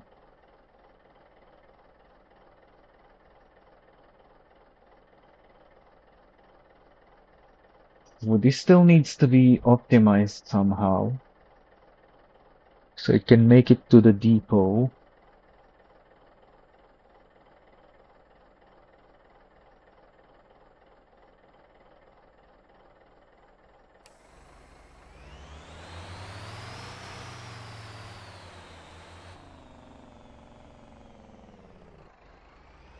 But at least it only does it sometimes, not all the time. Sometimes it's able to make it to the depot. Oh, I got caught on the side.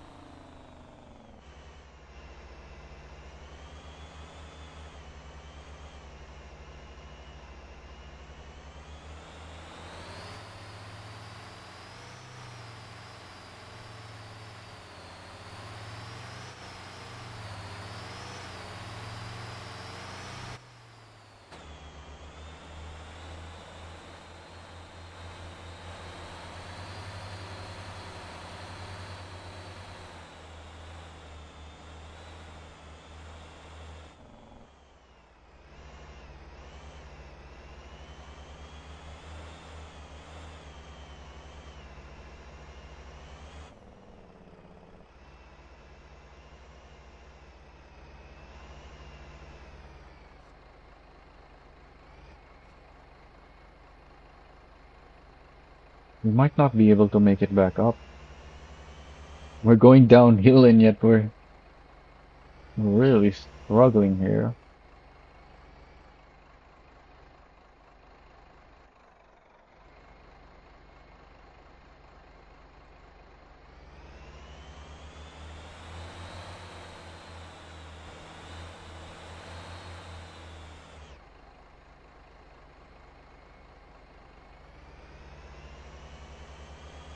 That's fine if we can't,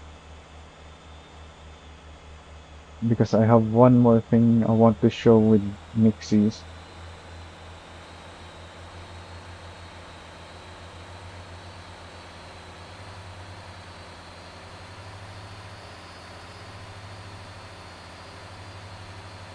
So I don't think we can go through here then.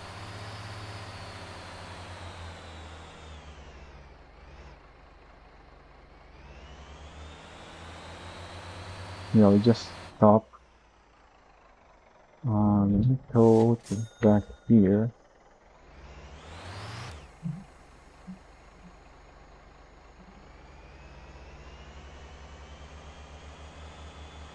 and just the sideway.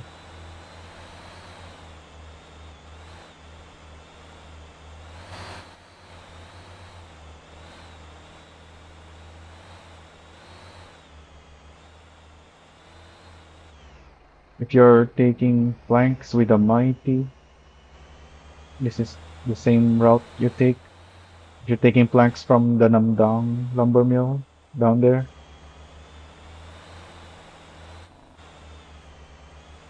you can take this route that I'm using.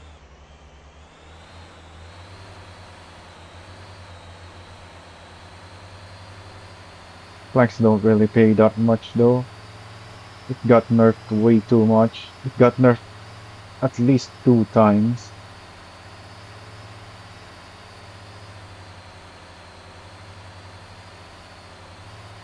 It's one of the problems with this game is some people think just because something pays a lot, it needs a nerf, even though the reason people are making so much money off of it isn't because it just pays too much, but because of many other factors that allows that payment to become really high. But and yeah, we made it up, no problem. So maybe yeah, instead of taking this road and then going to Guangjin, maybe we can just take the main road through Namdang, or maybe even use the shortcut that we drove through earlier with the bus.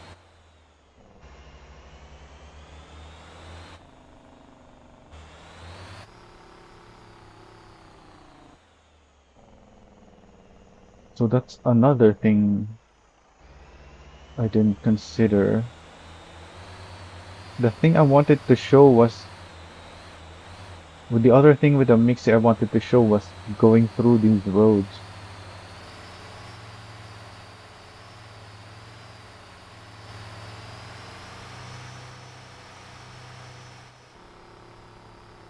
Not that other way. Also, I don't have enough fuel because I didn't refuel before starting this journey. I spent so much fuel doing the roll test.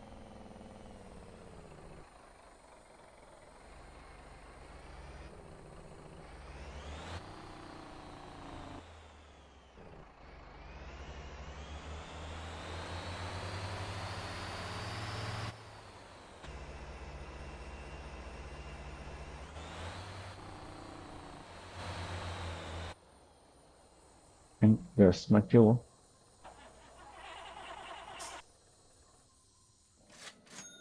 Don't really need much. I'm almost there. Maybe that's enough.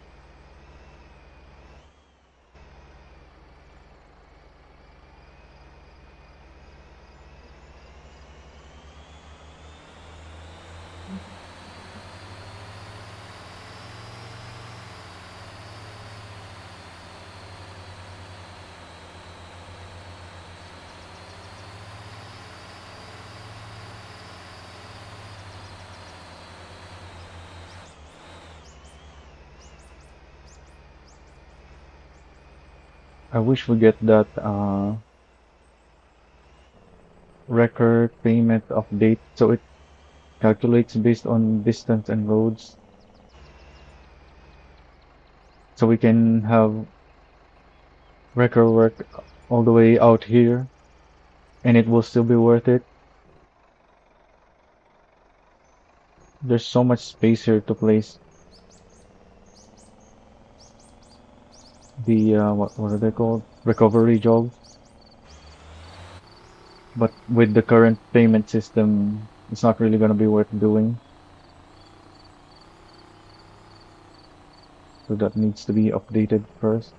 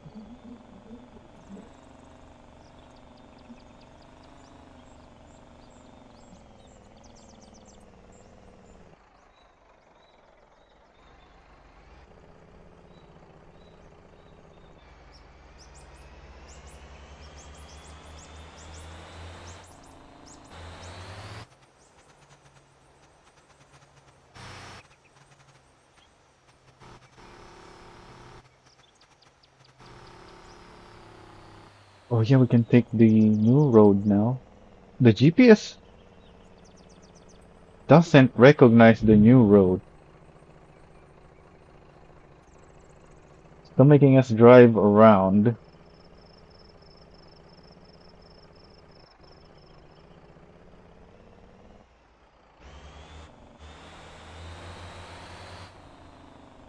Let me actually no, take a screenshot of that. The autopilot gonna use that road though. Nope.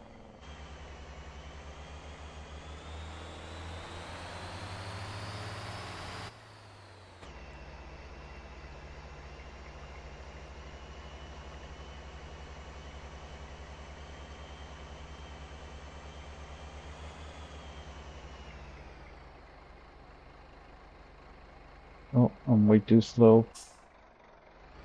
Can I make it up still?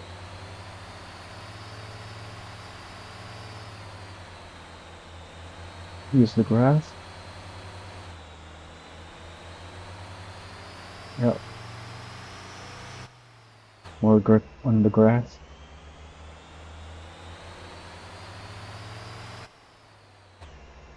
Oh, here's another shortcut? Question mark? Here's an alternate route.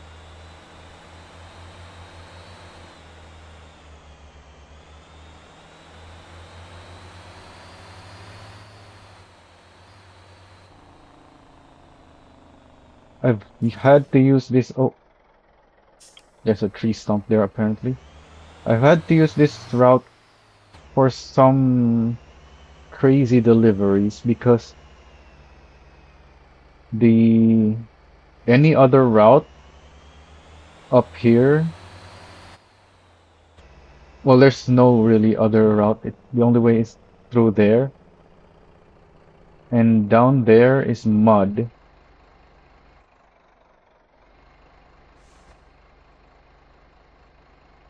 Also, I'm not on the road, and that's a big rock.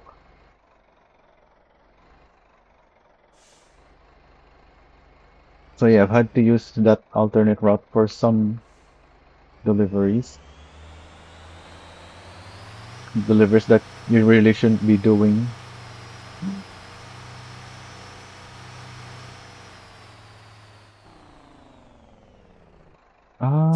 Are the concrete contracts any better now? There is a 5 contract now. Since when was that? I haven't really delivered concrete for a while. This also seems to have been, the payment seems to have been increased. That's 92,000 is pretty decent. Hmm. Also, I think this is diesel? Yep.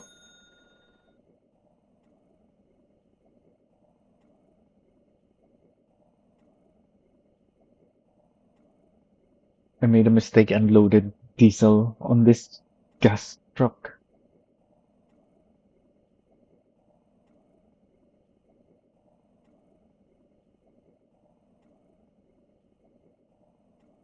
I have like 4 other diesel trucks that I could be using, but this thing already has the diesel paid for, so.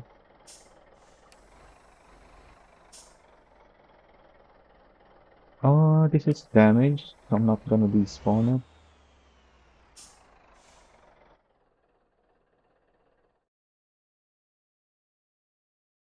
So I actually have 2 more things for the mixing, huh? First is the one I wanted to show in the first place. The second is using the shortcut.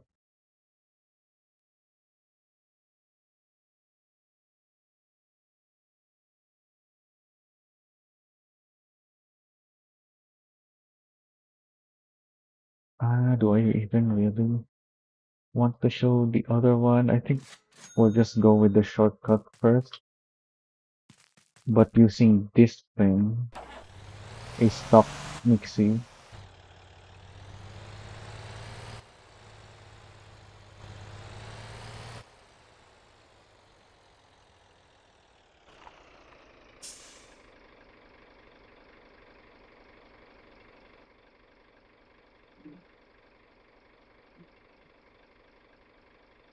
this is Gwangjin town. There it is.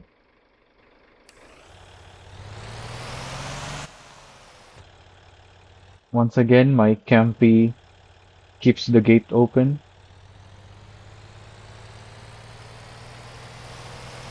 That's why I have it parked over there.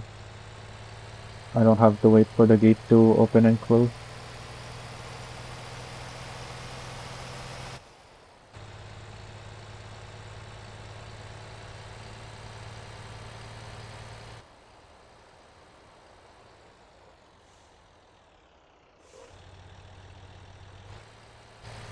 So yeah, I'm doing this first. So if I case it's not possible, we at least had a chance to see what's making it not possible, and then I'll just continue with the delivery through the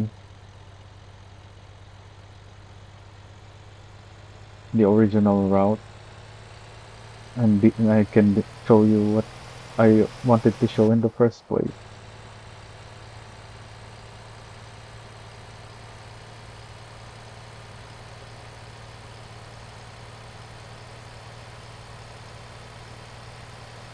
I'm thinking this is possible though.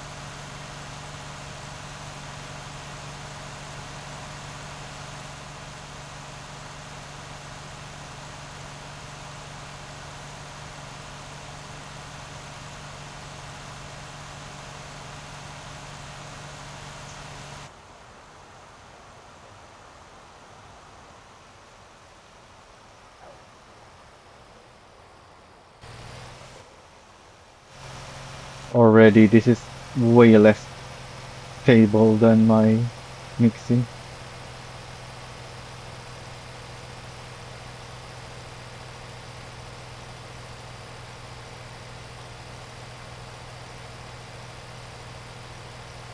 Still predictable though, so you can still catch it if you don't just make a sudden turn and flip because of that.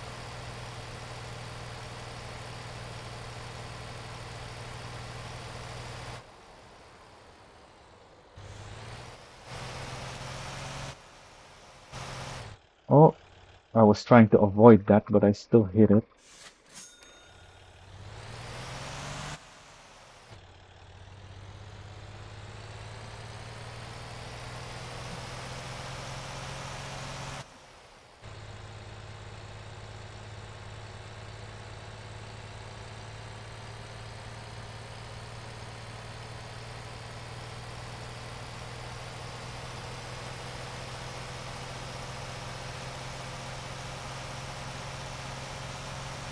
I have some things I want to test on this road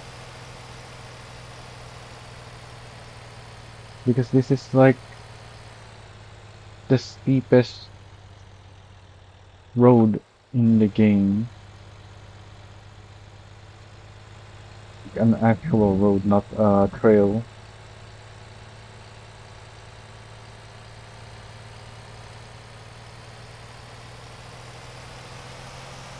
I don't think we should have roads that steep,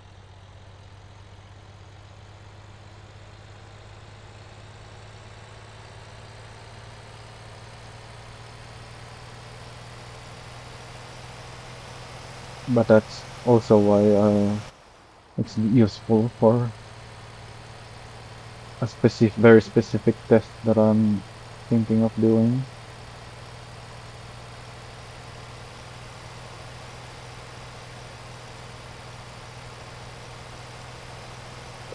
Like here, we're going up a decent elevation, but the road itself is not steep.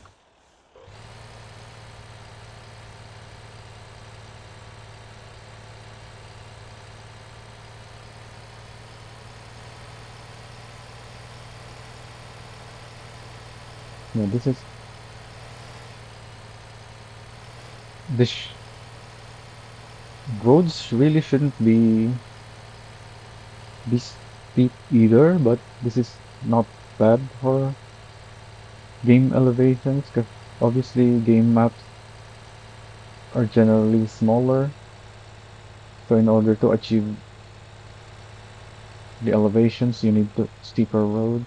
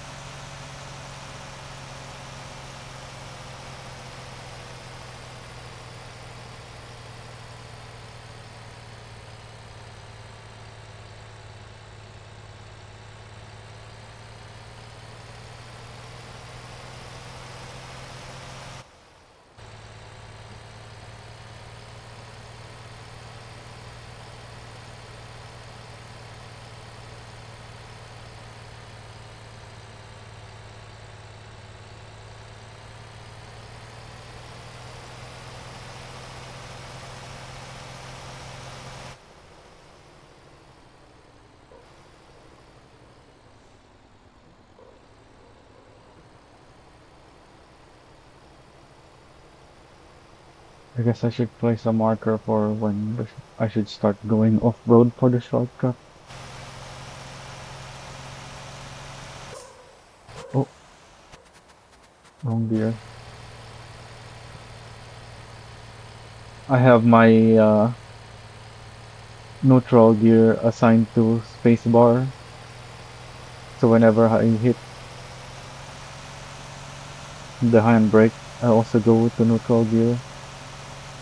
Since most of the time when I hit the handbrake, I want to stop anyway.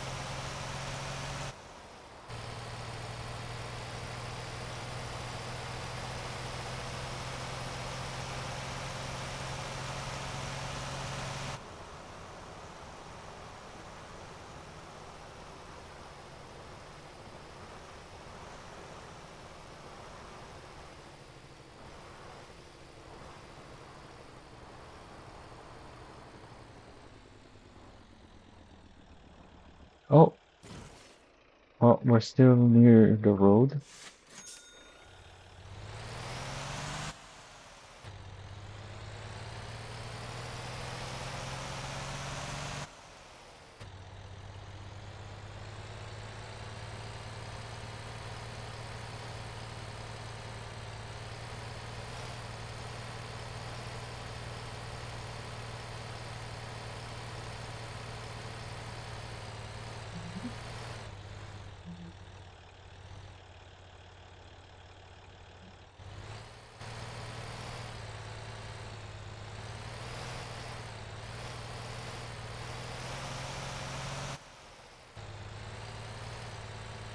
Yeah, this is very unstable compared to my Mixi.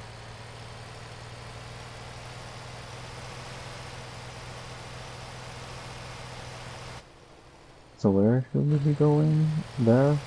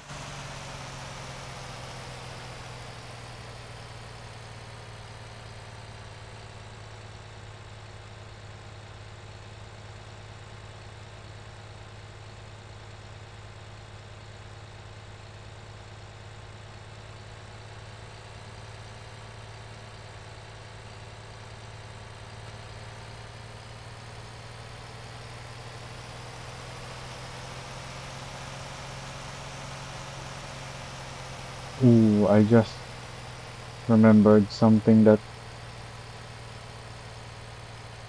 could make this harder than I was thinking.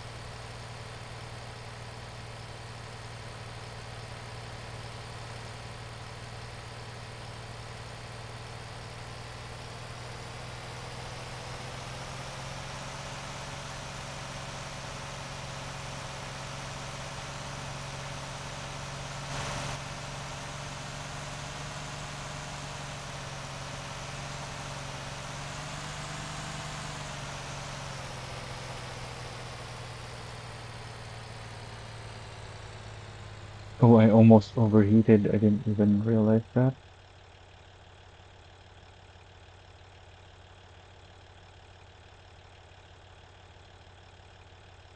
Looks like I just barely have the power with this stock Mixi. I don't want to take it at an angle because the stock Mixi has an open diff, so taking it at an angle would mean that half of our wheels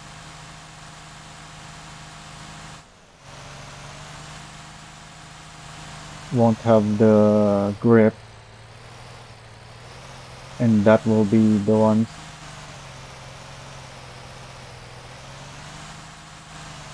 taking all the power. Wait, am I even? Oh, we might have to go back up again. Yeah, I wasn't going the right way. This is the way. I shouldn't have went up there. That's what I was about to say. Also, that's an expensive tow. The first time I actually had to pay a lot for the tow service.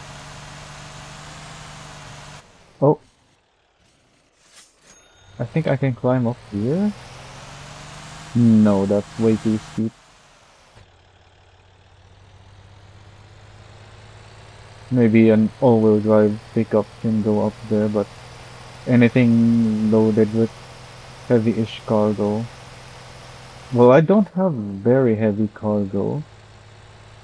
Yeah, this is only 2.3 each, but this is a stock Mixi, so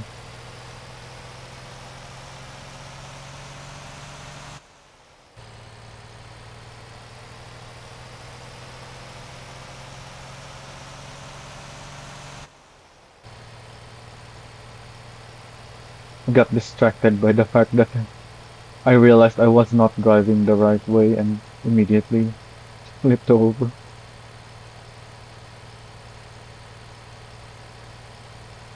Yeah, I don't think you can go off-roading from here. It has to be up there.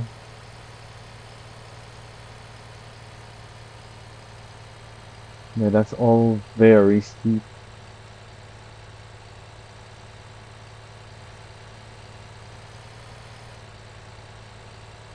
That's an interesting texture. Oh, I don't think I see that texture anywhere else.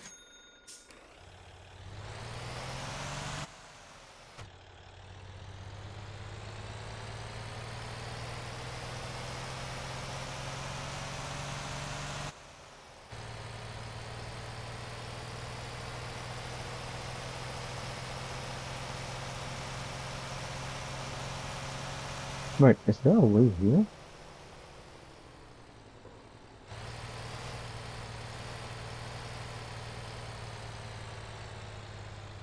Huh. Yeah, it looks like you can go from here. I thought you have to go from there. Or maybe I'm just misremembering. 'Cause like I said, I've only ever taken the shortcut once.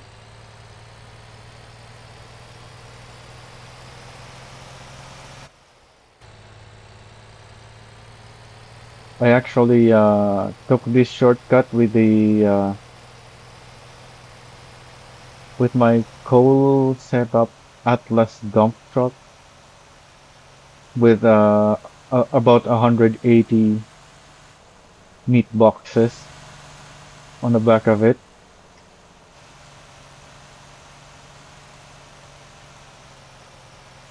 Had to load them very neatly so they don't explode when driving off-road.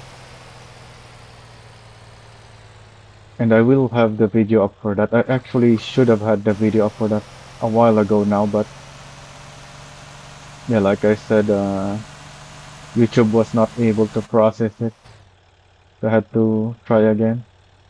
It took YouTube a long time to even realize that no, we can't process this. And for a moment, I even thought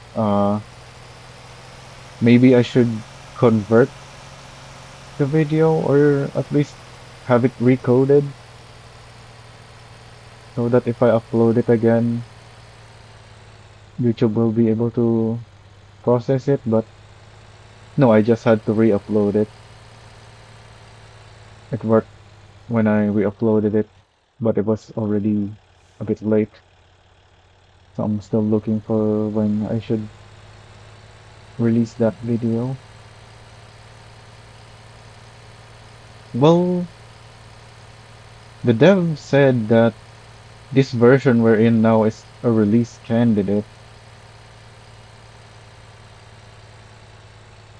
So that I guess I can wait until this actually releases. Because that's one of the reasons I didn't really wanna upload the video. So I didn't, that's why I didn't really care too much that it wasn't being processed by YouTube. Well, it failed to process.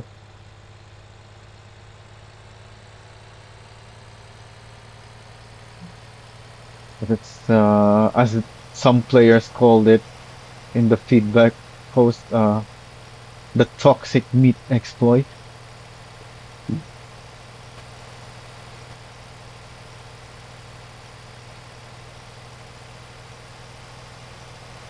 So this is still the right way.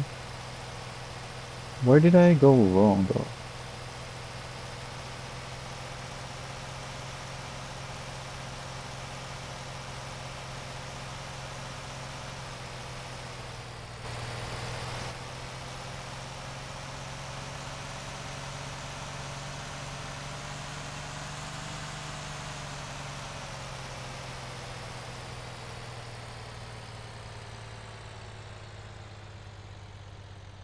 I was also thinking of I think since yesterday, I've been thinking of streaming a different game because of what's happening recently.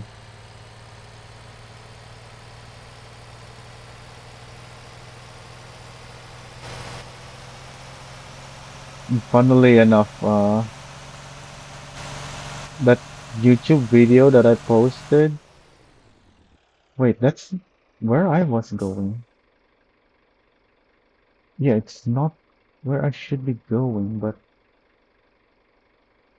huh? Is it really not the way? Do I not go up here? Yeah, I don't think so.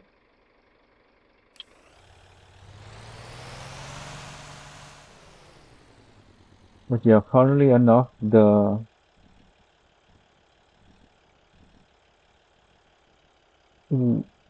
I almost flipped again. The Since there's many videos about that thing that's happening recently, I had to pick one basically. Well, I didn't really pick from too many because when I was looking at it, there was only a few videos out, but about it. Regardless, I knew there would be more videos, so I just picked the first one I saw that I knew was good, and the content creator who made that video mentions that other game that I was thinking of streaming, mentions it in a different video about the same thing, the same topic.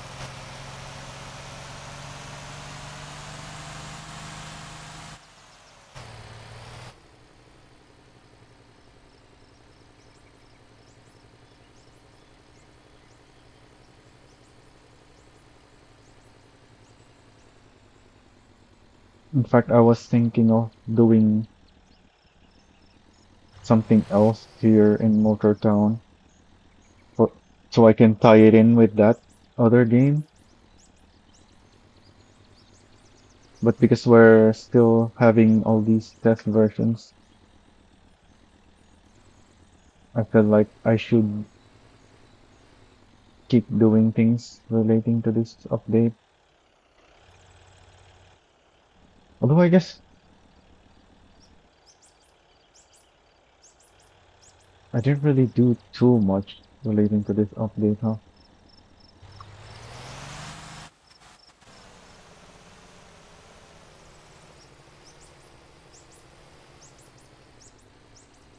The first thing I tried to do, the one with the rotator there, that road has been massively changed, so that's related to this update. But everything else, not really.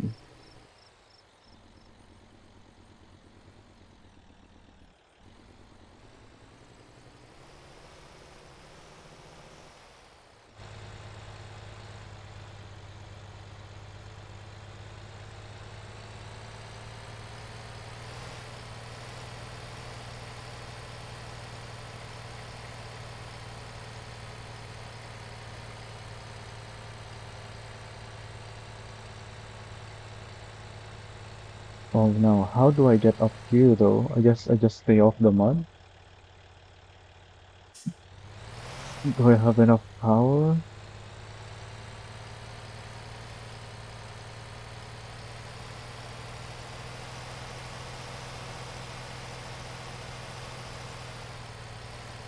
I guess I can go to the mud from here.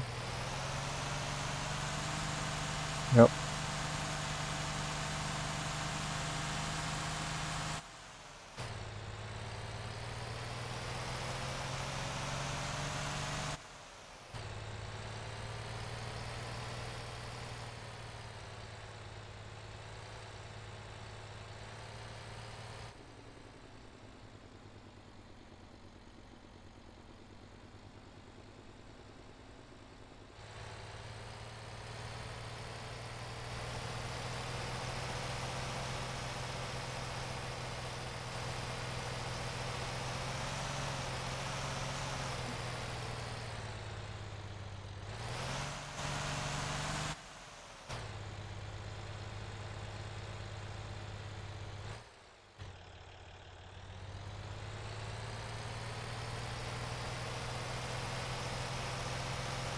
Yeah, this is what I was talking about earlier.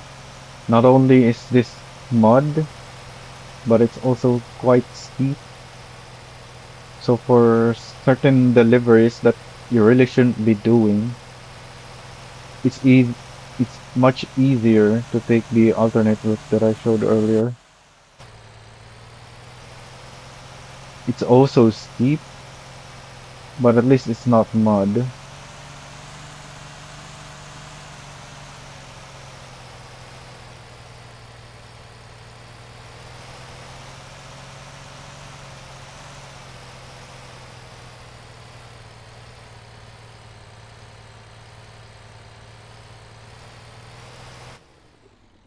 Don't forget the contract.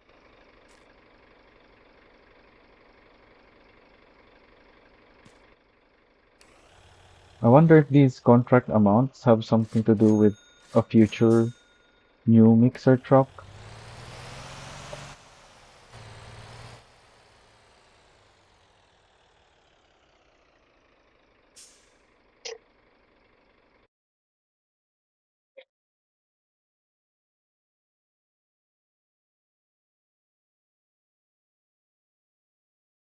So I didn't get to show the other route because the shortcut worked just fine. Definitely not gonna make it through this because there's not enough power. You need good power for this shortcut at the very least. And actually, no, not just power. Yeah, you need the properly tuned truck for that.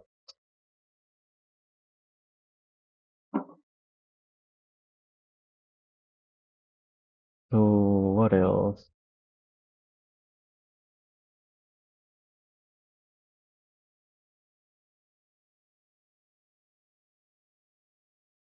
Oh yeah, I was thinking if this shortcut didn't work, I will show the tricks that I do to get the stock Mixi through all of this. Because in some of these areas, the open diff of that stock Mixi is gonna cause you issues.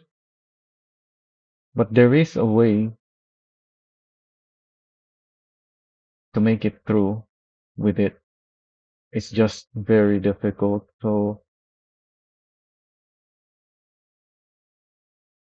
I guess I should just go and do another run.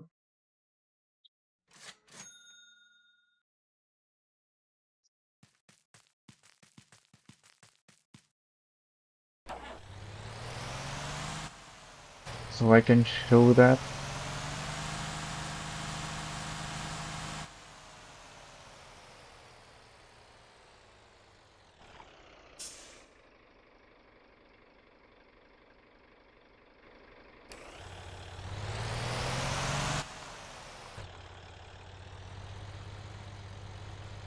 So I've taken the coastal road to the shortcut, and I've shown you the Megaeum shortcut. So I guess I'll take the coastal road again, so we'll have some comparison.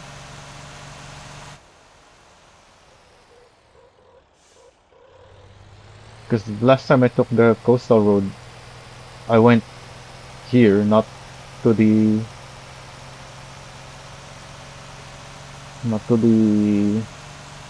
what's this? The storage place.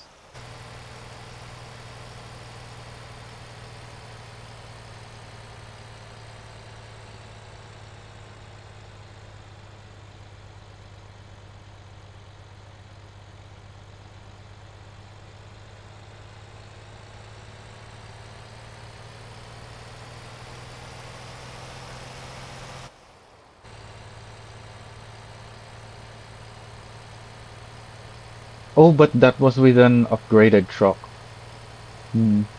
So it's pointless to take this longer route because that's not going to be a fair comparison. But also, this truck might struggle on that shortcut.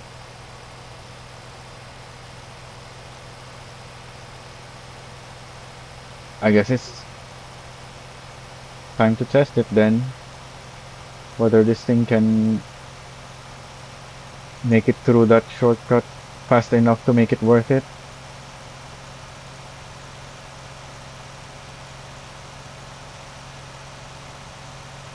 So we're going through Migeum again.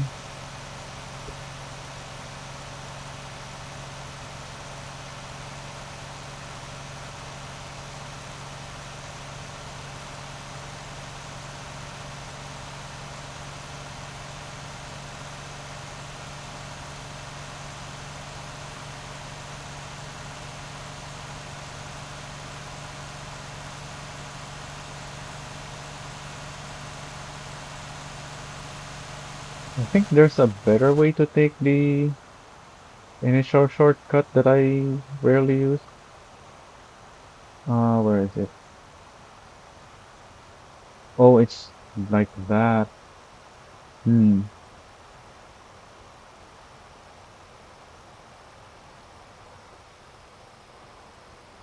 The terrain is different, possibly,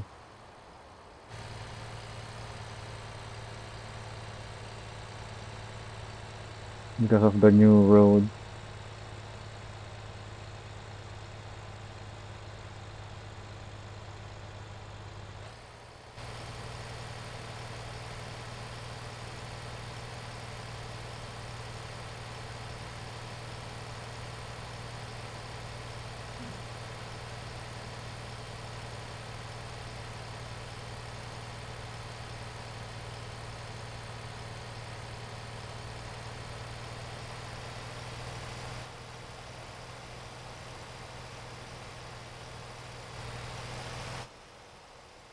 It's so unstable.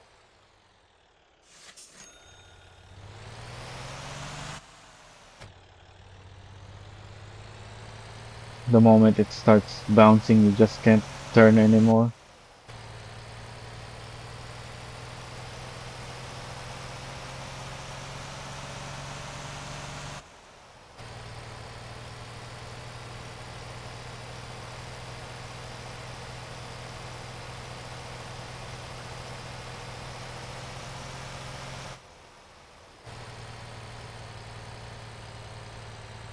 It's more sudden with the flipping.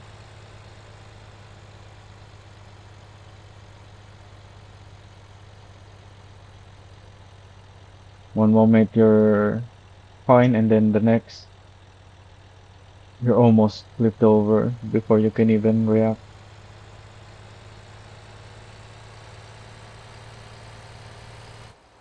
So we can start climbing here.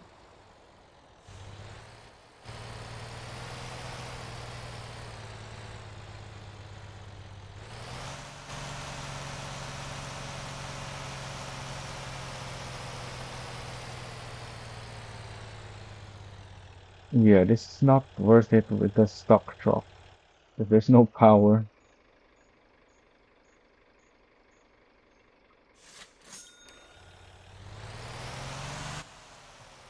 The Thing that makes those shortcut worth it is if you have a lot of momentum to keep the speed. But when you don't even have much speed to begin with, then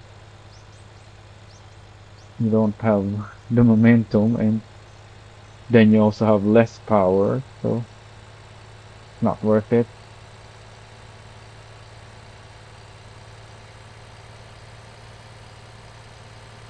Also, I think the terrain here is better now. I remember in some races here where people went off track and then the messy terrain made it even worse for them who went off track.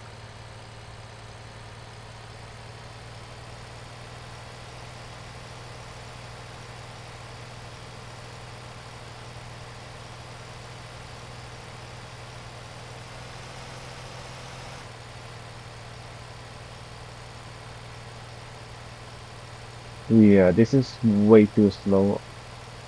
My shortcut here is not gonna be worth it either.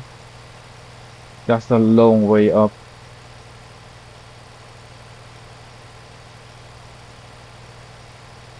Can still take this tiny shortcut here though.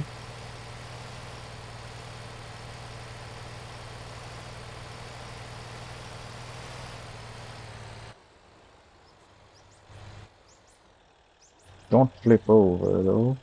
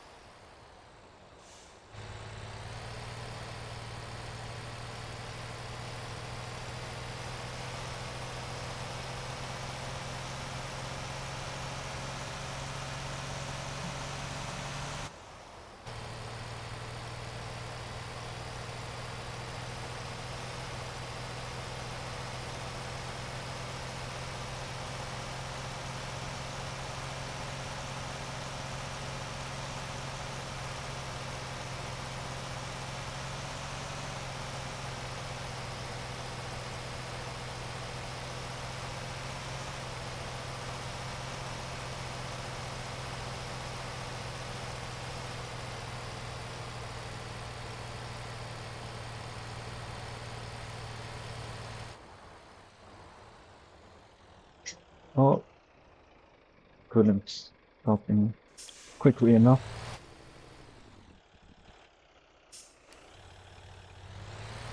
Yeah, I got so much speed through that section there.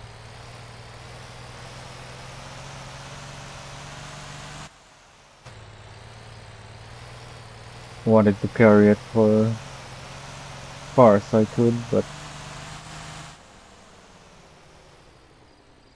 and there's our dummy in the company again. As soon as it goes to bad condition, it goes to the depot,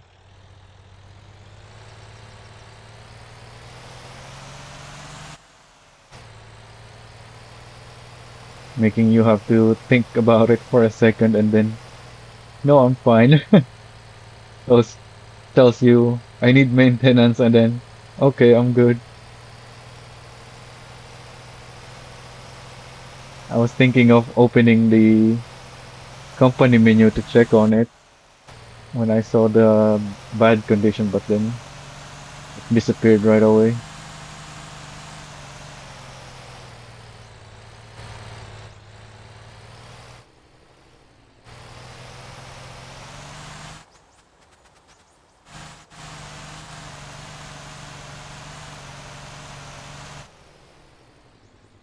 I should check on my Terra production at some point.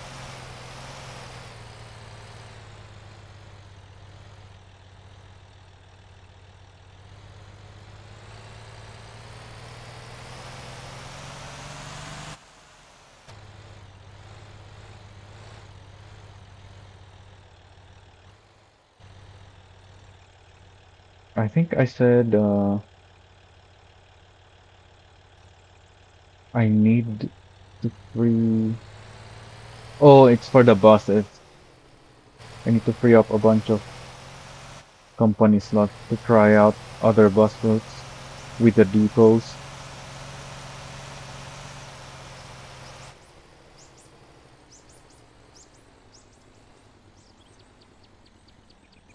But with my Terra production going at the moment, I don't even know if I can spare one.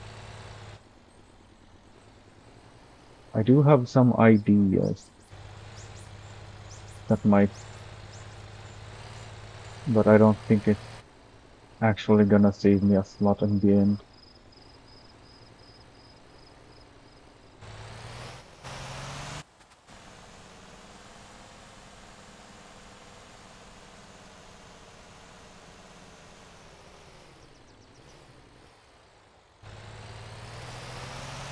Yep, there we go. There's the instability. With my Mixi, I was very confident through this section that it won't flip. Whereas this one, I didn't even have a chance to stop the flipping, even though I was ready to catch it. There was just no way at that speed. And the path that I took was just no way to stop it from flipping over. I should have slowed down and or taken a slightly different path.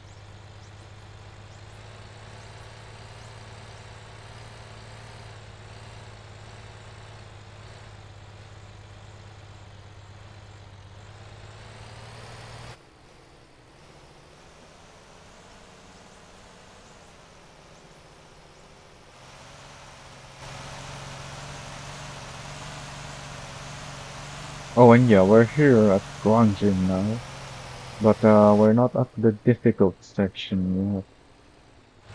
So we're just driving through as normal.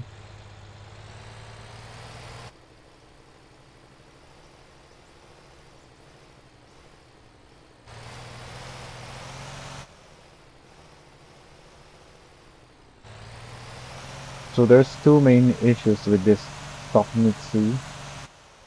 First is and most important is the open diff. But the second thing,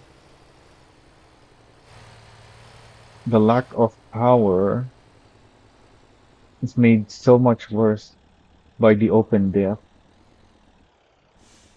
Because like I said earlier with the Dumpy run, when you have an open diff, you wanna drive smoothly, like keep your momentum and all that.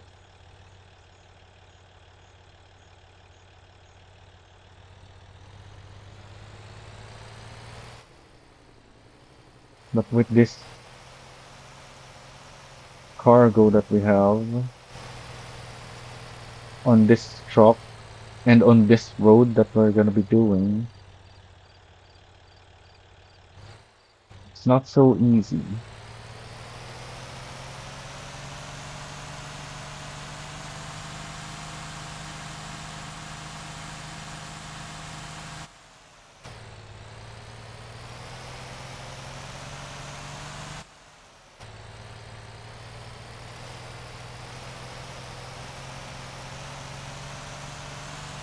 Although maybe there has been some changes to the road.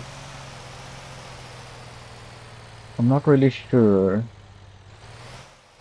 I think in some sections it looks different than before.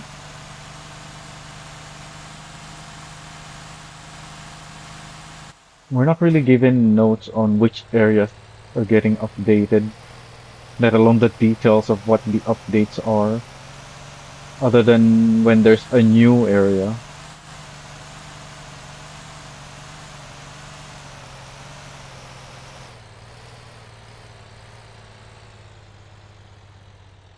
So a lot of the time there's changes to places that you won't even notice is there. I won't even think has been changed.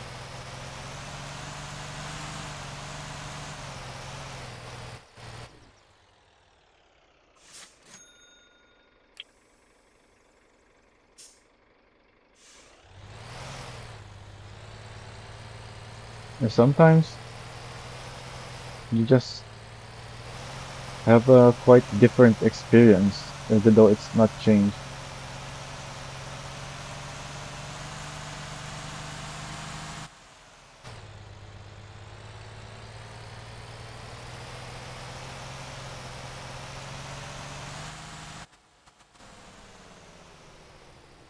Oh, well, we're really slowed down by the jake brakes there.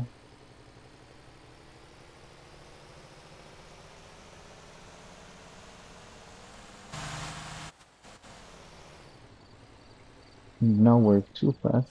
I have to brake.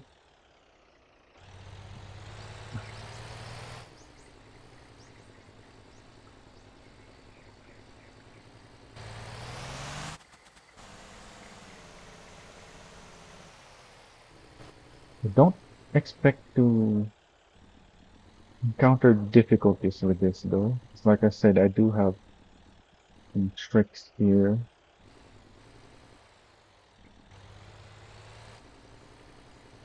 which is exactly why I'm even doing this, so I can show those tricks.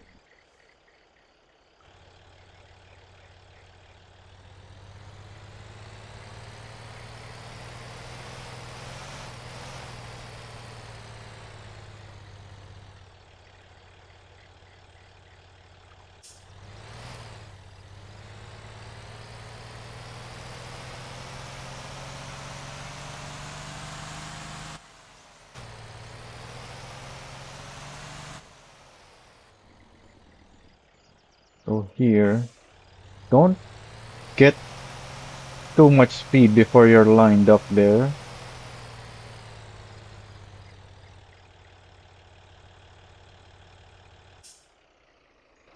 Too many people make the mistake of as soon as they start to the downhill, they send it and they can't make the turn or whatever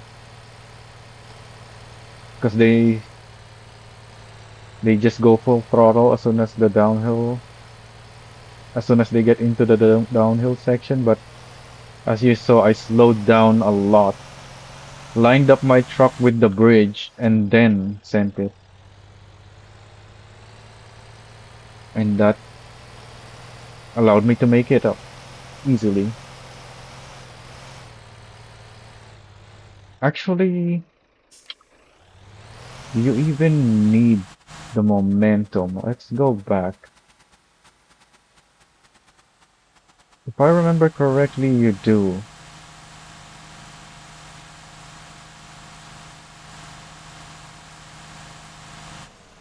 I think there's some sections here where the open diff is gonna cause issues.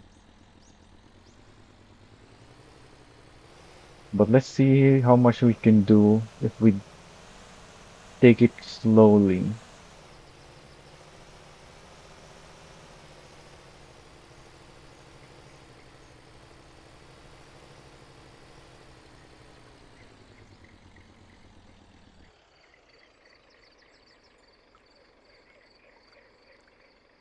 So I start here, and we even drive up here.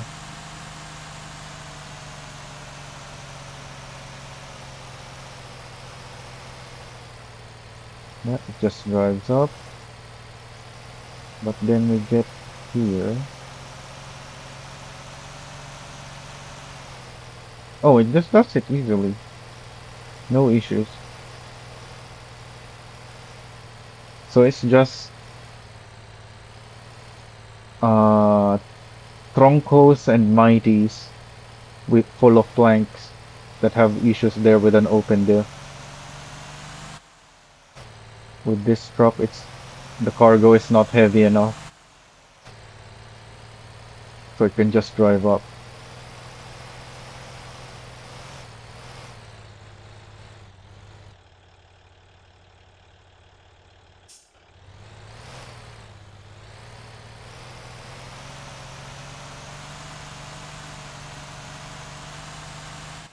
Not that anyone really ever drives troncos and mighties up there anymore because of the Namdang shortcut. If you're delivering to the town, you should probably be picking up from the Namdang lumber mill. And you should be using a mighty, because I don't think the Tronco can do the shortcut there.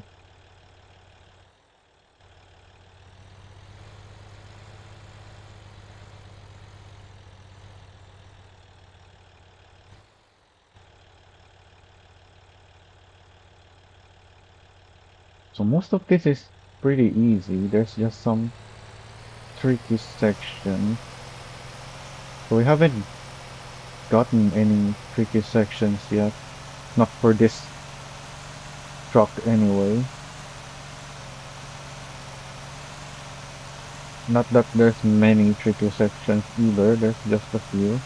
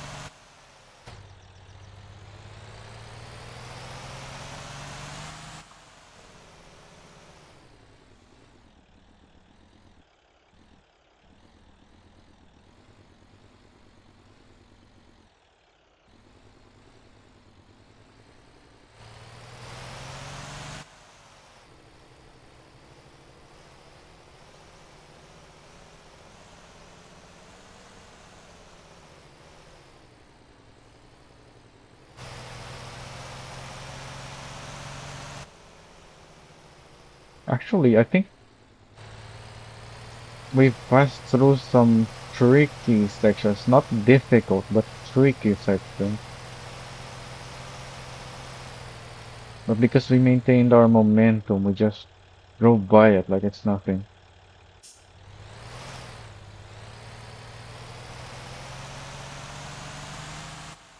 Or maybe because the terrain is different now compared to when the last time that I had a stock Mixi driving through here. I wasn't really the one driving the stock Mixi in the first section of Gwangjin.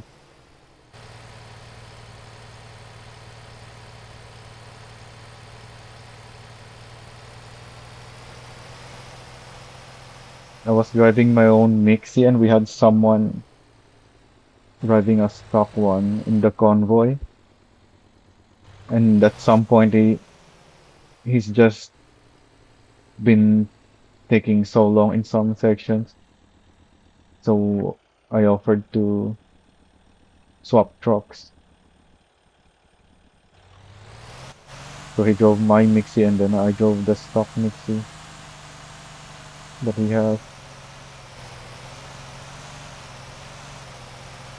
Yeah, I'm getting through these just fine. This is one of the sections, a different player in also in a stock truck, not a Mixi, I don't think. Maybe it was a Mixi, I don't remember anymore. Because it's bumpy there, the open diff prevented him from driving through. But the thing is, that road there is actually not the best route here.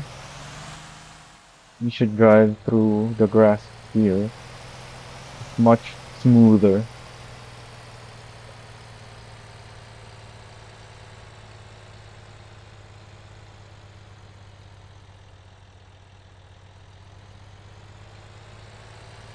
Yeah, no issues out here. There's not even any rocks either. Oh, but I wasn't paying attention and flipped over.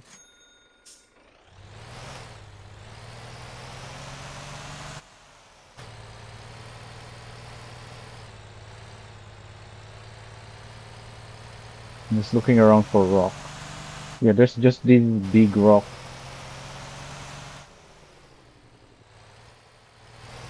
And I guess there's a dip down here apparently. But I don't think you were supposed to go that far left. I think you're supposed to go further right. You're not supposed to go through the dip down there.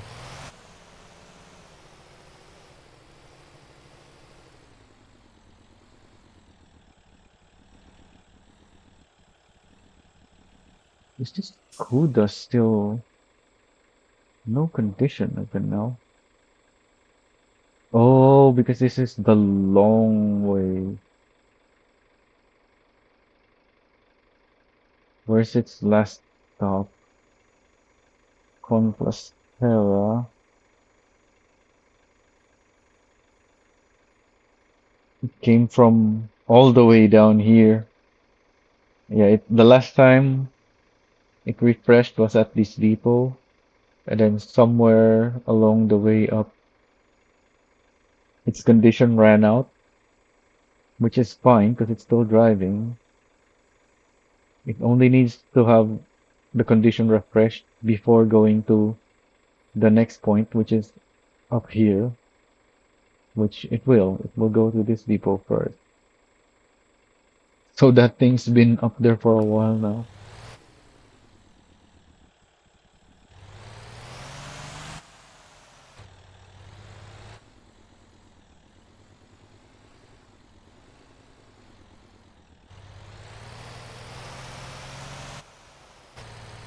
So I didn't actually get to show very much on this trip, except that grass shortcut that I just did, because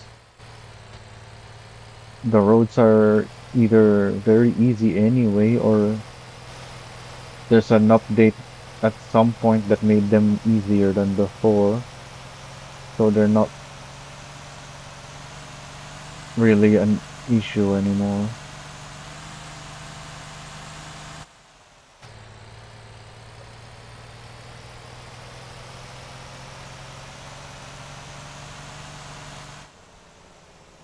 Oh, it's those uphills. The this reminded me of this. What do you call these sharp corners? This one was an issue for them, and I did flip there, but that was just because I wasn't paying enough attention. It was still easy to drive up there as long as you're not flipping yourself over. This one caused them issues. This one definitely got changed.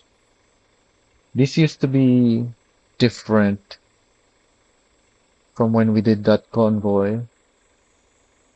This one is still exactly the same, but it wasn't really tricky. I just drove up there at low speed. I think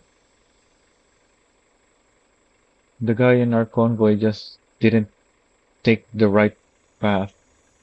Maybe he was too close to the apex or I don't know.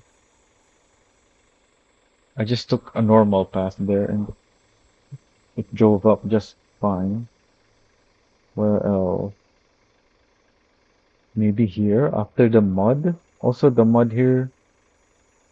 Some mud sections are so tiny, but I think mud sections like this,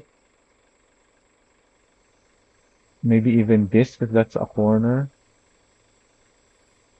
and the mud section here needs to be marked on the map.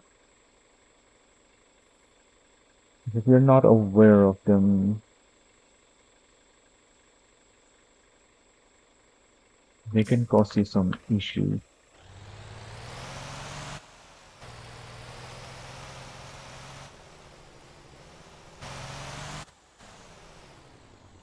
Oh wow, that was a lot of bouncing.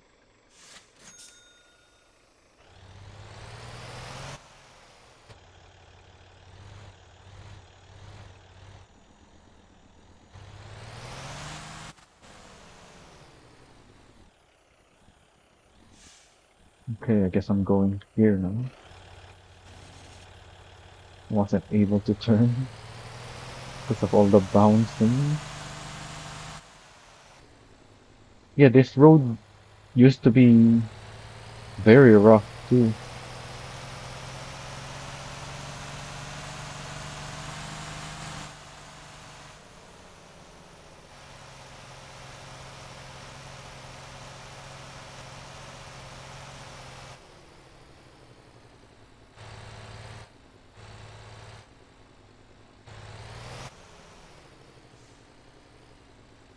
This one's definitely smoother than before as well.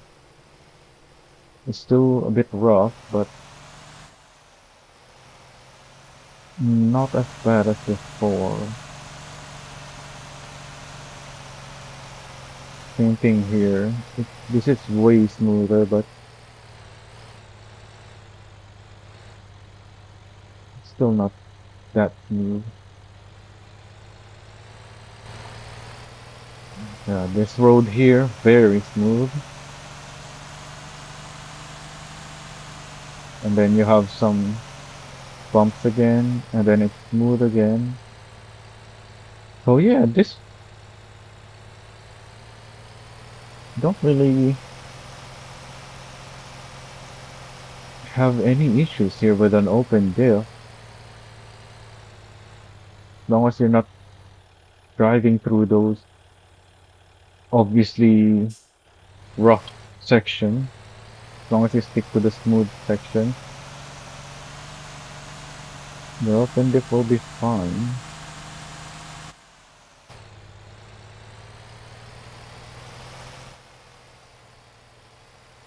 Still have some odd spikes here. uh, in some places. That's not a spike, that's just a rock corner.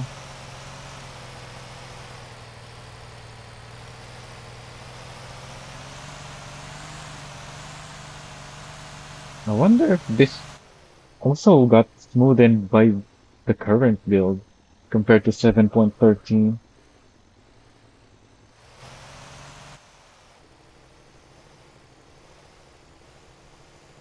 'Cause I don't remember this being this smooth.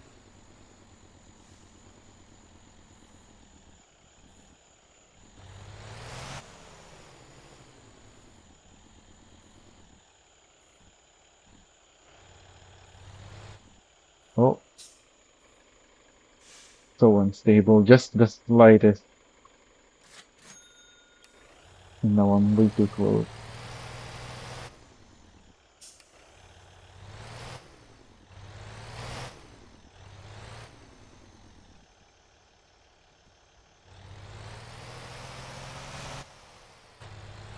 So there was nothing for me to show here really, other than that grass shortcut that I didn't even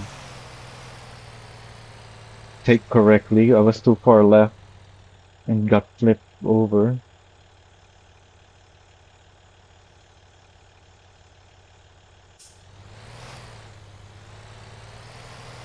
Yeah, these are way too smooth now. Well, not too smooth. This is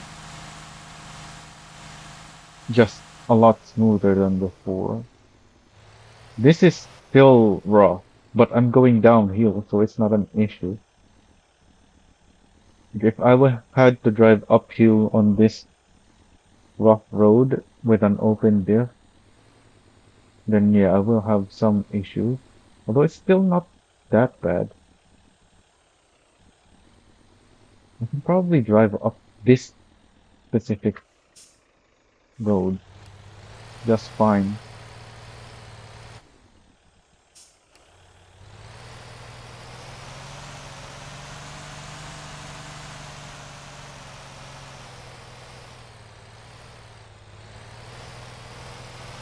Yeah, this is not too bad. It just looks bad because of my headlight. When you have your headlight shining on the road like that, it exaggerates the bumps on the road, so you can see them much more clearly, and it looks worse than it actually is.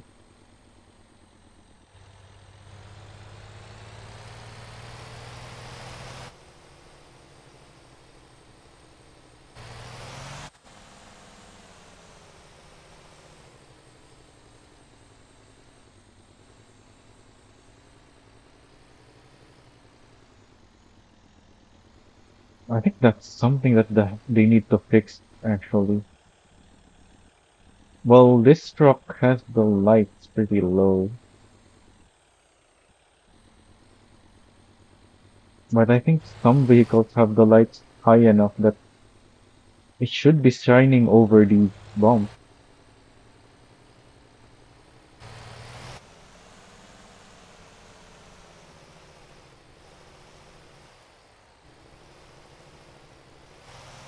The headlight effect is very, how do you even describe it? Well, it's very unrealistic for one. What's the more appropriate description though?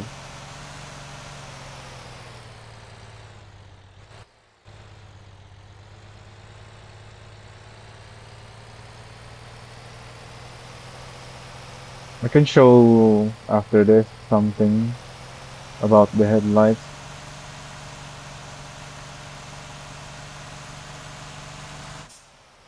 Oh, we can have a look here.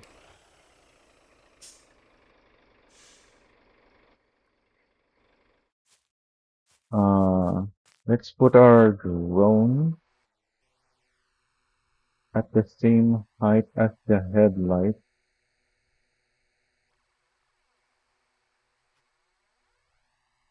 So we're that high. You can't see the white bit of that barn on at the bottom. And if I hop back in so the lights are projected, it only can see there. But if I move it slightly higher, yeah, so it's just barely not able to see the white bit. And then line myself up again. Ah, that looks correct for this truck. So the headlight is shining from there.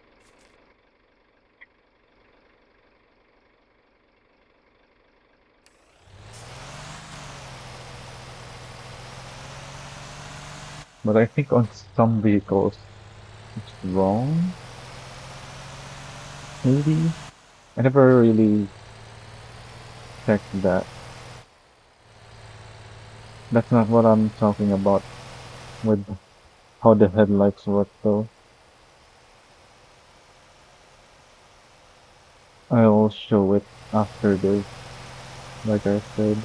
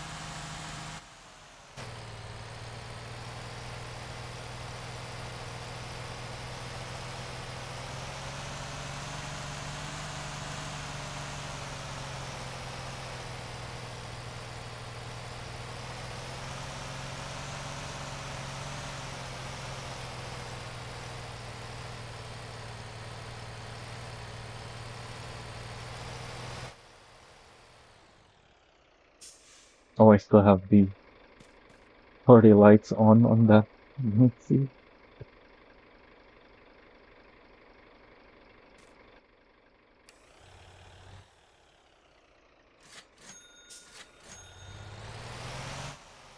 So how do I show this thing?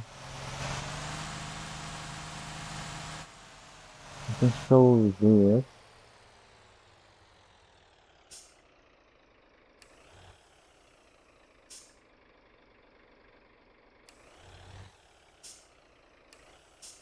Yeah, that's not right.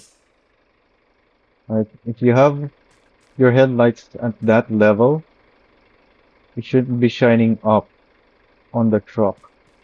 I'm outside, so it's not shining the same. But when I'm inside,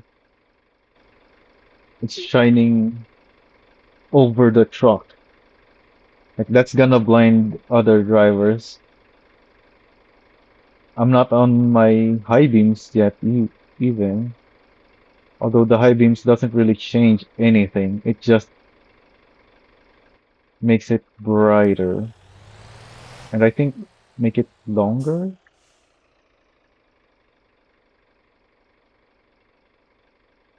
Ah, I think it is longer as well.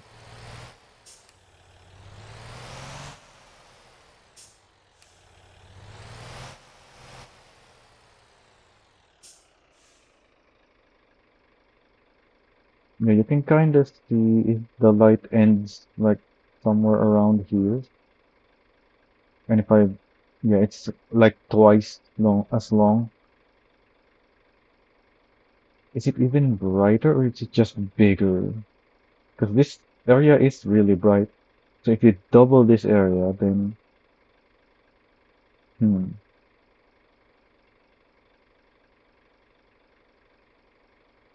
it's different. You have more of a circular glow here, but then if I put the high beams, it becomes a triangular glow.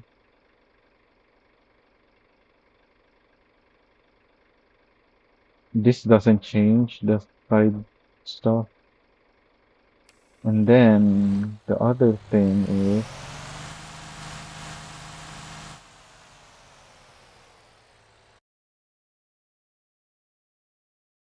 the unrealistic part. Where is that the only place I can show it at?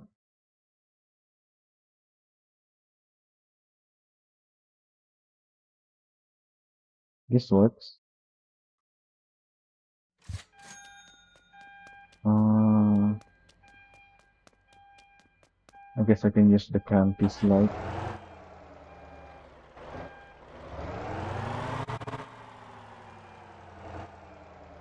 Probably never noticed this before.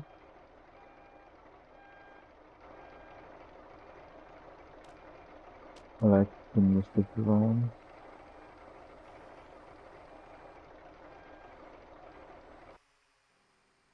Hmm. Whoa, what the heck? Is my drone not functioning anymore? They changed it? When did they change that? The drone stopped working when I went in the water. Maybe this isn't the right place to show this, I guess.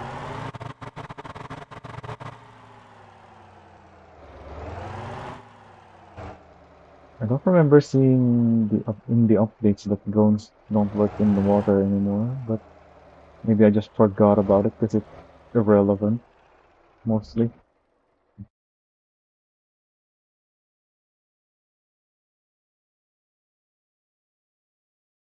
Is there other places?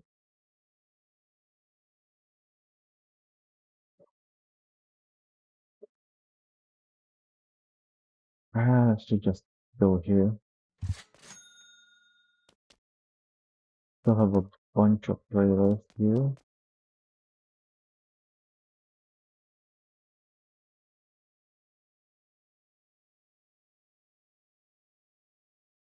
Oh yeah, the builds. This build is these are all the same setup except this old one. 41411. Very easy to remember. Or even easier, 41414 if you want the most stable Mixi setup. Well, you can put SRT wheels to make it even more stable, but that's the same suspension and all that. Also, can I drive out of here? Oh, I can't. I need a different vehicle.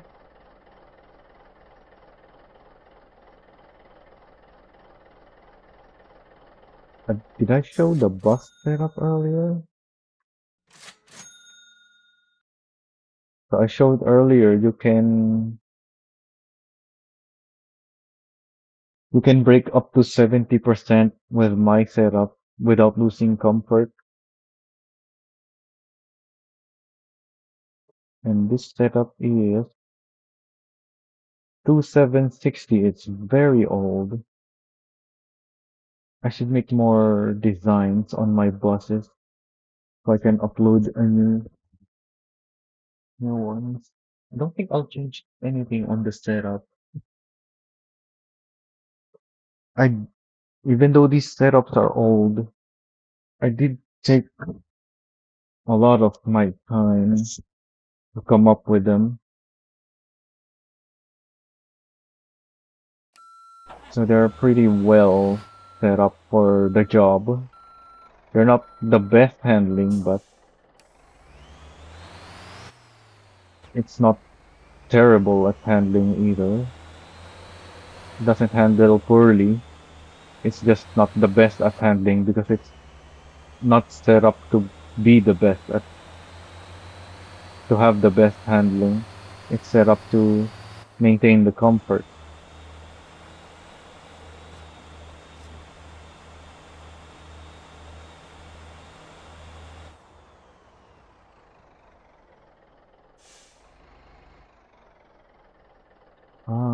Where should I be?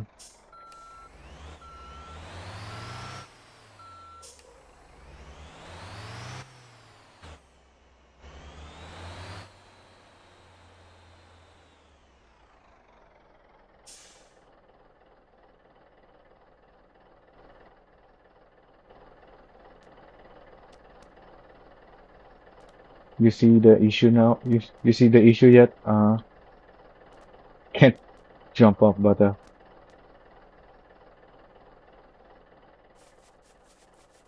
so the bus is, we can only see the top of it, but the nose of it, where the headlight is somewhere around here, and yet the headlight is shining all the way down here. So it's not really a cone,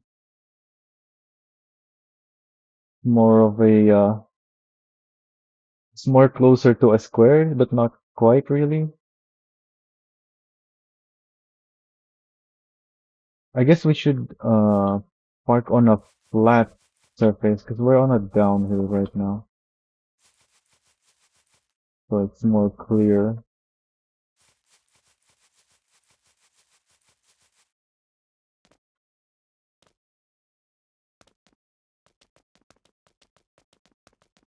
So these fences are pretty high. You can't jump over them.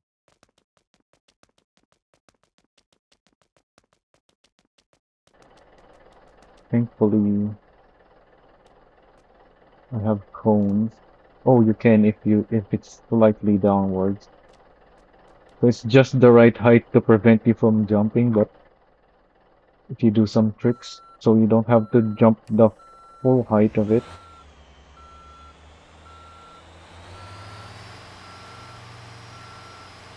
then you can make it over.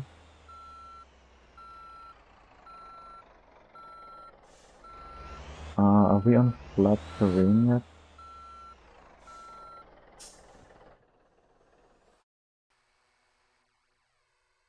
Also, doing this. I'm showing this because I'm gonna take screenshot as well. Yeah, it's more of a, well, I don't have a mouse pointer right now, but I do have this circle. So the headlight is here, but I think the actual lighting point is somewhere in front of the vehicle. Because if it wasn't, you would see some shine effects on the vehicle itself, like you would if you put some light attachments on it, like a headlight. So it's more like somewhere here, and then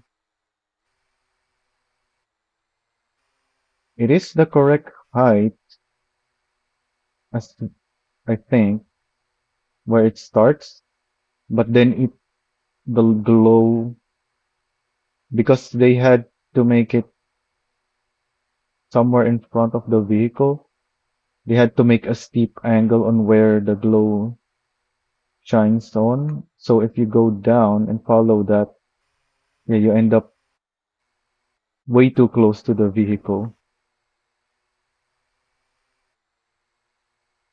Like that's not a good angle to look at it.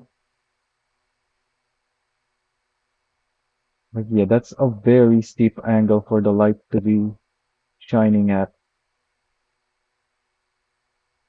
That's not a good angle to look at it. So maybe here, take that screenshot.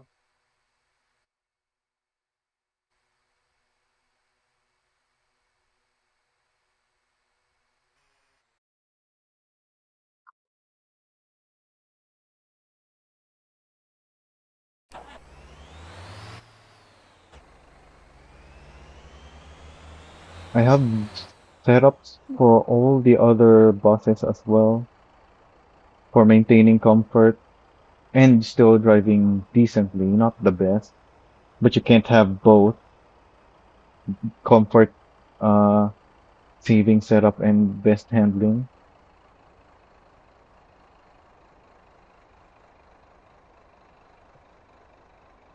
My setup is focused on comfort, but still have decent as good of a handling as a setup made for comfort can have.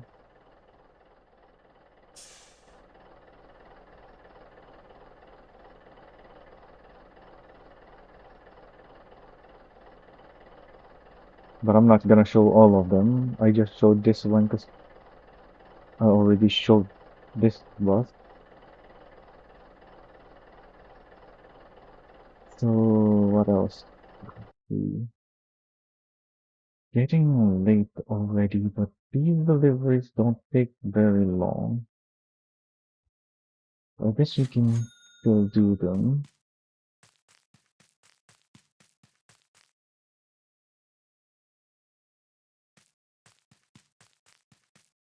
Yeah, I'm saving the tanker for last.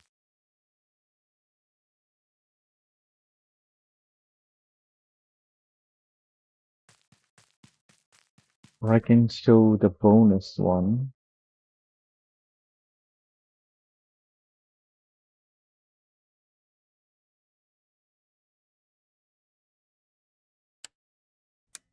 Wait, that's not my interior light. Oh yeah, because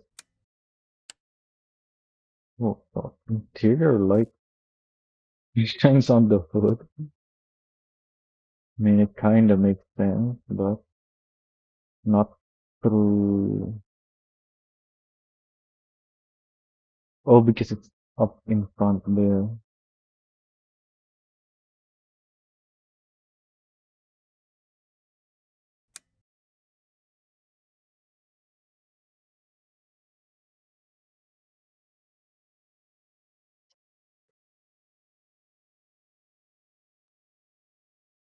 Hmm,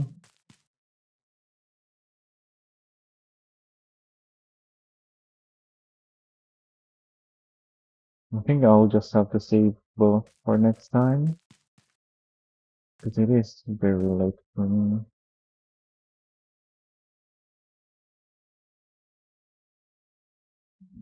Who even is still watching? Like, is there even anyone there? Say something if you're there. Saying to me zero. I have some special thing that I can show if someone's still there. Oh, it's saying one again now. So whoever's watching,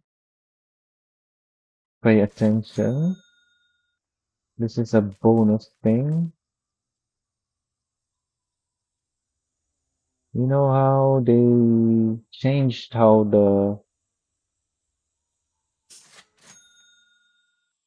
tow payment works now to prevent exploit, but this exploit doesn't really care about that. Well, it has an effect on it. It's just not badly affected by it.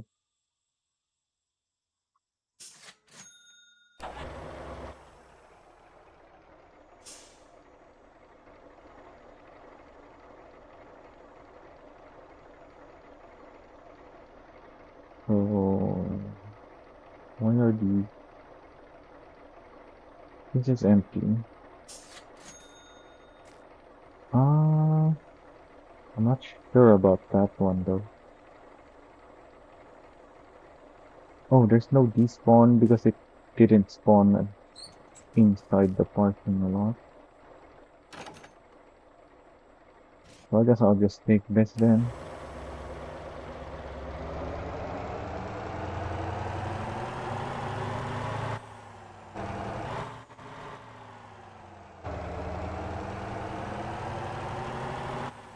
So like I said, this is uh, quite the exploit. So if you don't want to be spoiled, you should stop watching now. I think this is still by far the best paying thing you can do in the game. If I have that correct, I'm not really sure anymore.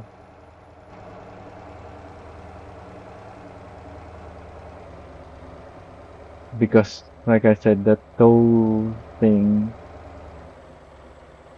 pays more now. And this is definitely affected by it. It's just not as badly affected by it as it should. Like things like this is the reason why the toll payment works the way it does now.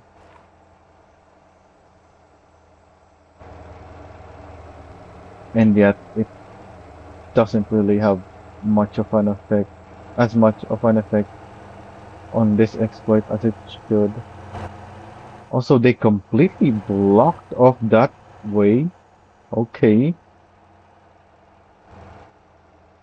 There used to be a way there.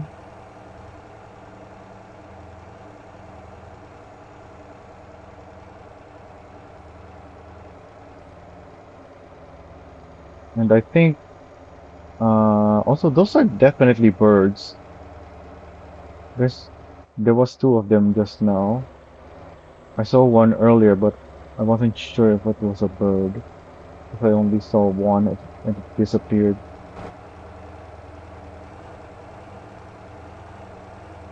There was a shorter way for this, but it doesn't really matter too much at the end.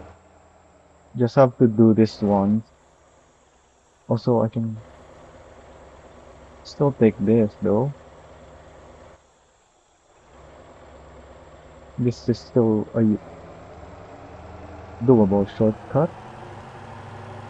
In fact, I think I could have gone straight through there.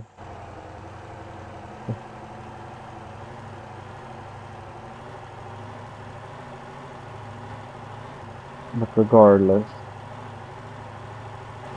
this is a one-time thing we're doing right now.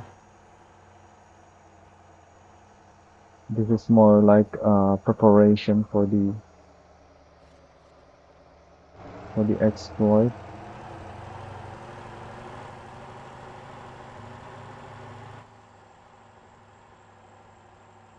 Okay, so we're here at the pickup point.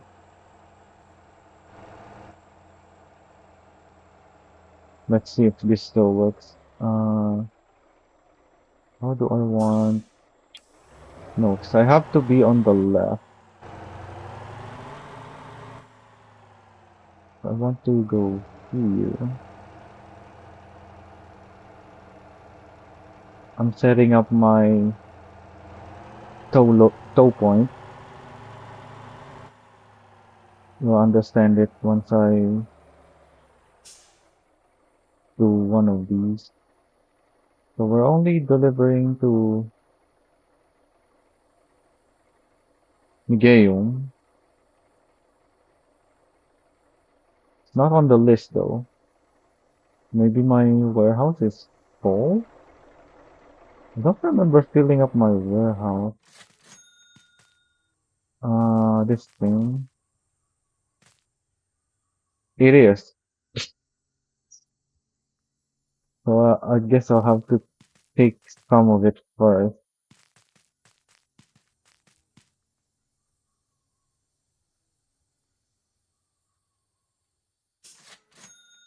No, this it doesn't fit on this thing. I don't want to spawn the thing. I need it there.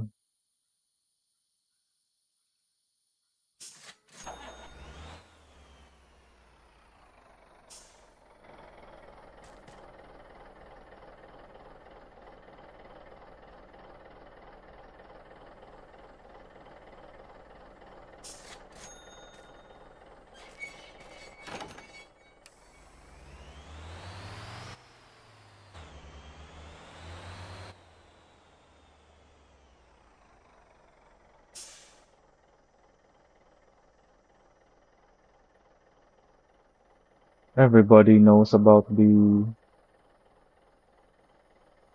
Oh, those are oak. About the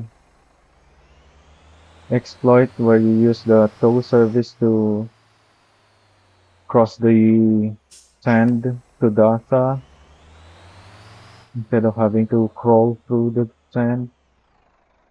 But this is really the big one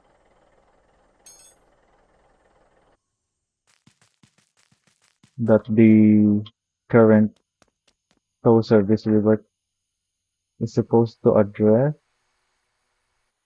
but it doesn't really because I don't even know if anyone in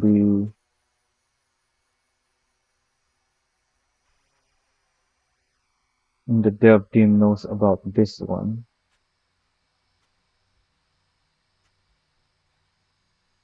I do know some people that know about this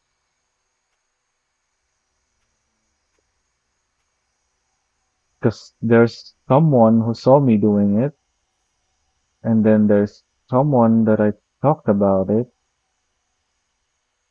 Well, I gave them hints about it, and there's not really. I don't think it's difficult to figure out once you got the hint. Okay, so there it is. So we can now pick up for Mugeum. Let me reset the tow thing just in case I need it.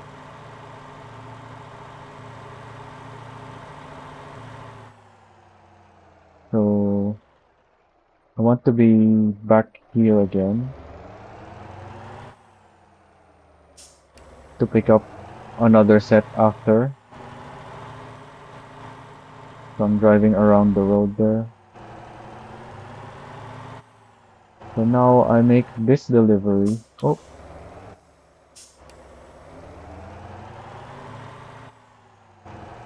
but I'm not taking the road because the delivery point is down there.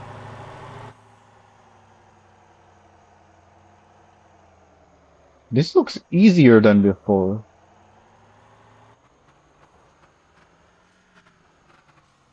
Oh, but I'm dumb and I didn't shift up. Uh, let's reset. So I can definitely tow back up here.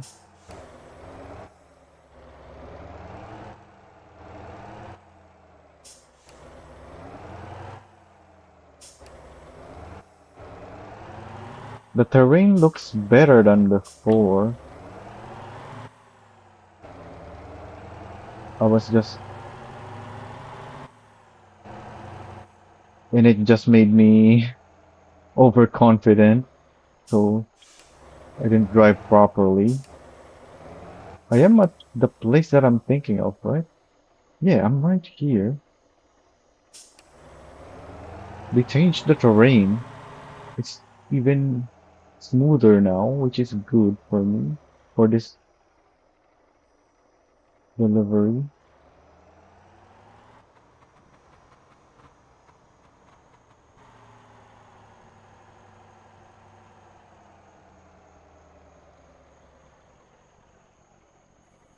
Just make sure you don't flip over.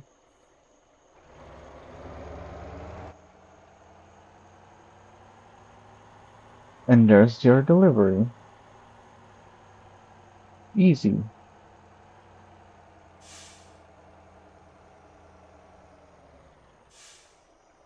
I think we can even do a contract, maybe? Let me see if there's a contract for 4 or less. I don't think there is. Yeah, there's 5 contracts. But the thing is, once I drop this off, I can tow back up here for only 7,000. That's actually more than I think. But that's fine, because we're earning 19,000 for just a less than 1 minute delivery.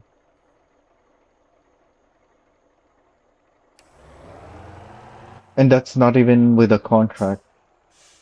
We can easily do one of the big contracts in a few minutes. And the only reason I didn't take it is because my storage is full already.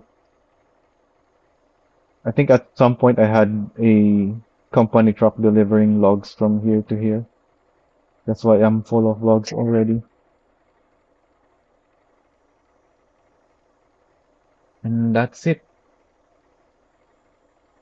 You can just grab more logs. I can't because my storage is full. Well, it's still here, so I guess I can.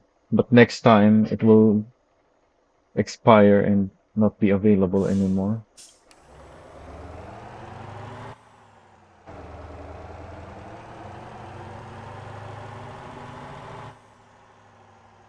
Make sure when you go down, you're at a high gear so that your truck doesn't slow you down. Oh, I'm stuck. I slowed down too much. You're not supposed to stop at the edge. You're supposed to keep going.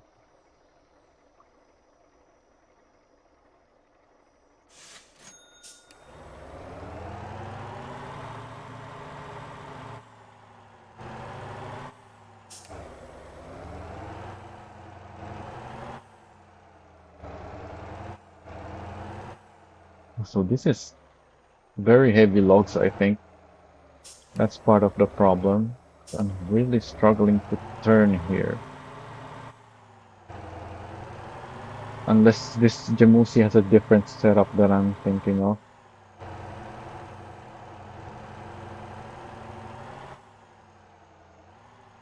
Now put it in a high gear, but use your brake. You don't want the the truck to slow itself down with the engine braking. You want the trailer to pull back on the truck. I have 200% brake force on the trailer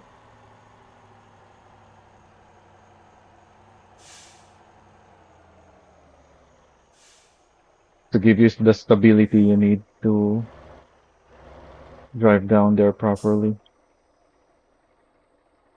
So you can easily do a 10 contract, a 20, and as you can see, these contracts pay a lot. You can do them in just a few minutes. Yeah, my storage is already full, so I can't keep doing it, but I don't have to because I'm already loaded. I have 42 million.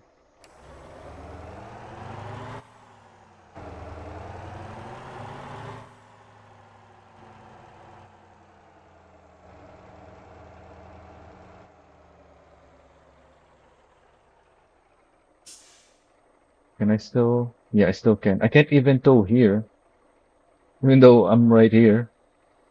It's still making me go back up there.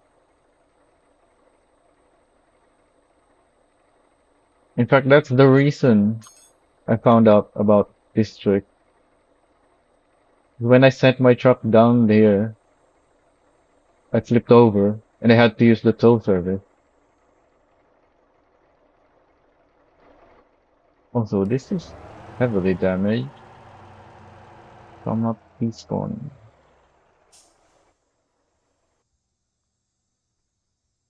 So yeah, it's 4 minutes till midnight for me, so I'm gonna have to end it here. And that's why I called this part one, because I knew I wouldn't be able to do everything in one go.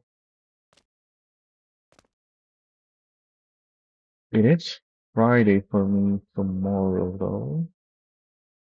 And yeah, I guess for everyone else it's also gonna be Friday, unless you have some weird time zone.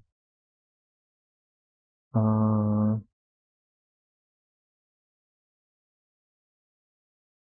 oh yeah, I'm probably gonna stream tomorrow as well, since it's a Friday, but I might not. Can't guarantee that. That's why I don't have a streaming schedule.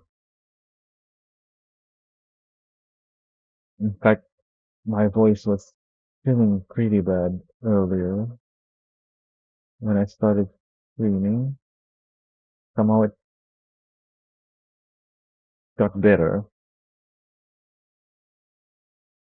I thought I'd be coughing a bunch of time throughout the stream.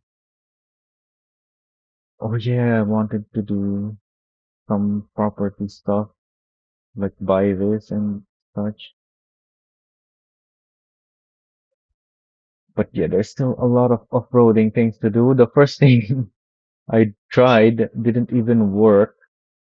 My rotator is still there, and I don't think it's gonna work. Somehow my setup that I made specifically for that after the my previous attempt, which was a success. The first time I tried it, it worked, but it was really slow. I could have sped it up using the winch, but I didn't want to cheese it because obviously I can winch through the mud. So I made a new setup, and I think it's actually worse than the one before. So I don't think I should try this again. But maybe if I have next more time to spare next time, because I still have a few things left for part two.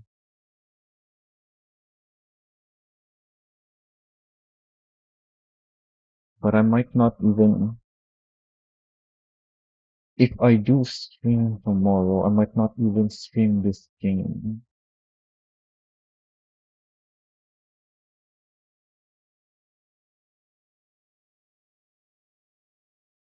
So we still have this as well.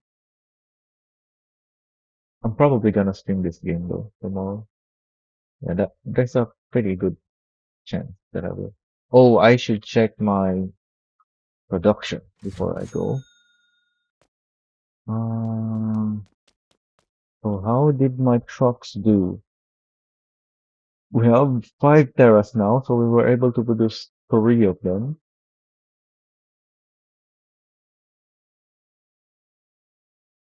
We can build one more. We, we are we have a lot of beam. We're full on oil and fuel as expected. And the plastic is almost full as well.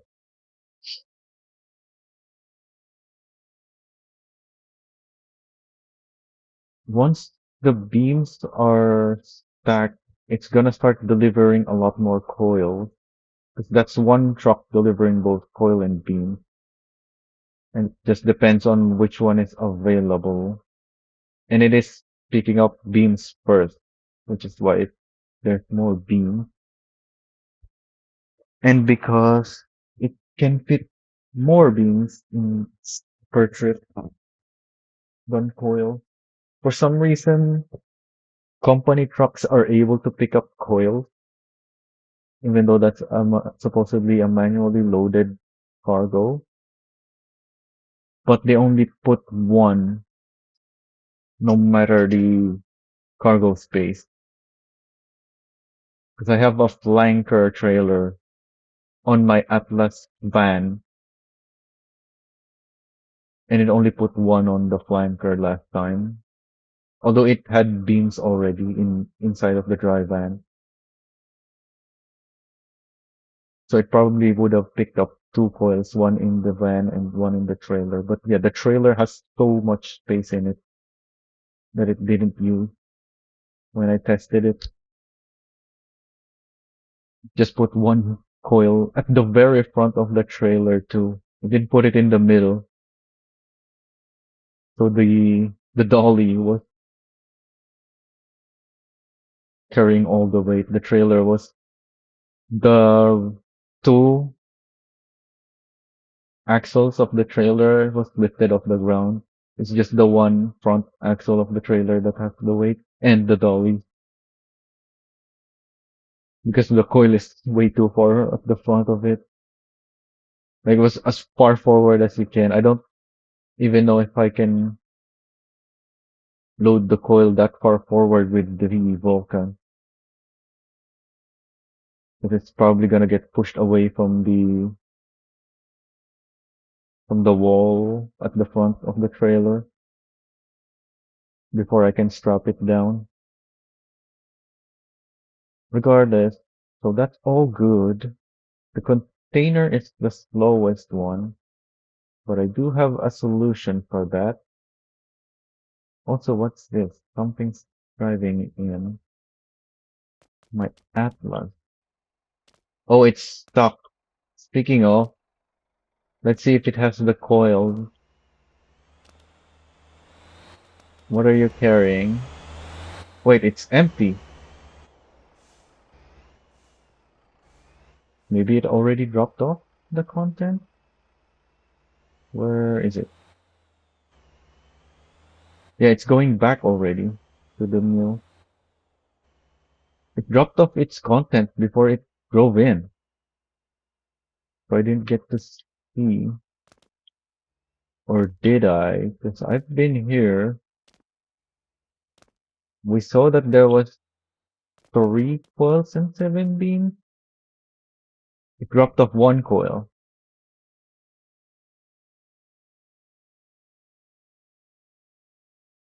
Just 1 coil. So maybe there's a production issue, which I was also expecting would be the case. Yeah, there's no more beams. We need more iron. Coal is also getting depleted quite quickly. Oh wow, there's a stutter. I was supposed to jump earlier for that. This has a lot of coal.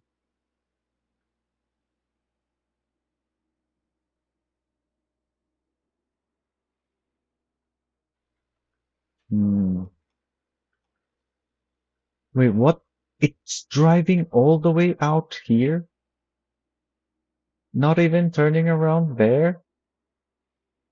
Okay, I need to take a screenshot of this. No wonder the Terra ran out of condition before it could drive back in the quarry. I thought it turns around here. Didn't realize it goes all the way over there.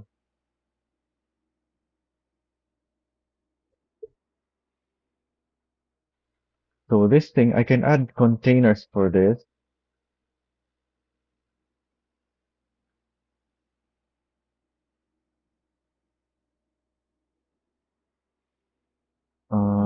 This is already delivering containers and plastic. Is it? Yep.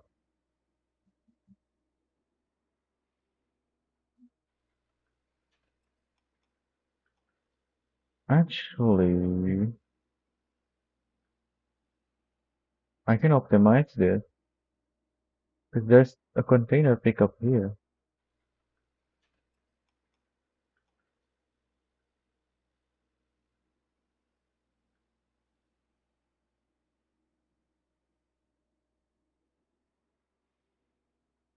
The routing is horrible though because this depot is on this side.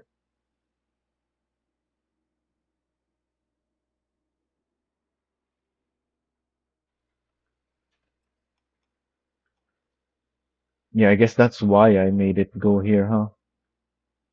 So it won't have to do loops around here.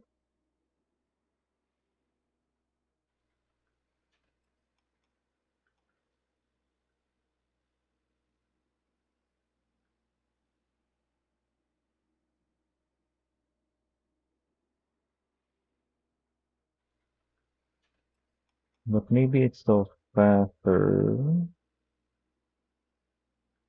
Nah, I don't think it's worth it. It's better to have these 2 pickup points. And then the other one that I can optimize. Oh yeah, let's check on Yongil.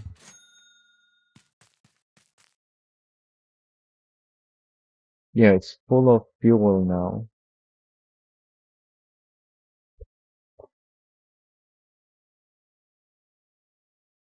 And there's only oil deliveries to the harbor, not the refinery. Yeah, the refinery is full on crude oil too. So even though we're taking products from the refinery, it shouldn't be enough to trigger the production of this. It should only take maybe 5 or 10 crude oil at a time. And it is producing them quickly. So yeah, let's change this. Crude oil.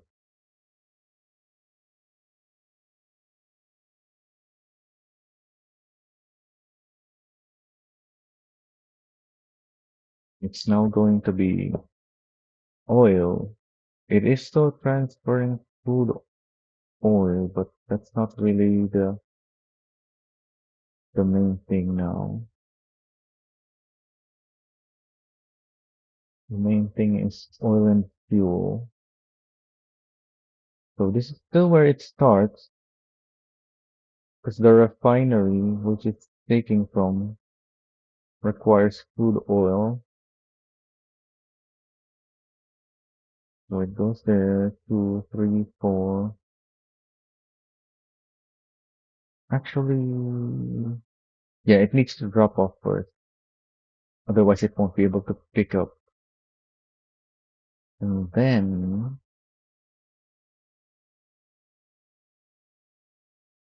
yeah, it drops off the oil or the fuel.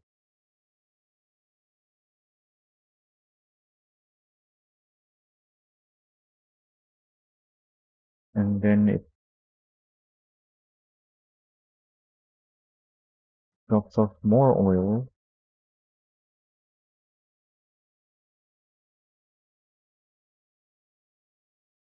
It needs to go to a depot first, though. And this is the only nearby depot.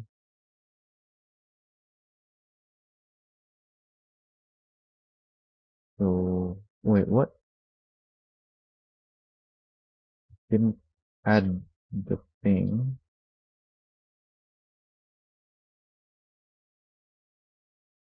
Yeah, because by the time it gets up here, the condition would already be low, because that's a really long trip. This is the last time it refreshes, drops off here. This depot is in the way, on the correct side, but that's still really far away. This might work. Mm, also extends the route though.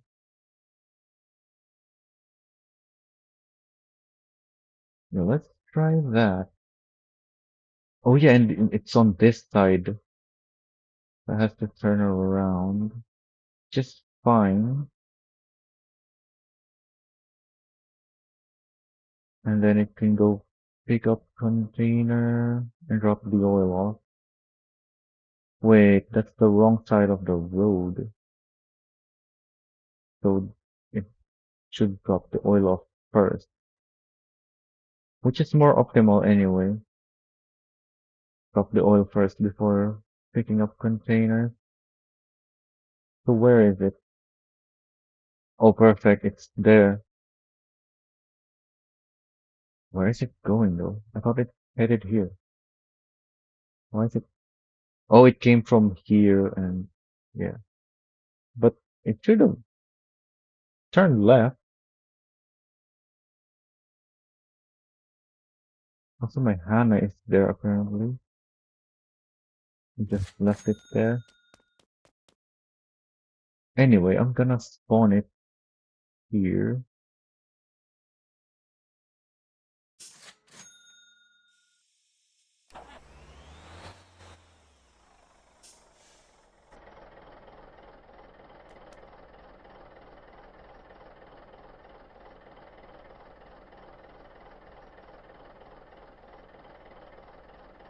I want an S2 lane key. They're all in use already. Which lane key was it holding earlier? Is it a D2? No, a D1? Oh, it didn't have a lane key before. Yeah, that's the thing that I'm changing.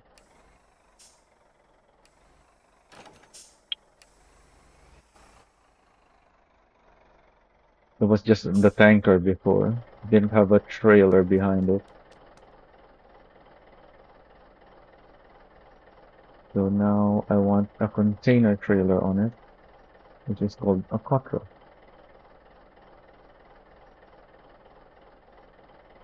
I have so many quattro trailers on my company being used. Those have cargo.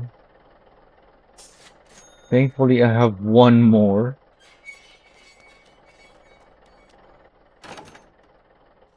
Quattros and S2 trailers are just the go-tos.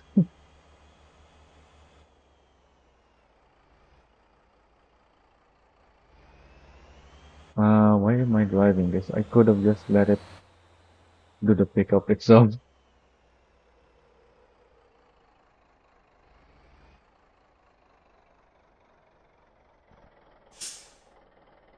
Let me just check if the route is correct. Yep, to the refinery. Pass it on. Going. Pick up oil to Jeju. GOG. Doesn't have any oil for the factory because it's already full. So I'm gonna send it straight to the depot.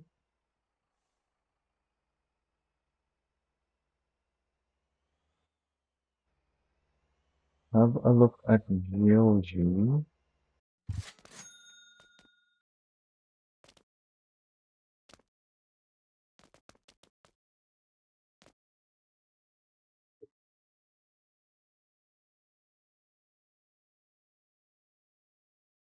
Oh, it might deliver containers here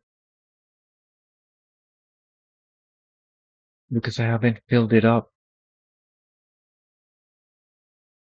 That's gonna cause issues. This should have been full of containers unless I make it go there first.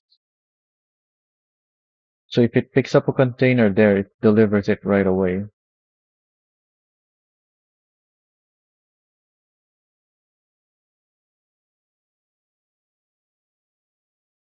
And actually, yeah, that's fine.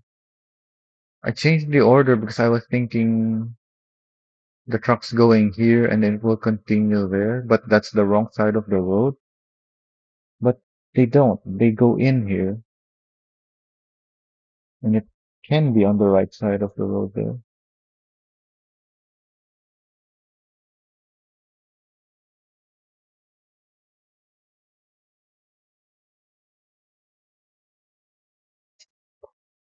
Hopefully this isn't too long for distance to travel.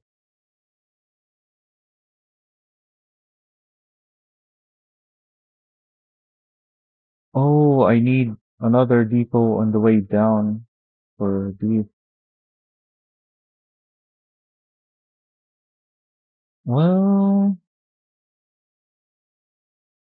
I don't need it to go there every time,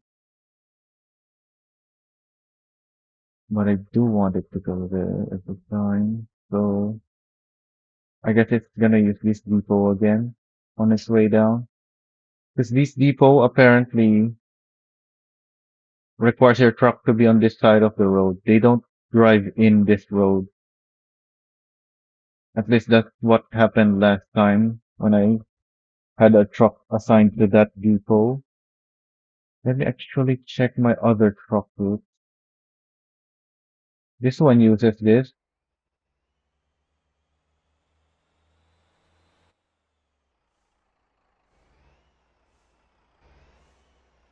on its way down. Hmm. Might need to change that for this then. Which truck is that?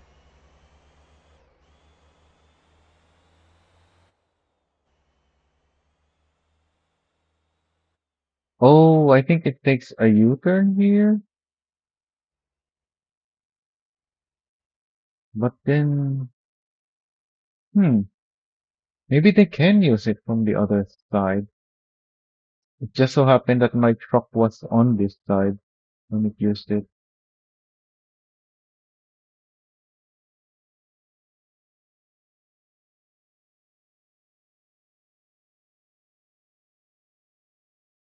Hmm,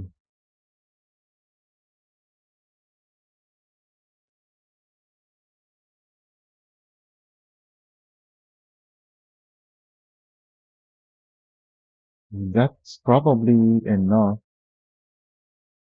for it to make it here. Oh, but then it has to drive here. So it needs to refresh the condition here regardless.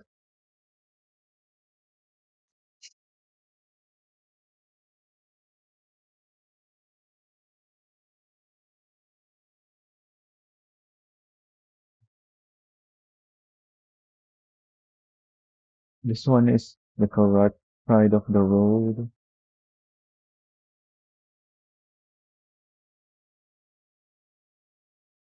This one they can turn around for. This one needs to be changed. If they're driving all the way out here just to turn back to the quarry. So the Terra is useless right now because of that.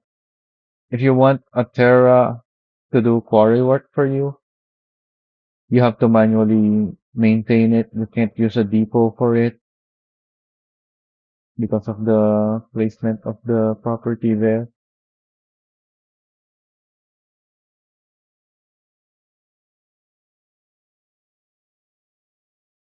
This one uses this depot. Maybe this is why there's not enough coal and iron.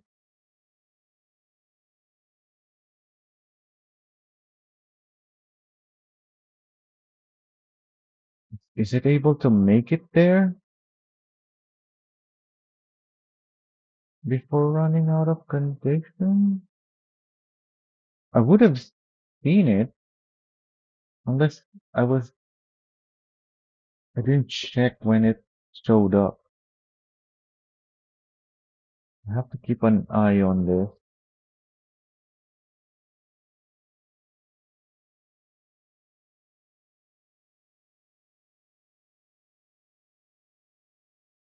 And that's it.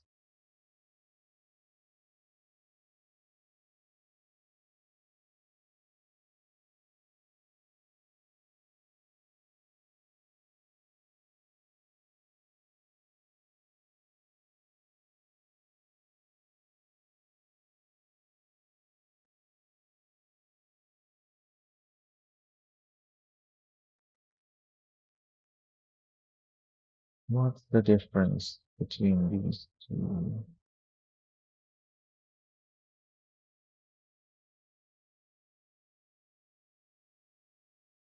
I just added GOG for this one. Yeah, and there's no depots for this yet.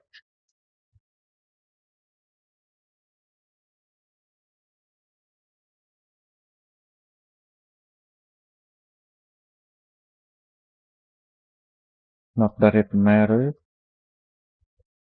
I can't include the depots to my routes that I share because I have the depots are not tied to the properties. So even if I share my route that has a depot,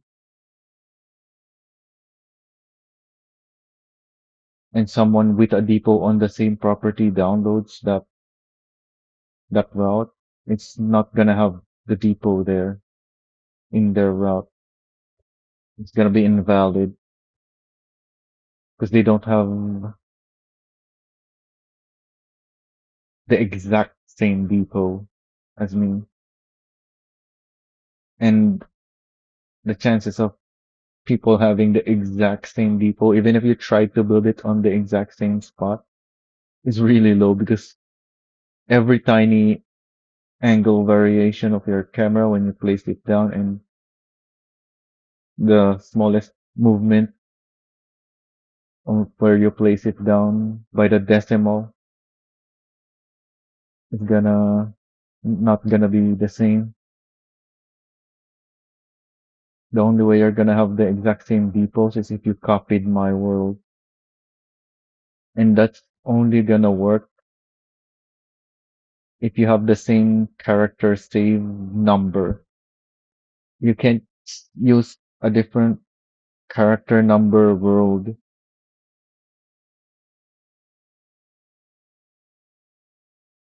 Like for me, I deleted all my characters except the top one. So that top one character is 0. And then I made this character that I'm playing now. So this one went to the slot number 1, which is the second slot because the first slot is 0. So I can't just copy my slot 2 world, which is the number 1, onto my number 0 character. That doesn't work. They have to be the same number.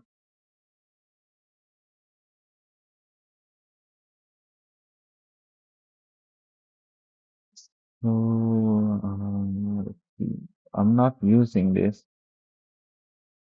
I'm still waiting for warehouse rework and a warehouse to be added down here. And hopefully the depot can be used on both sides. Maybe. I don't think it can. But maybe this depot is different because there's a road on it. So they can use it even though they're on the wrong side. But this one they definitely can't use it. They're on the wrong side. Oh yeah, that is how it works. Huh. Just like with the... Yeah, I've seen them do this from the right side of the road. Well, maybe not the drop-off, but the bakery. Not the cheese, maybe. I'm not sure about this road, but the bakery one. There's a road here that they don't use, but they can go on this road, pick up meat boxes first, continue here, and then grab from the bakery. What even are the bakery boxes called? Bread boxes? I guess just bread. They can pick it up from here, even though this is not the correct side of the road, because they think there's a road there, even if they can't drive there. They know the road is there, so they think, oh yeah, I'll turn here, do the pickup, but don't actually go there, and then continue on. I think the same thing is happening here, where there's a road here. They can't drive in it, but if they're on this side of the road, they know that there's a road there, so they're still able to interact with my depot from here, from this side of the road. So maybe I can optimize some of my routes to use this. The depot here definitely not functional from the other side. Same thing with this. There's no road leading to it that is non-functional. Actually, I should be looking at the depots. So this one, no road, no non-functional road. Same with this. This is the one that they can apparently use from both sides. This one they can't. This road is non-functional, so they can't use it as a turnaround. But also it doesn't lead to the depot, so they can't use that to think that they can interact with the depot from there.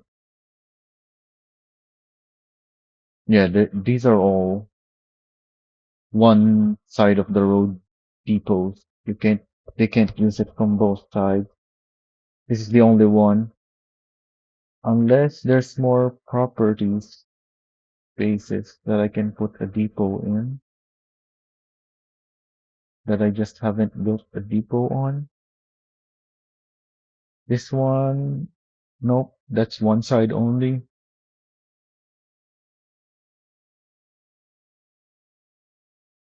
This one also one side only. You can't put a depot in that. You can put a depot here, but it's also one side only. You can put a depot here too, but also only one side. That's not big enough for a depot. This is one side only. Same with this. One side only. Well, you can't place a depot there, rather. Not big enough for the depot. So yeah, there's nowhere else that they can use the depot from both sides. Only these. Well, I guess there's two properties here, but then that would be pointless to have two depots.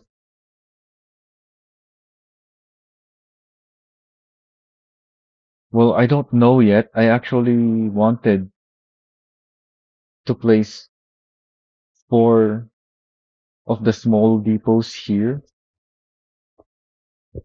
because it's 50 by 50 and the small one is 25 by 25. So I should have been able to place four. But because we can't place the buildings precisely to the edge of the property, it doesn't go next side to side with each other or even corner to corner. You can't place more than one depot, basically, even if it's the small one. And obviously the big one, you definitely can't fit more than one because it's way too big. So I should probably upgrade this depot to a bigger one at some point because it keeps running out. Although the big depot doesn't really have that much in storage. So I might keep it small and just hope they adjust the boundaries of the depot so I can actually place a second, third, or even a fourth one in that property. Because if we go and look, oh yeah, there's the container issue here that I fixed already. Yeah, if we look at the buildable space, there's room here. There's room here to move the building closer. But also, oh, this is a garage. But also, even if I put the second depot right up to the edges, like this, there will be plenty of space between them. But the game won't allow you to place them. Let's actually see if I can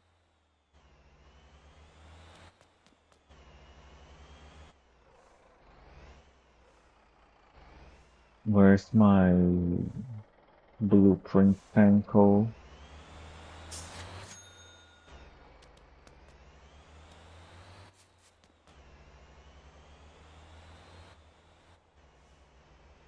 Oh, these are garages. Do I not have a depot blueprint? Large, medium, medium, large, large. Here it is. Oh, this is the big depot though, right? Yeah.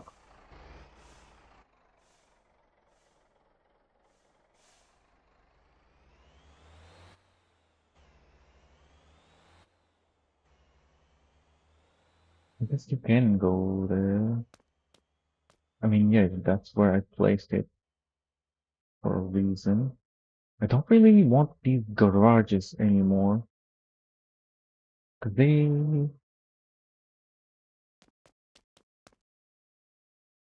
just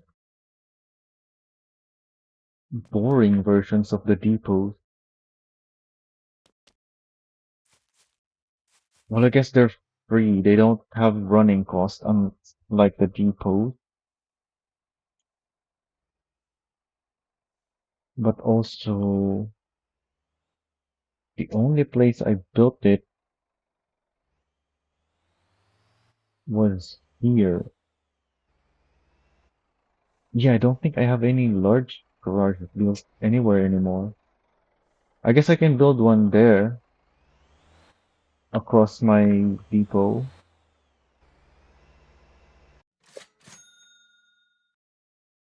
Yeah, I have a depot there,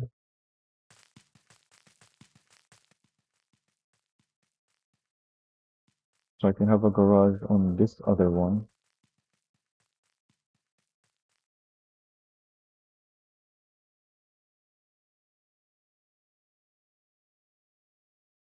But do I even want this?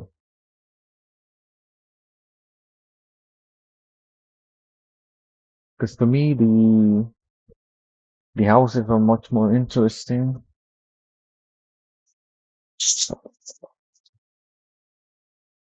The only issue I have is the prop limit of 50. Because obviously the houses, when you build them together, take multiple slots, whereas the garage is only one. And then the houses you have to put a bunch of props on it as well.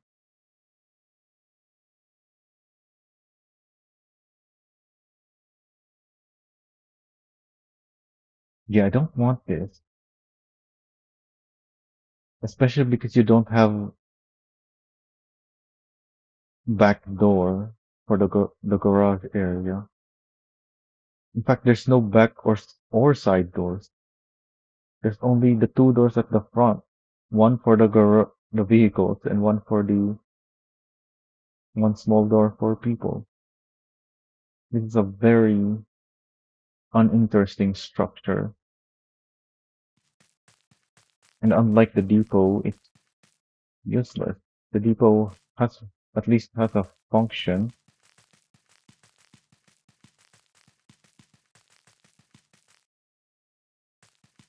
So let me move the.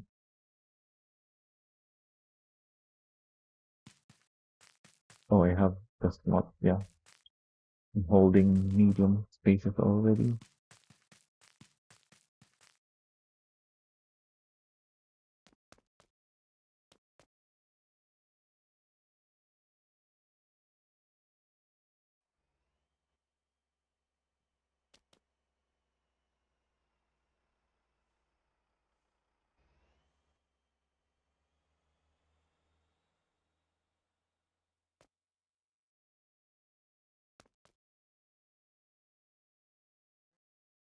Uh, I can put these side to side, but this is way too wide to put side to side. Yeah, there's no way I'm fitting two of these. So should I just put it in the middle?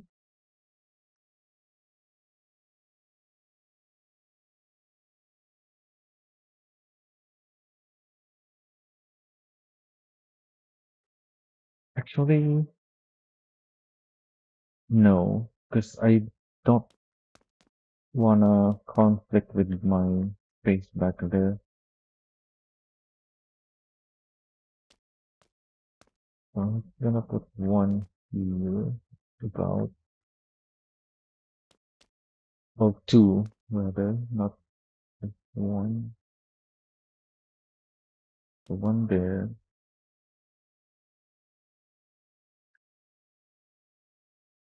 and one here. Or maybe, I think it's better if they're closer.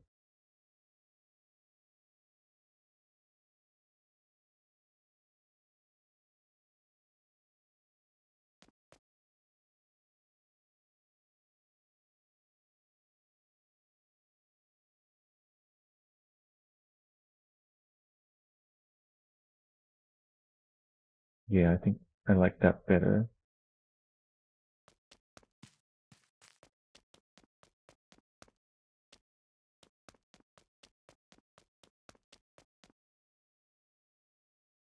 So, how did I do this last time? Was it here?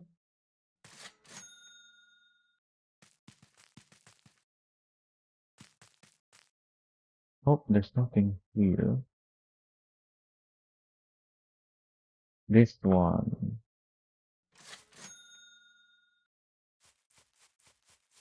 I have this arrangement here.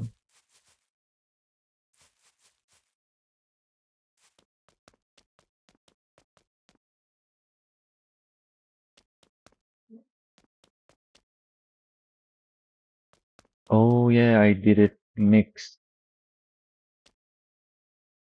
I have a large one inside, well, two large ones inside, and then one where it's the other way around. The large one is outside, and then the two are smaller ones inside. And they're also facing different direction. So the large one inside is there. Okay.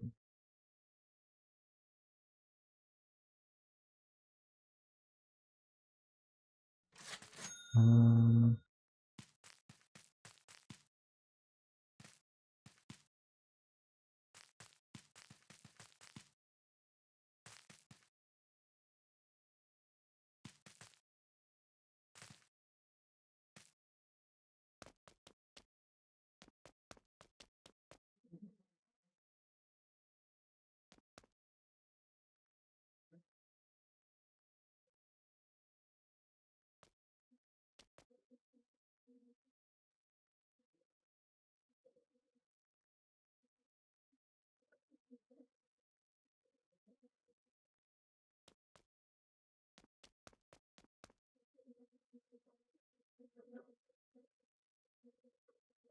not a long dot. So I'm not holding one of the small garages. I want a small garage on my hand.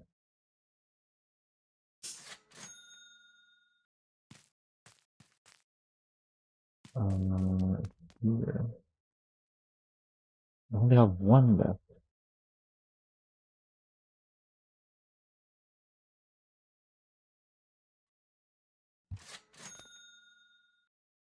How's our company doing?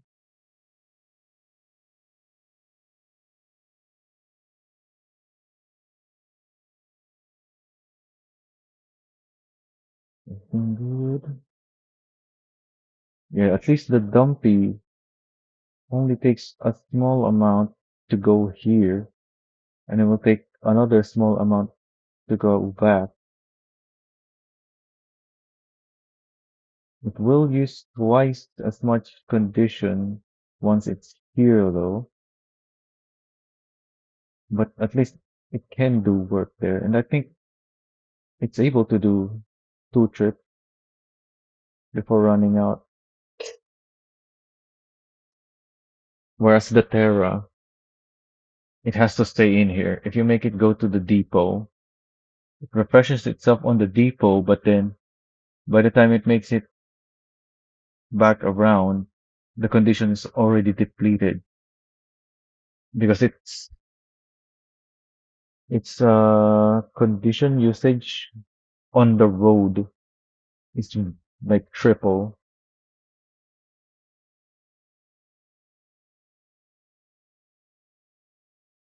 6, 7, 8. Yeah, need to give this more time.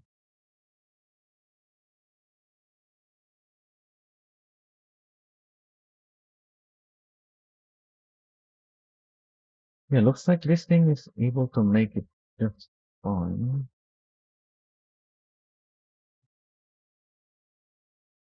What's the other one? This one is, I think, the one I was concerned about. Looks like it made it just fine. It still got plenty of condition left.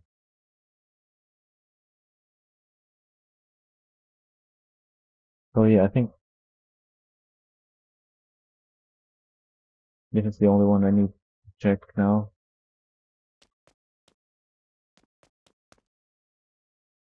Oh, I forgot to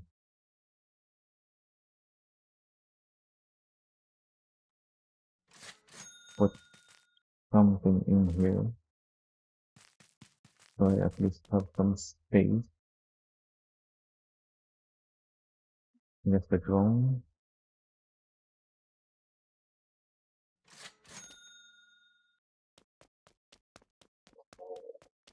Once I confirm that company truck route is good,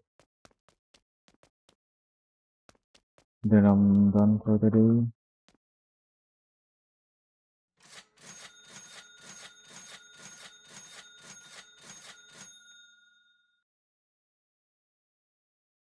I guess I may as well done already.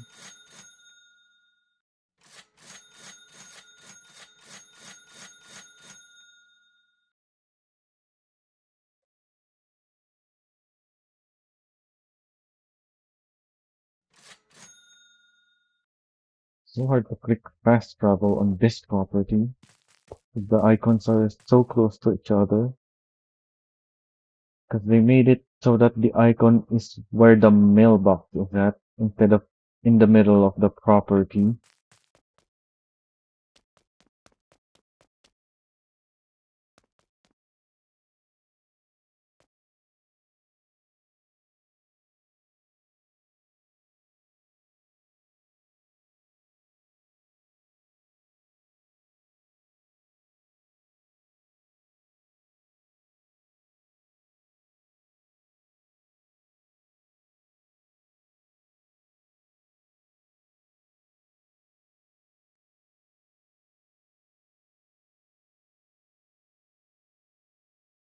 And then the small one in between,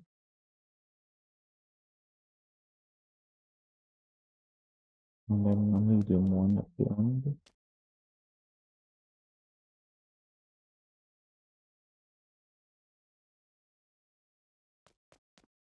And then the same thing on here.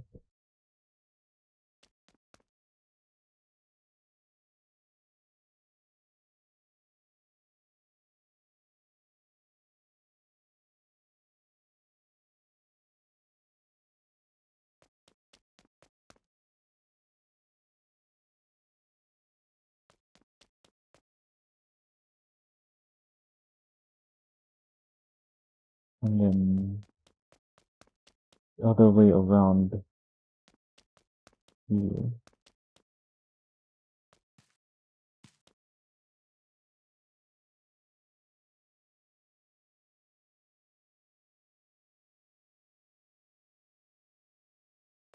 I guess I need the middle one. Okay.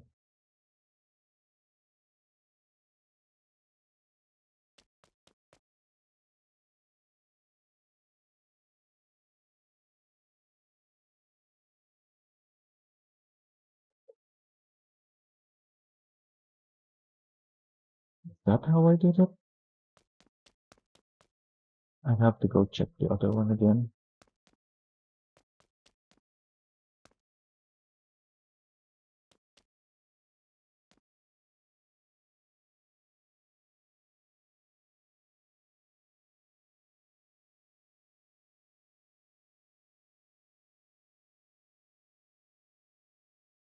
This looks long.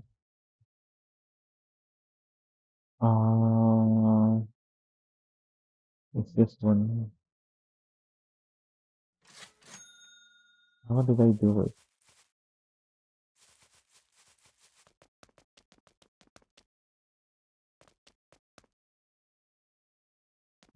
A little inside. Oh, it's back here.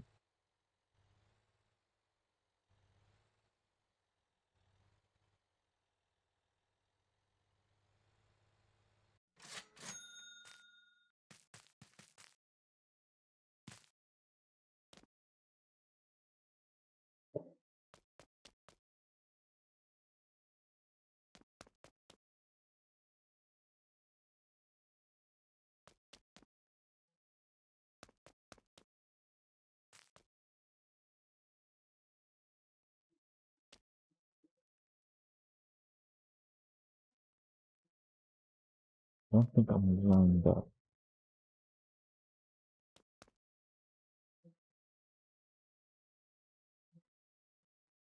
Hmm, good enough. Go in the middle, and then here.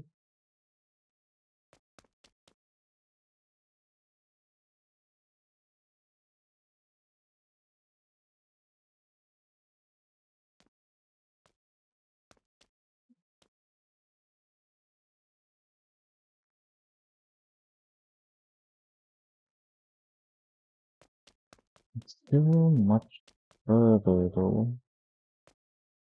but I think that's just how I did it. Check again.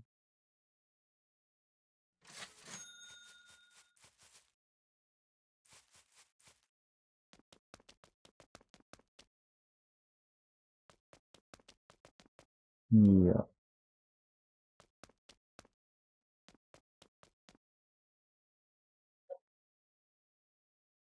and the cup is still there. What else do I want to build? Have a look at this.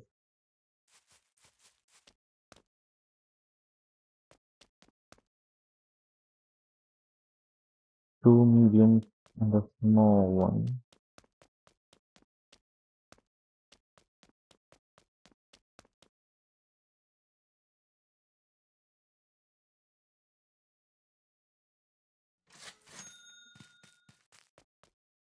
Oh, looks like I already did it here as well.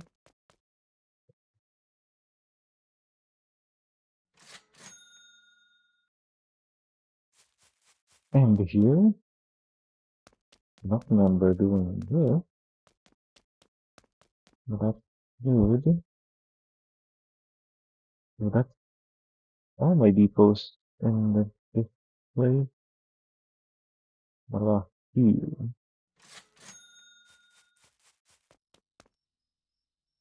Hmm, already have it. And here,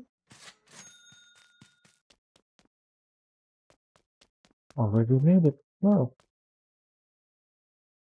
mm, so I guess just these two left.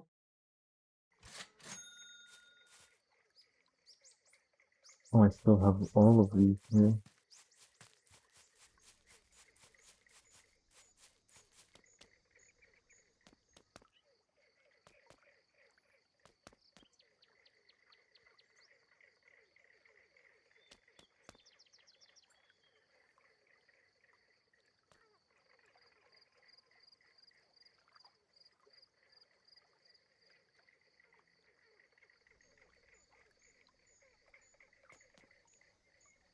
Combine that, go in the middle,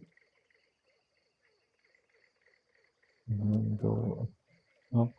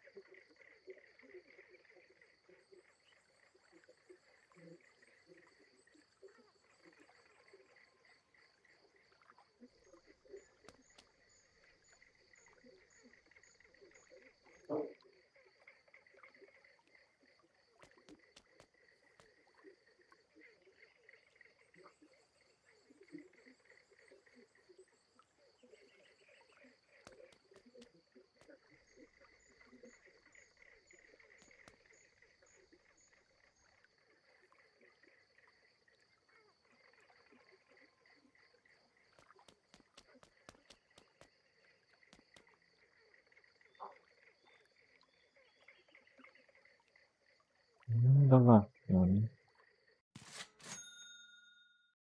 How is the thing doing?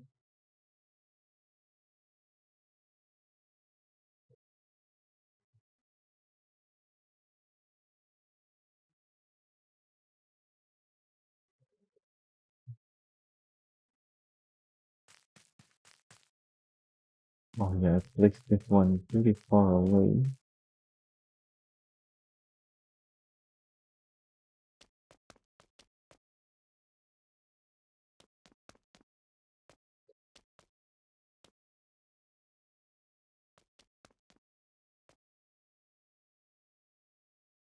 Oh, a logo ran out of condition. Huh, it has that depot on the route. Did it just not refresh?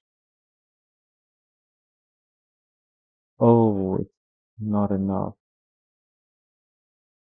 I guess it's time to refresh everything with that.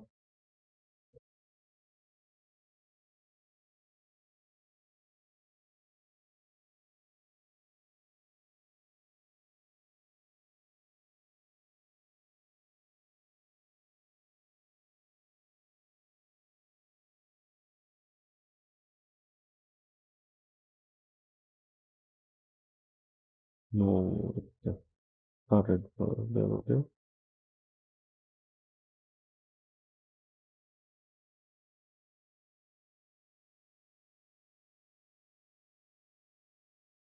Don't know why it would stutter here, but it did. There is another small stutter.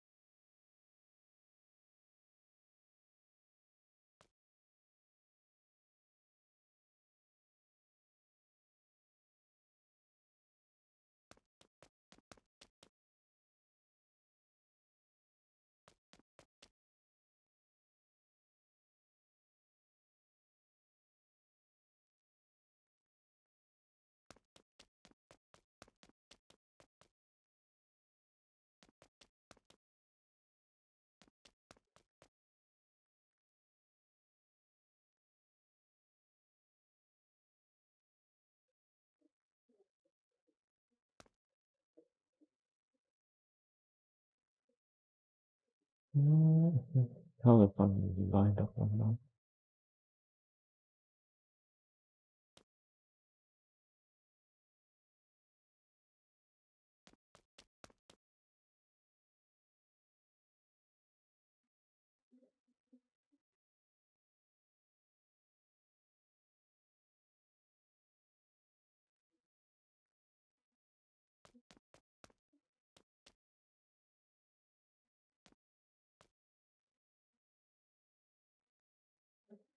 That's another thing.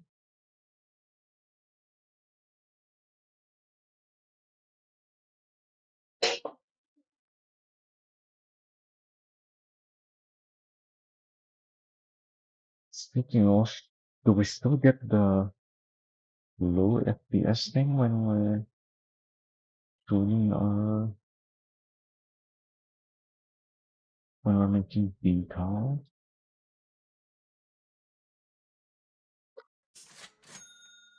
Oh yeah, this is not a tuning garage. A tuning garage.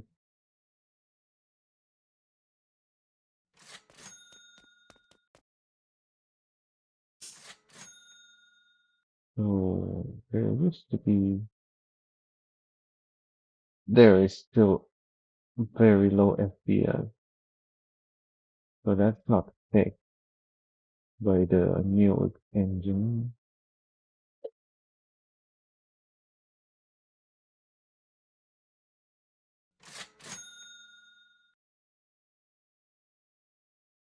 So making decals is still a pain. In fact, that's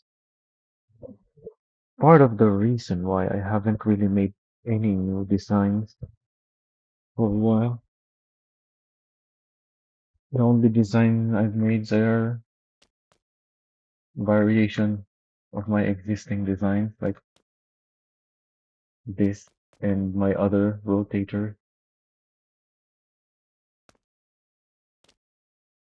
because I already have them, the decals to start with. I just had to make some edits, but it didn't bother me too much that the FPS is so low when editing the decal.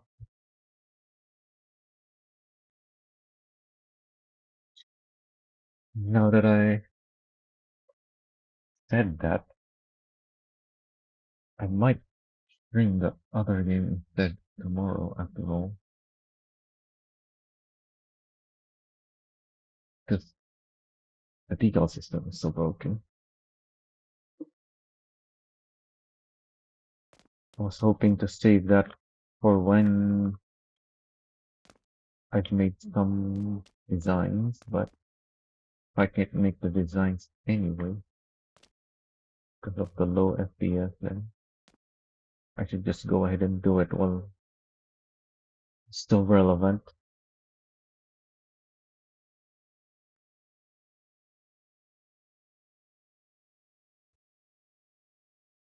So we're still waiting. Oh, it's here.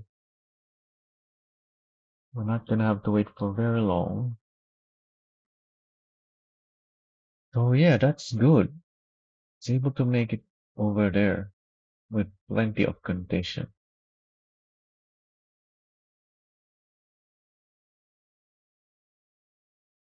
This guy is heading for a depot. This guy is on his... What is it doing out there?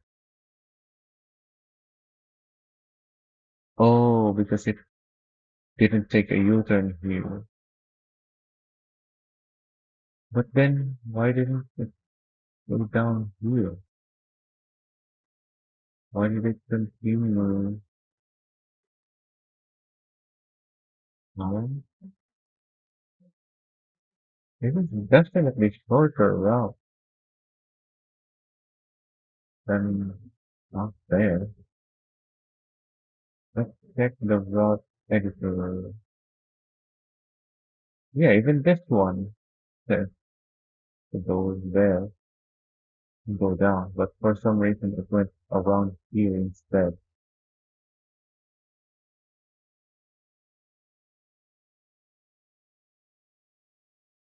Huh. So let's see if this thing picks up a container and for what. Ideally, I want this picking up containers for the factory. Speaking of, I don't have it routed to go there, but I guess it's on.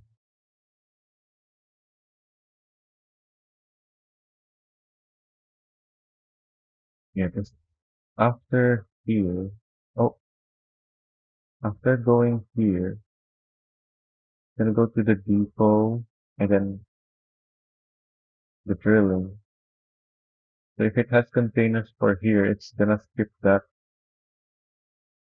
before going there. But that's fine, I guess.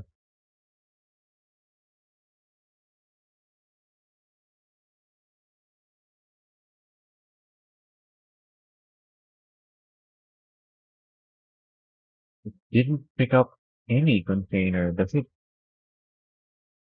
still have the Kotra with it? It does. It just didn't pick up a container.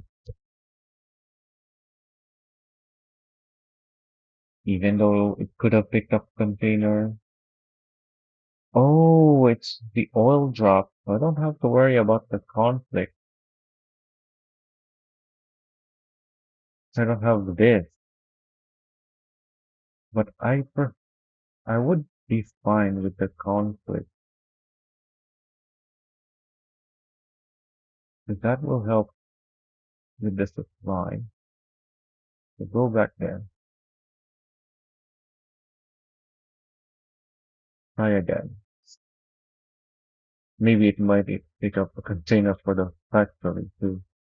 They send it back, and I think it can use this as a U-turn. Because if I have deliveries here, they do drive in here, and then obviously they take a U-turn, but they don't have a route in here. I don't know if they'll go in for a U-turn. Because technically that's not a U-turn stop.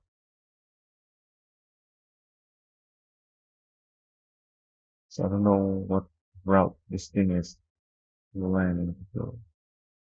Yeah, it's just gonna go around the whole place, I guess. I'm okay with that. It's not gonna run out of condition anytime soon.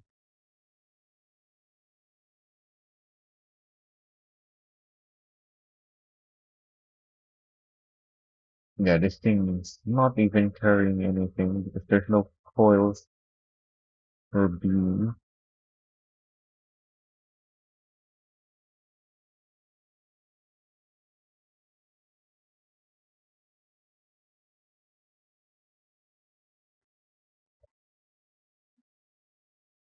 There is no limestone shortage, so this one is okay. This is the main issue. This is not taking coal and iron fast enough.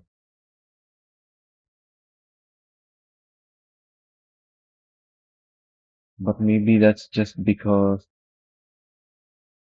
I have everything assigned and it's prioritizing one thing over the other.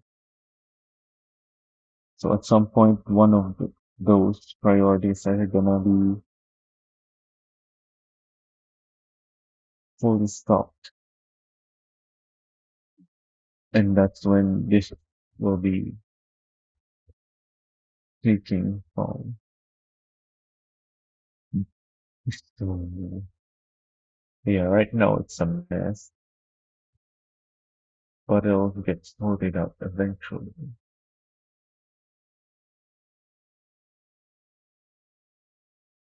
The logos are fine. Oh yeah, they're going here, and then they can go here even though it's closer to this road, and even though they're on the wrong side of the road because they know there's a road there, and then head for the depot. Oh, what about the think? They're still synced up. Okay, good. Looks like these two are also synced up.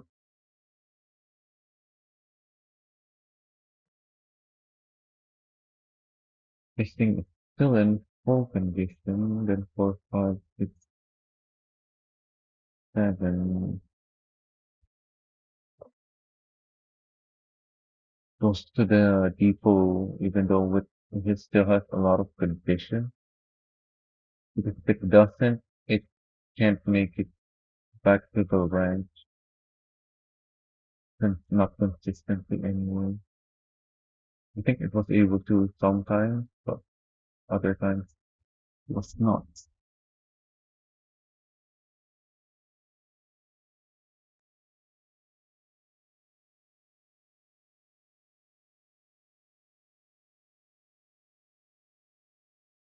Yeah, the buses again. This time looks like it's gonna make it. Sometimes it doesn't, but there's not really too many passengers there anyway.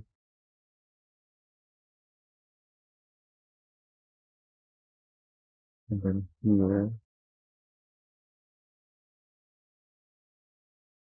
there's not many passengers right now, but yeah, I think either good.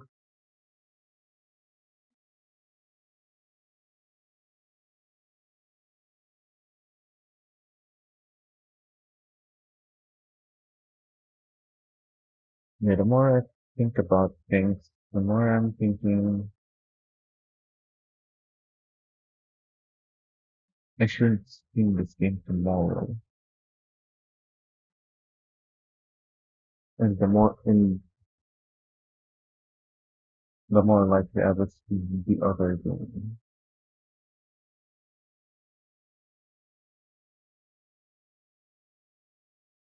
But there's also a chance that I just don't stream at all.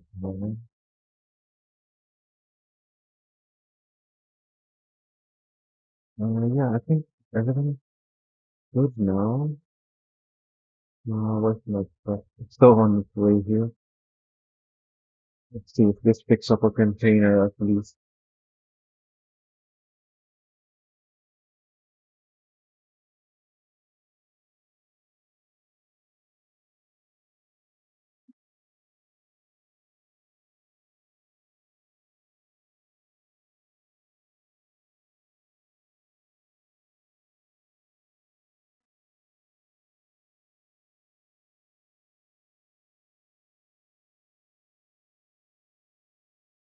Oh, I didn't go into my live uh voice chat in Discord this time.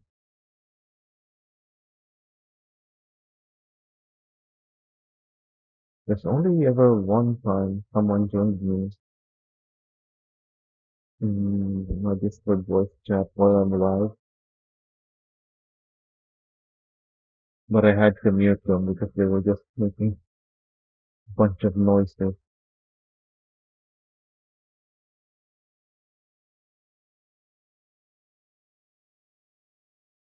I don't even think they realized that they joined my voice chat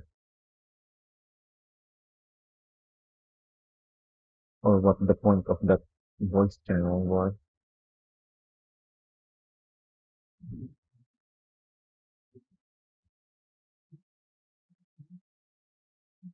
Also, this is one of the things I got changed. They used to drive here clockwise, but obviously that means that they'll be on this side of the road and then they'll cross the path of trucks coming out, which would be here. And also the pickup and drop-off point is on that side anyway for container. So I made a post telling, telling that they should drive this way around instead. It still did pick up a container, but I think that's just because there's no containers available for,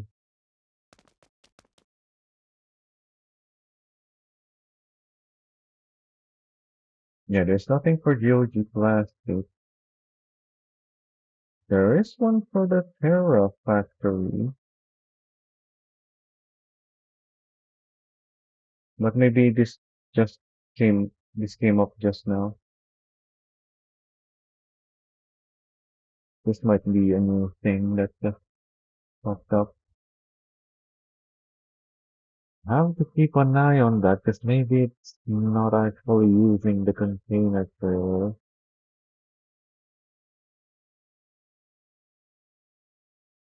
I do have both of these. Oh, I might have to swap these two. Let's see. Because this is closer. And it looks like the route cuts off there for some reason.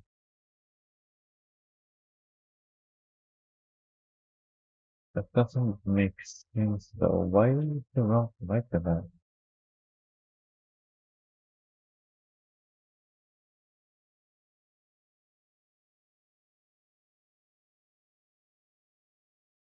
So we'll have to see.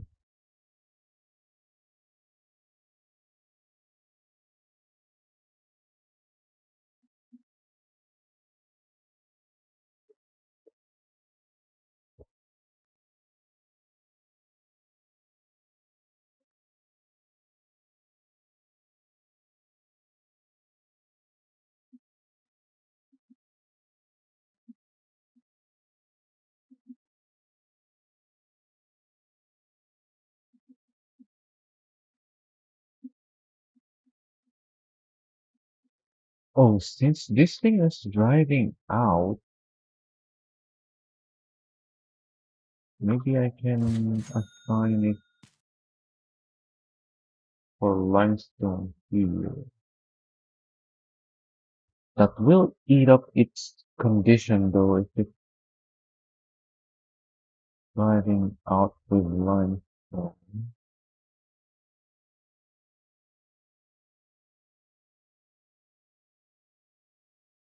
But it's just one way there.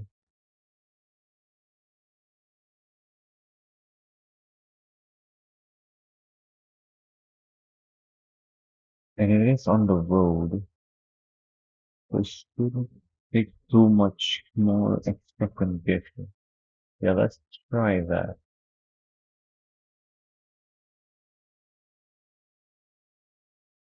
So after the final drop, we'll go pick up limestone, go to the depot, and then drop some limestone here.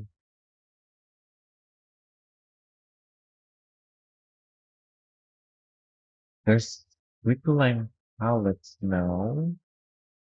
I haven't seen that.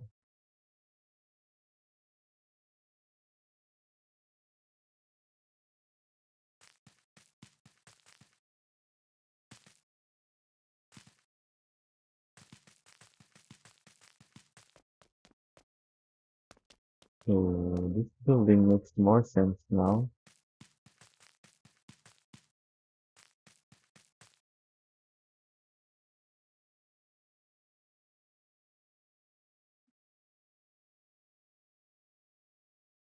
Need to supply the limestone here.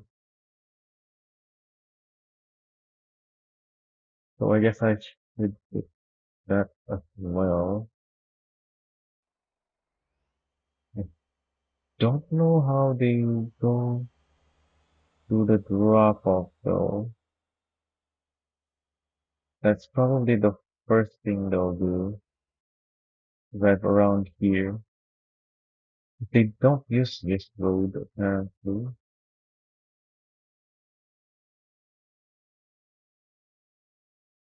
Also, yeah, this is not the correct order for this.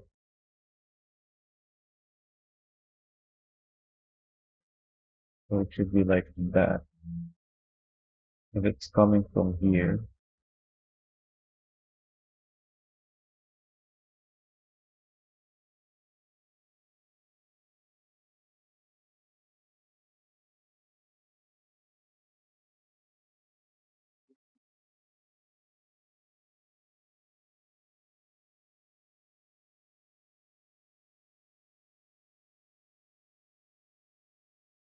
So I guess Yoji doesn't have many containers.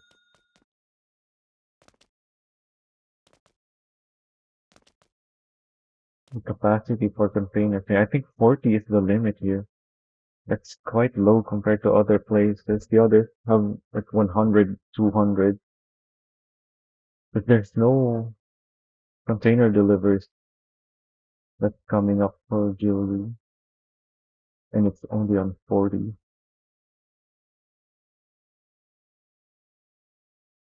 How many? One container takes 20 oil and 25 and produces 25 rather. So yeah, it makes sense that it doesn't need many containers. Would still be nice if we can stock up more, but there are also benefits for having a lower limit, so I'm okay with that. So I guess I should go back. Hmm. Oh, this place. No, I should finish these up first for next time.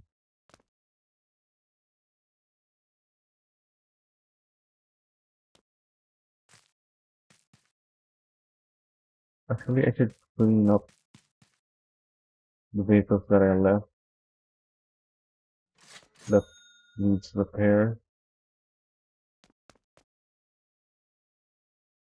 Well, they probably need refueling as well, so I'm gonna spawn my gas tanker so I can finally.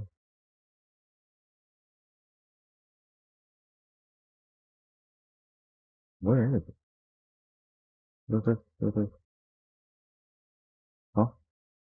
It's not showing up.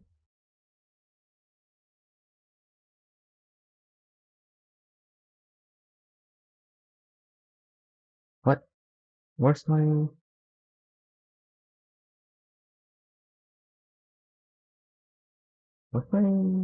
tanker here? I have that Bluetooth gas. Am I blind? Oh, because I searched tanker.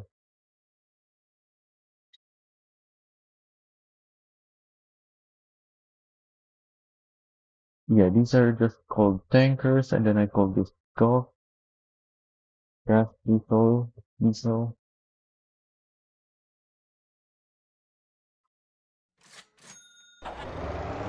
So this is supposed to have not diesel, but I made a mistake, so I'm gonna use that to refuel a bunch of stuff.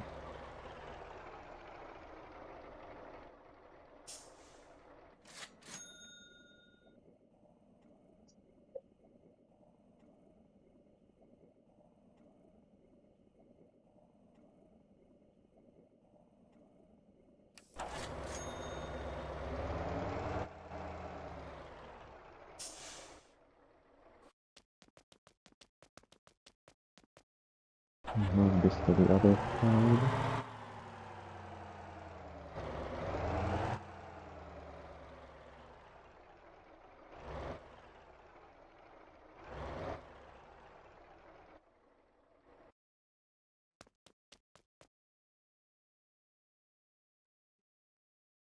Um, what stuff did I leave that I need to repair and refuel? This thing.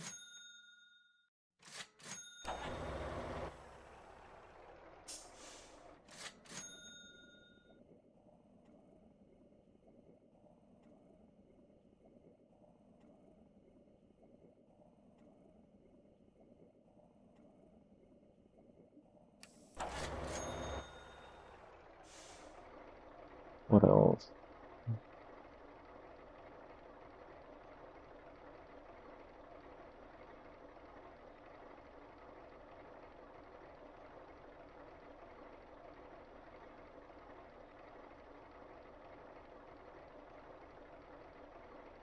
I did use this, but I didn't leave it there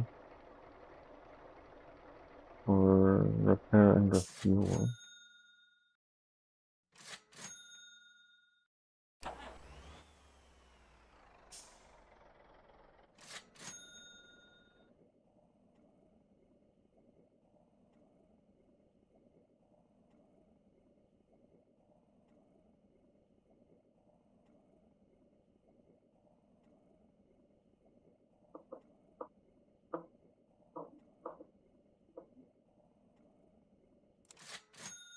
Oh, it's out already. I need to get this out of the way then.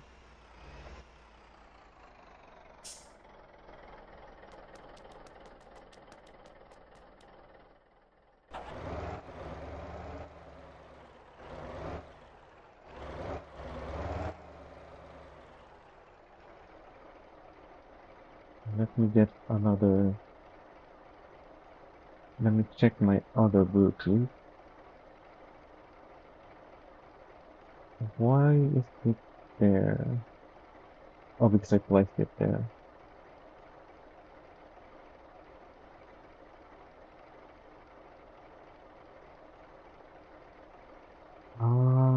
Should this be having diesel?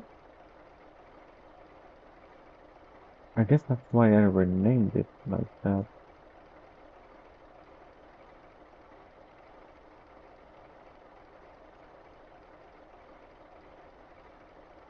The golf and this diesel is for my use.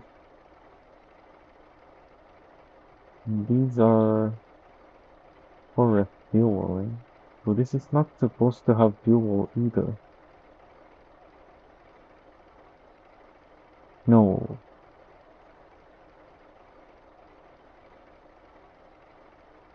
That is supposed to have fuel. I guess these are just extra fuel?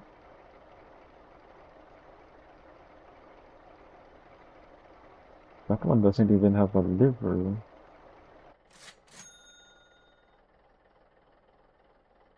This one doesn't have fuel.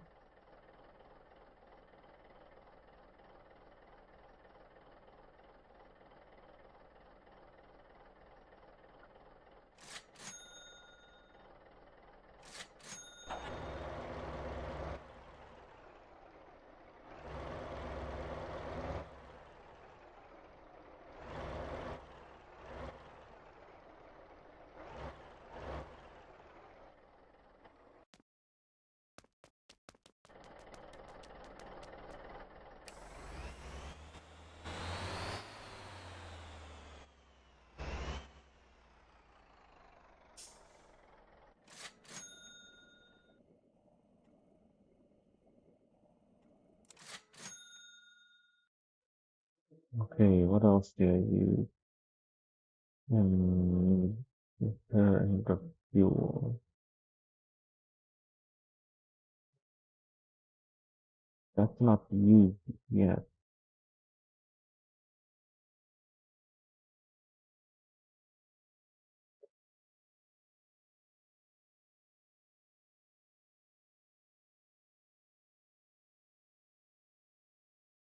CUDA semi. Why do they have a CUDA semi there?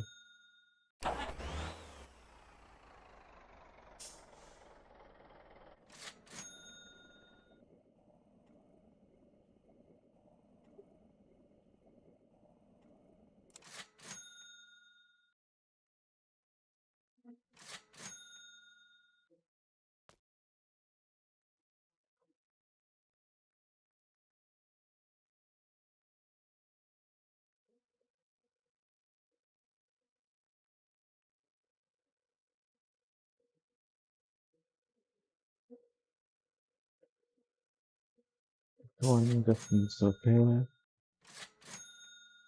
Come on, full body damage. I don't know what happened with that.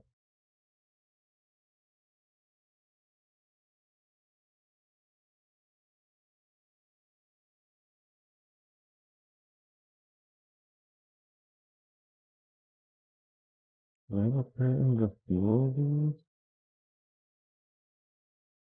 I should finish the deliveries and then repair the fuel. I can't drive this out.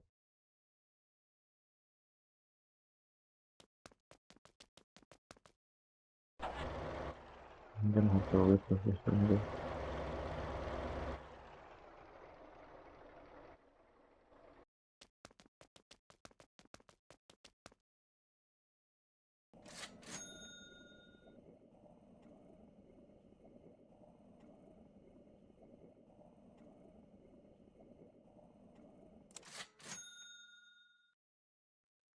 What else?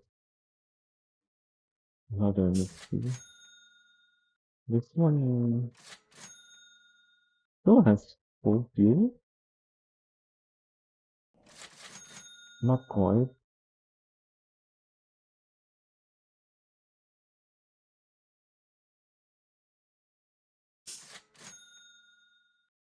This thing is full.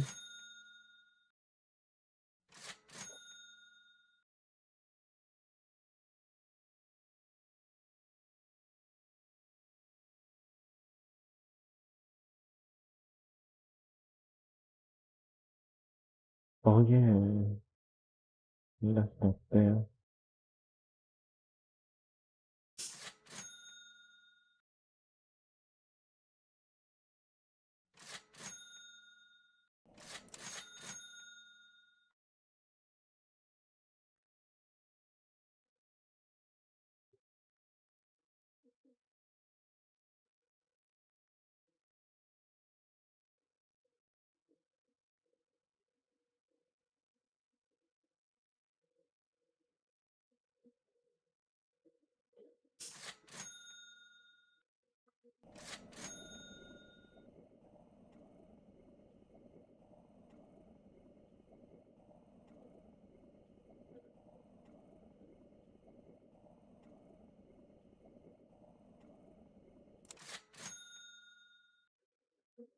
Something prepared.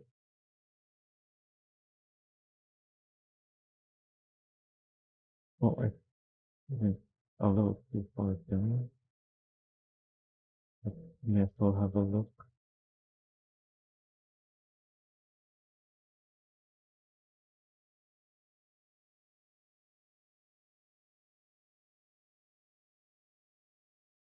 Yeah, I think that's it. These are all from a long time ago.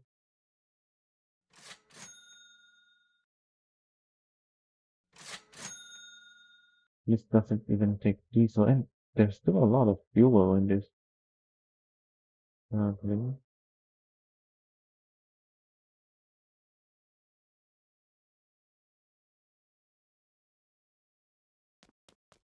No, that's it then.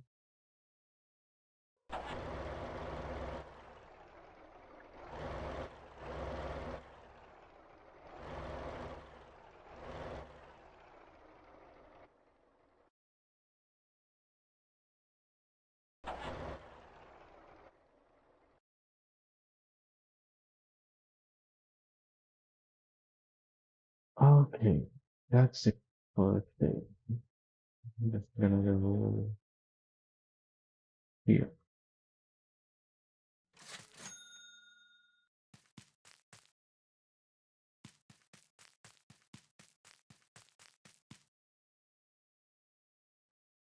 I still wanna do the rotator possible, but I don't think it can go through here anymore.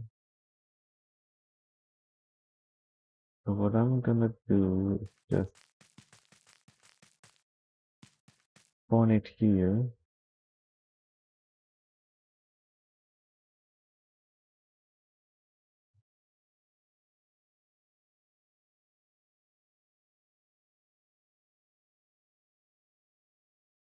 Mm, I wanna keep it there.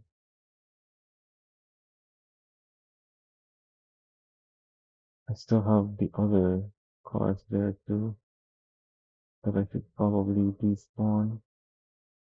Oh yeah, already despawned the one that was there.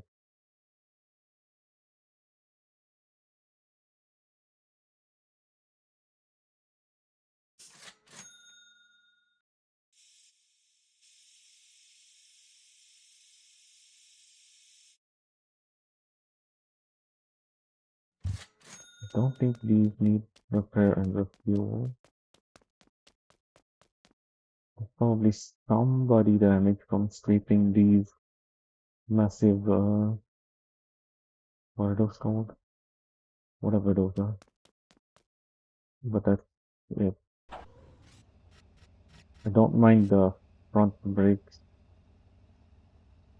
being worn out, 'cause that gives me more real brake value. So that's it then.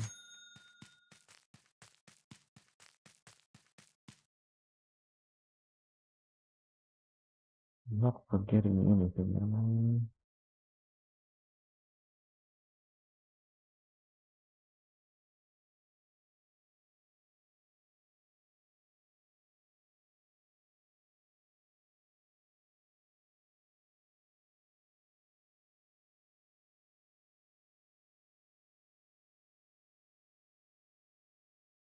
Yeah, looks like this thing is able to make it there somehow with plenty of condition. It does go here, so it has only traveled that distance. Wait, does it not have the Oldum with it anymore? It doesn't. No wonder it's so. Wait, that is an Oldum. I thought that was the linking. Oh, but it's not using the linking.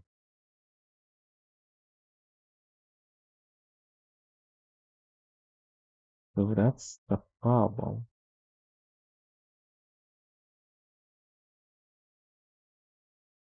Just like this thing is not using the Quattro that I gave it.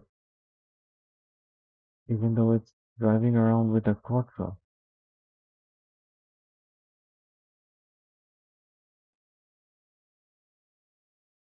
Let's then have a look. Yeah, it has the quadra with it, but no container. Is that a new bug? Some of my... these ones might not be using their quadras either.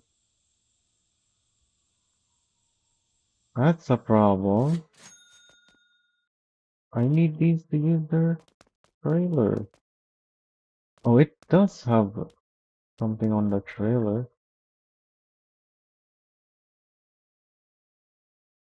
Oh yeah, I looked at these.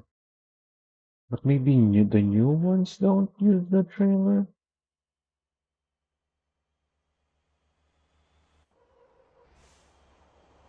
No, these... this one was using the trailer. It's just, there's no product for it to pick up.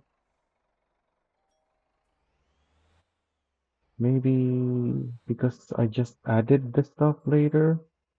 I need to reset them somehow. What kind of reset do I need to give them though? You're not carrying cargo right now. You're assigned to crude oil and go to the depot. Maybe I need to remove the route and then give it the route again. Maybe that will make it use the trailer now. Oh, where's the other one? This one, no. This one. It has cargo in it, so it's gonna be bad if I take it the route of now, because it might remove the cargo, which is another bug.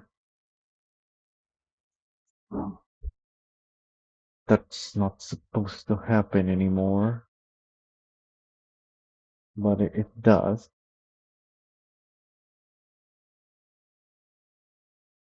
But maybe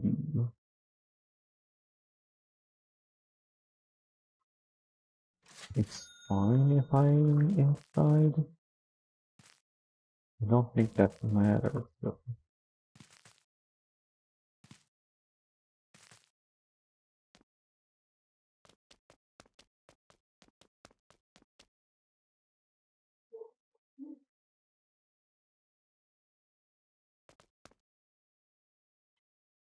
It, I thought it was near here. Yeah, it's not that far away.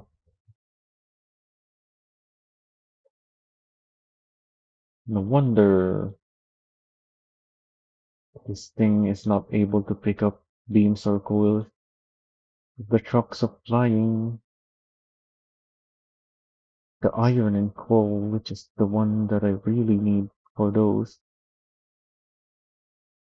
It's not supplying enough. It's not using the trailer that I gave it.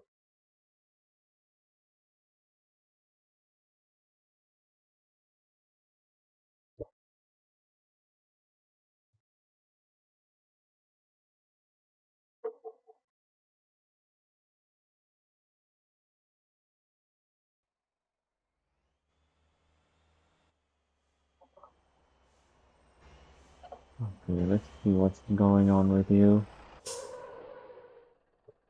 Oh, it does have cargo in the trailer.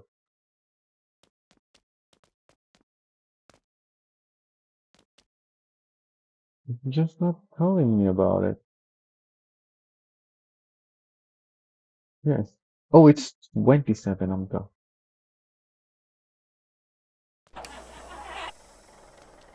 I thought it was 17 for some reason. Or maybe it was 17? And it only changed to 27 because I'm in here now. Regardless, I should put my blueprints back here and get my drone. Well, there's no space for this,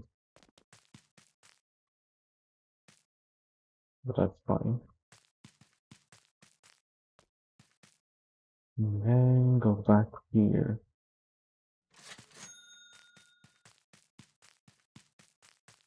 And that's it. Finally, I really should start my wrap up process sooner because I always find all these other things that I should be doing before ending. It's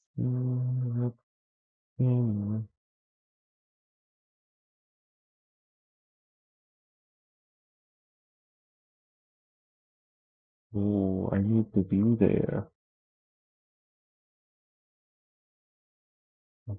Go.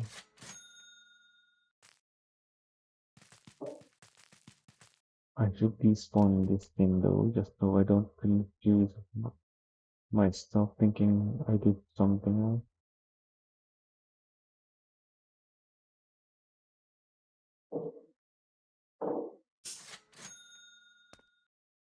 Oh, that's not the big parking space. This is the big parking.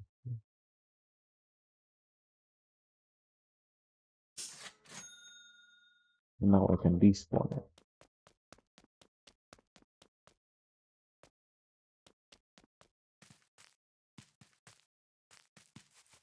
Then I should go on the road.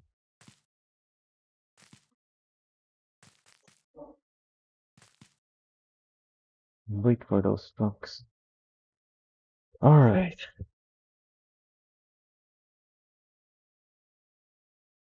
that's it for today. I'm still not sure what to do tomorrow. If I will even stream tomorrow, but regardless.